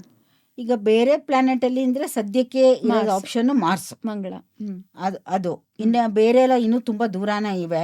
ಹ್ಮ್ ಆಮೇಲೆ ಅದ್ರದ್ದೆಲ್ಲ ಇನ್ನೂ ಸ್ವಲ್ಪ ಸ್ಟಡೀಸ್ ಮಾಡ್ಬೇಕು. ಯಾಕೆಂದ್ರೆ ಮಾರ್ಸ್ಗೆ ಆಲ್ರೆಡಿ ನಾಸಾದವರು, ಈಸಾದವರು ಹ್ಮ್ ಅವರೆಲ್ಲ ಹೋಗಿದ್ದಾರೆ. ಹ್ಮ್ ಹ್ಮ್ ಆಮೇಲೆ ನಾವು ಇಂಡಿಯಾದವರು ಹೋಗಿದ್ದೀವಿ. ಹ್ಮ್ ಆ ಥರ ಹ್ಮ್ ನಿಮಗೆ ಕೇಳ್ತೀನಿ, ಈಗ ಭೂಮಿಯಲ್ಲಿ ಇರೋದಕ್ಕೆ ಇಷ್ಟಪಡ್ತೀರಾ, ಮಂಗಳ ಗ್ರಹಕ್ಕೆ ಹೋಗಕ್ಕೆ ಇಷ್ಟಪಡ್ತೀರಾ ಅವಕಾಶ ಸಿಕ್ಕಿದ್ರೆ? ಅವಕಾಶ ಸಿಕ್ಕಿದ್ರೆ ನಾನು ಹೋಗಿ ಬರಕ್ ಇಷ್ಟಪಡ್ತೀನಿ, ಭೂಮಿ ಮೇಲೆ ಇರಕ್ ಇಷ್ಟ. ಯಾಕಂದ್ರೆ ಕುತೂಹಲ ಆಗಿದೆ ಅಂತ ಹೇಳ್ತೀರಾ ಯಾ, ಮಂಗಳ ಯಾ, ಗ್ರಹಕ್ಕೆ ಹೋಗಿ ಹೋಗೋದಕ್ಕೆ? ಬರಕ್ ಇಷ್ಟಪಡ್ತೀನಿ ಖಂಡಿತ. ಏನೆಲ್ಲ ಆಸೆಗಳಿದೆ ಈಗ ನಿಮ್ಗೆ ಈಗಿನ ಹಂತದಲ್ಲಿ? ನನಗೆ ಆ ಥರ ತುಂಬ ದೊಡ್ಡ ಆಸೆ ಏನಿಲ್ಲ, ಹ್ಮ್ ಆಯಿತಾ. ಒಂದು ನಾನು ಅದೇ ಹೇಳಿದ್ನಲ್ಲ, ಇನ್ನೂ ನನಗೆ ದೇವರು ಶಕ್ತಿ ಕೊಟ್ಟೋರ್ಗು. ಹ್ಮ್ ಯಾಕೆಂದರೆ ವಯಸ್ಸಾಗ್ತಾ ಆಗ್ತಾ ಮನುಷ್ಯ ಒಂದಲ್ಲ ಒಂದ್ಸಲಿ ಹೋಗ್ಬೇಕಲ್ವಾ. ಅದಕ್ಕೆ ಮುಂಚೆ ದೇಹ ಎಲ್ಲ ಸ್ವಲ್ಪ ಶಿಥಿಲ ಆಗ್ತಾ ಹೋಗುತ್ತೆ. ಹೌದು. ಅದಕ್ಕೆ ಮುಂಚೆ ನಾನು ಇನ್ನೂ ಸ್ವಲ್ಪ ವರ್ಕ್ ಮಾಡಬೇಕು. ಅಂದರೆ ಈಗ ಸ್ಟೂಡೆಂಟ್ಸಿಗೆ ಏನಾದ್ರು ವೆರಿ ನೈಸ್. ಕೇಳಿದರೆ ಹೇಳ್ಕೊಡ್ಬೇಕು ಅಂತಲೂ ಆಸೆ ಇದೆ. ಹ್ಮ್ ಆಮೇಲೆ ಸ್ವಲ್ಪ ಈ ಲೇಟೆಸ್ಟ್ ಟೆಕ್ನಾಲಜಿ ಕಲ್ತ್ಕೋಬೇಕಂತ ಇದೆ, ಶುರು ಮಾಡಿದೆ. ಬಟ್ ಈ ಕ್ವಶನ್ ಪೇಪರು ಅದು ಮಾಡೋದ್ರಿಂದ ಸ್ವಲ್ಪ ಮಾಡಲಿಲ್ಲ. ಈ ಆರ್ಟಿಫಿಷಿಯಲ್ ಇಂಟೆಲಿಜೆನ್ಸ್ ಸ್ವಲ್ಪ ಅದೆಲ್ಲ ಕಲ್ತ್ಕೋಬೇಕಂತನೂ ಆಸಕ್ತಿ ಇದೆ ನನಗೆ. ಲೇಟೆಸ್ಟ್ ಟೆಕ್ನಾಲಜಿ ಅಂತಂದ್ರೆ ಸ್ಪೇಸಿಗೆ ರಿಲೇಟೆಡ್ ಆಗಿರೋದಾ? ಇಲ್ಲ, ಆರ್ಟಿಫಿಷಿಯಲ್ ಇಂಟೆಲಿಜೆನ್ಸುವೆ. ಅಪ್ಪ, ಆರ್ಟಿಫಿಷಿಯಲ್ ಇಂಟೆಲಿಜೆನ್ಸ್ ಬಗ್ಗೆ ನಿಮ್ಮ ಒಂದು ನೀವೇನಾದ್ರೂ ಹೇಳಬೇಕು ಅಂತಂದ್ರೆ ಏನ್ ಹೇಳ್ತೀರಾ? ಅಡ್ವಾಂಟೇಜಸ್ ಅಥವಾ ಇಲ್ಲ, ಡಿಸ್ಅಡ್ವಾಂಟೇಜಸ್ ಎರಡೂ ಡಿಬೇಟ್ ಇದೆ. ತುಂಬಾ ನಡೀತಾ ಇದೆ. ಹೌದು, ಎರಡೂ ಇದೆ. ಹ್ಮ್ ಈಗ ಬೇಸಿಕಲಿ ಆರ್ಟಿಫಿಷಿಯಲ್ ಇಂಟೆಲಿಜೆನ್ಸಲ್ಲಿ you will learn from huge data set. Hmm ಈಗ ಅದಿರೋದ್ರಿಂದ ಈಗ ಕೆಲವು ಈ ಮೆಡಿಕಲ್ ಫೀಲ್ಡಲ್ಲಿ ಹ್ಮ್ ಏನು ಹೆಲ್ಪ್ ಆಗುತ್ತೆ ಅಂದರೆ, ಈಗ MRI ಆಗಲಿ, ಅದು ಏನೋ ರಿಪೋರ್ಟ್ ಬರುತ್ತಲ್ಲ, hmm they can become more specific hmm and less intervention with a specialist. Correct. But even then a specialist is required. ಹೌದು. ಬಿಕಾಸ್ ನನ್ನ ಪ್ರಕಾರ ಅದು ಆರ್ಟಿಫಿಷಿಯಲ್ ಇಂಟೆಲಿಜೆನ್ಸೇ, ನ್ಯಾಚುರಲ್ ಇಂಟೆಲಿಜೆನ್ಸ್ ಅಲ್ಲ. ಅಲ್ಲ. ಹ್ಮ್ ಯಾಕೆ ಅಂದರೆ ಅದು it learns from the data. Hmm ಈಗ ಮನುಷ್ಯನಿಗೆ ಡೇಟಾ ಇಲ್ದೇನೂ ಮನುಷ್ಯ ಹೊಸದು ಇನೋವೇಟ್ ಮಾಡ್ತಾನೆ, ಕರೆಕ್ಟ್. ಕರೆಕ್ಟ್. ಆದರೆ ಅದ್ರಲ್ಲಿ ಹಂಗಾಗಲ್ಲ. ಅದಕ್ಕೆ ಮುಂಚೆನೇ ಡೇಟಾ ಇರಬೇಕು, ಹ್ಮ್ ಅದನ್ನ ನೋಡ್ಕೊಂಡು ಮಾಡತ್ತೆ. ಆಮೇಲೆ ಇನ್ನೊಂದೇನಂದ್ರೆ ಈಗ ಮನುಷ್ಯನಿಗೆ ಫಾಸ್ಟಾಗಿ ಹ್ಯೂಜ್ ಥಿಂಗ್ಸ್ನ ಪ್ರೊಸೆಸ್ ಮಾಡೋದು ಕಷ್ಟ. Correct. Whereas a machine will do that. Very true. So ಅದರಲ್ಲಿ ಆರ್ಟಿಫಿಷಿಯಲ್ ಇಂಟೆಲಿಜೆನ್ಸ್ಗೆ ಒಳ್ಳೆ ಮೆಷಿನ್ ಇದ್ದರೆ ಅದನ್ನು people can use it and do it. Many jobs ನಾವು people are telling they are doing using artificial intelligence ಅಂತ. ಹೌದು ಹೌದು. ಸೊ ಅದು ಆ ರೀತಿ ಪ್ಲಸ್ ಪಾಯಿಂಟ್ ಇದೆ. ಇನ್ನೊಂದು ನೆಗೆಟಿವ್ ಪಾಯಿಂಟ್ ಅಂದರೆ ಅದರಲ್ಲಿ ಸ್ವಲ್ಪ ಮಾರ್ಫಿಂಗು ಅದು ಇದು ಏನೋ ಮಾಡ್ತಾರಲ್ವಾ, that and all that is not good. People can use it for bad things also, bad purpose. ಈಗ ಆರ್ಟಿಫಿಷಿಯಲ್ ಇಂಟೆಲಿಜೆನ್ಸ್ ಬಗ್ಗೆ ಇಷ್ಟೆಲ್ಲ ಓದುವಾಗ ಮುಂಬರೋ ಒಂದು 20-30 ವರ್ಷಗಳಾದ ನಂತರ ಯಾವ ವಿಷಯಗಳಲ್ಲಿ ನಾವು ತುಂಬ ಪ್ರಬಲವಾಗಿ ಈ ಆರ್ಟಿಫಿಷಿಯಲ್ ಇಂಟೆಲಿಜೆನ್ಸ್ ಅನ್ನೋದನ್ನು ಬಳಸ್ತಿರಬಹುದು? ಅದು ಸುಮಾರು ನನಗೆ ಗೊತ್ತಿರೋಂಗೆ ಸ್ಪೇಸಲ್ಲೂ ಯೂಸ್ ಮಾಡ್ತಾರೆ. ಖಂಡಿತ ಆಗತ್ತೆ, ಸ್ಪೇಸಲ್ಲಿ ಯೂಸ್ ಆಗುತ್ತೆ.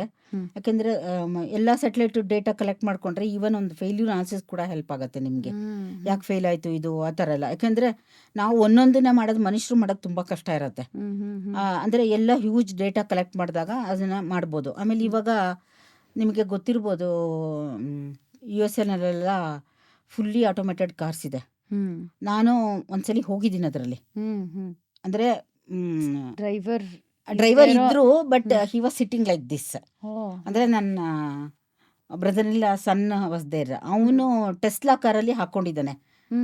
So they also use to some extent artificial intelligence. ಯಾಕೆಂದರೆ first they have to learn about all the different types of vehicles.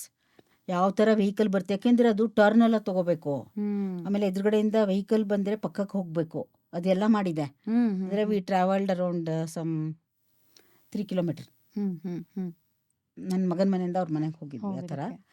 So ಅಲ್ಲಿ it will learn from huge data set also. ನಿಮ್ಮ ಬಾಲ್ಯದ ದಿನಗಳಿಂದ ಹಿಡಿದು artificial ಇಂಟೆಲಿಜೆನ್ಸ್ವರೆಗೂ ಹೇಗಿದೆ ನಿಮ್ಮ ಜೀವನ, ಹೇಗಿತ್ತು ನಿಮ್ಮ ಜೀವನ, ಇದರ ಬಗ್ಗೆ ಮಾಹಿತಿ ನೀಡಿದ್ದಕ್ಕೆ ಧನ್ಯವಾದಗಳು. ತಂದೆ ನಿಮಗೆ ಪರಮೇಶ್ವರಪ್ಪ, ಗೌರಮ್ಮ ಅಂತ ಹೇಳಿದ್ರಿ. ಮದುವೆ ಆಗಿರೋದು ಮಂಜುನಾಥನ. ಈ ಥರ ಹಿಂಗೆ ಮಂಜುನಾಥನ ಕೃಪೆ ನಿಮ್ಮ ಮೇಲೆ ಯಾವಾಗಲೂ ಬೀರ್ತಿರ್ಲಿ ಅಂತ ಕೇಳ್ಕೊತೀನಿ. ಖುಷಿ ಆಯಿತು ನಿಮ್ಮ ಜೊತೆ ಮಾತಾಡಿ. ನಿಮಗೆ ಏನಾದರೂ ಈ ಕಾರ್ಯಕ್ರಮ ಇಷ್ಟ ಆಗಿದ್ದರೆ ಅಥವಾ ನಿಮಗೆ ಈ ಅನುಭವ ಹೇಗಿತ್ತು ಅಂತ ಕೇಳೋದಕ್ಕೆ ಇಷ್ಟಪಡ್ತೀನಿ. ನನಗೆ ಫಸ್ಟ್ ಆಫ್ ಆಲ್ ನೀವು ನನ್ನನ್ನು ಈ ಕಾರ್ಯಕ್ರಮಕ್ಕೆ ಸ್ವಾಗತಿಸಿದ್ದಕ್ಕೆ ನನಗೆ ನಿಜವಾಗ್ಲೂ ಖುಷಿ ಆಯಿತು. ನನಗೂ ಒಂದು ಅವಕಾಶ ಕೊಟ್ರಿ ಮಾತಾಡೋದಕ್ಕೆ ಅಂತ. ಸೊ ನಿಮಗೆ ಒಳ್ಳೆಯದಾಗಲಿ. ನಿಮ್ಮದು ಥ್ಯಾಂಕ್ ಯು. ಉಲ್ಲಾಸ ಅಗರಬತ್ತಿ ಸುಗಂಧ ಎಲ್ಲೆಡೆ ಹರಡಲಿ, ಪರಿಮಳ ಎಲ್ಲೆಡೆ ಹರಡಲಿ ಅಂತ ಹೇಳಿಬಿಟ್ಟು ನೀವು ಏನು ಮಾಡ್ತಿದ್ರೋ ಅದರಲ್ಲಿ ನಿಮಗೆ ಸಂಪೂರ್ಣ ಯಶಸ್ವಿ ಸಿಗಲಿ ಅಂತ ಆಶಿಸ್ತೀನಿ. ಅಲ್ಲ ನೋಡಿ, ಇಸ್ರೋದಲ್ಲಿ ಕೆಲಸ ಮಾಡೋರು ನೀನು ಎಷ್ಟೇ ಮುಂದುವರಿ, ಕೊನೆಗೆ ನೀನು ಹೆಣ್ಮಗು ಆಗಿದ್ರೆ ತಾಯಿ ಹೃದಯ ಇರುತ್ತೆ ಅನ್ನೋದನ್ನ ಅಲ್ಲೇ ಹೇಳ್ಬಿಟ್ರಿ. ಎಲ್ರಿಗೂ ಒಳ್ಳೇದಾಗಲಿ, ನೀವೇನೇನು ಅಂದ್ಕೊಂಡಿದ್ದೀರಾ ಅಂತ. ಇದಕ್ಕಿಂತ ಇನ್ನೊಂದು ಖುಷಿ ಇಲ್ಲ. ನಿಮ್ಮ ಜೊತೆ ಕೂತ್ಕೊಂಡು ಈ ರೀತಿ ಮಾತನಾಡಿದ್ದೆ ನನ್ನ ಸೌಭಾಗ್ಯ ಅಂತ ನಾನು ಭಾವಿಸ್ತೀನಿ. ಮುಂಬರುವಂತಹ ನಿಮ್ಮ ಜೀವನದಲ್ಲಿ ಸಾಕಷ್ಟು ಕಲಿಯೋದಕ್ಕೆ ಸಿಗಲಿ ಅಂತ ನಾನು ದೇವರಲ್ಲಿ ಪ್ರಾರ್ಥಿಸ್ಕೋತೀನಿ. ಕಲಿತಾ ಕಲಿತಾ ಕಲಿತಾ ನಿಮ್ಮ ವಿದ್ಯಾರ್ಥಿಗಳಿಗೆ ಹಾಗೂ ನಮ್ಮಂಥ ಯುವಕರಿಗೆ ವಿಷಯಗಳನ್ನ ತಿಳಿಸ್ತೀರಿ ಅಂತ ನಾನು ಆಶಿಸ್ತೀನಿ. ಕಾರ್ಯಕ್ರಮಕ್ಕೆ ಬಂದಿದ್ದಕ್ಕೆ ಧನ್ಯವಾದ. ನಮ್ಮ ಉಲ್ಲಾಸ ಅಗರಬತ್ತಿಯ ಸಂವಾದದ ಕಡೆಯಿಂದ ಈ ಒಂದು ಚಿಕ್ಕ ಕಿರುಕಾಣಿಕೆ. ನಿಮಗೆ ಮಂಗಳವಾಗಲಿ, ಮಂಗಳವಾಗಲಿ, ಮಂಗಳವಾಗಲಿ. ವಂದನೆಗಳು. ನಿಮಗೂ ಕೂಡ ಮಂಗಳವಾಗಲಿ. Thank you. ಸಾಧಕರ ಜೊತೆ ಆಗಿರುವಂತಹ ಸಂವಾದಕ್ಕೆ ಇದುವರೆಗೂ ಊಹೆಗೂ ಮೀರಿದ ಪ್ರತಿಕ್ರಿಯೆ ನಿಮ್ಮೆಲ್ಲರಿಂದ ಬಂದಿದೆ. ಈ ಪ್ರತಿಕ್ರಿಯೆಗೆ ಧನ್ಯವಾದಗಳು. ಈ ಸಂವಾದದ ನಂತರ ನಿಮಗೆ ಏನಾದರೂ ಅನಿಸಿಕೆ ಇದ್ದಲ್ಲಿ ಕಾಮೆಂಟ್ ಸೆಕ್ಷನಲ್ಲಿ ಕಾಮೆಂಟ್ ಮಾಡಿ. ಹಾಗೆ ಉಲ್ಲಾಸ ಅಗರಬತ್ತಿಯ ಈ ಚಾನೆಲ್ನ ಲೈಕ್ ಮಾಡಿ, ಶೇರ್ ಮಾಡಿ, ಸಬ್ಸ್ಕ್ರೈಬ್ ಮಾಡಿ.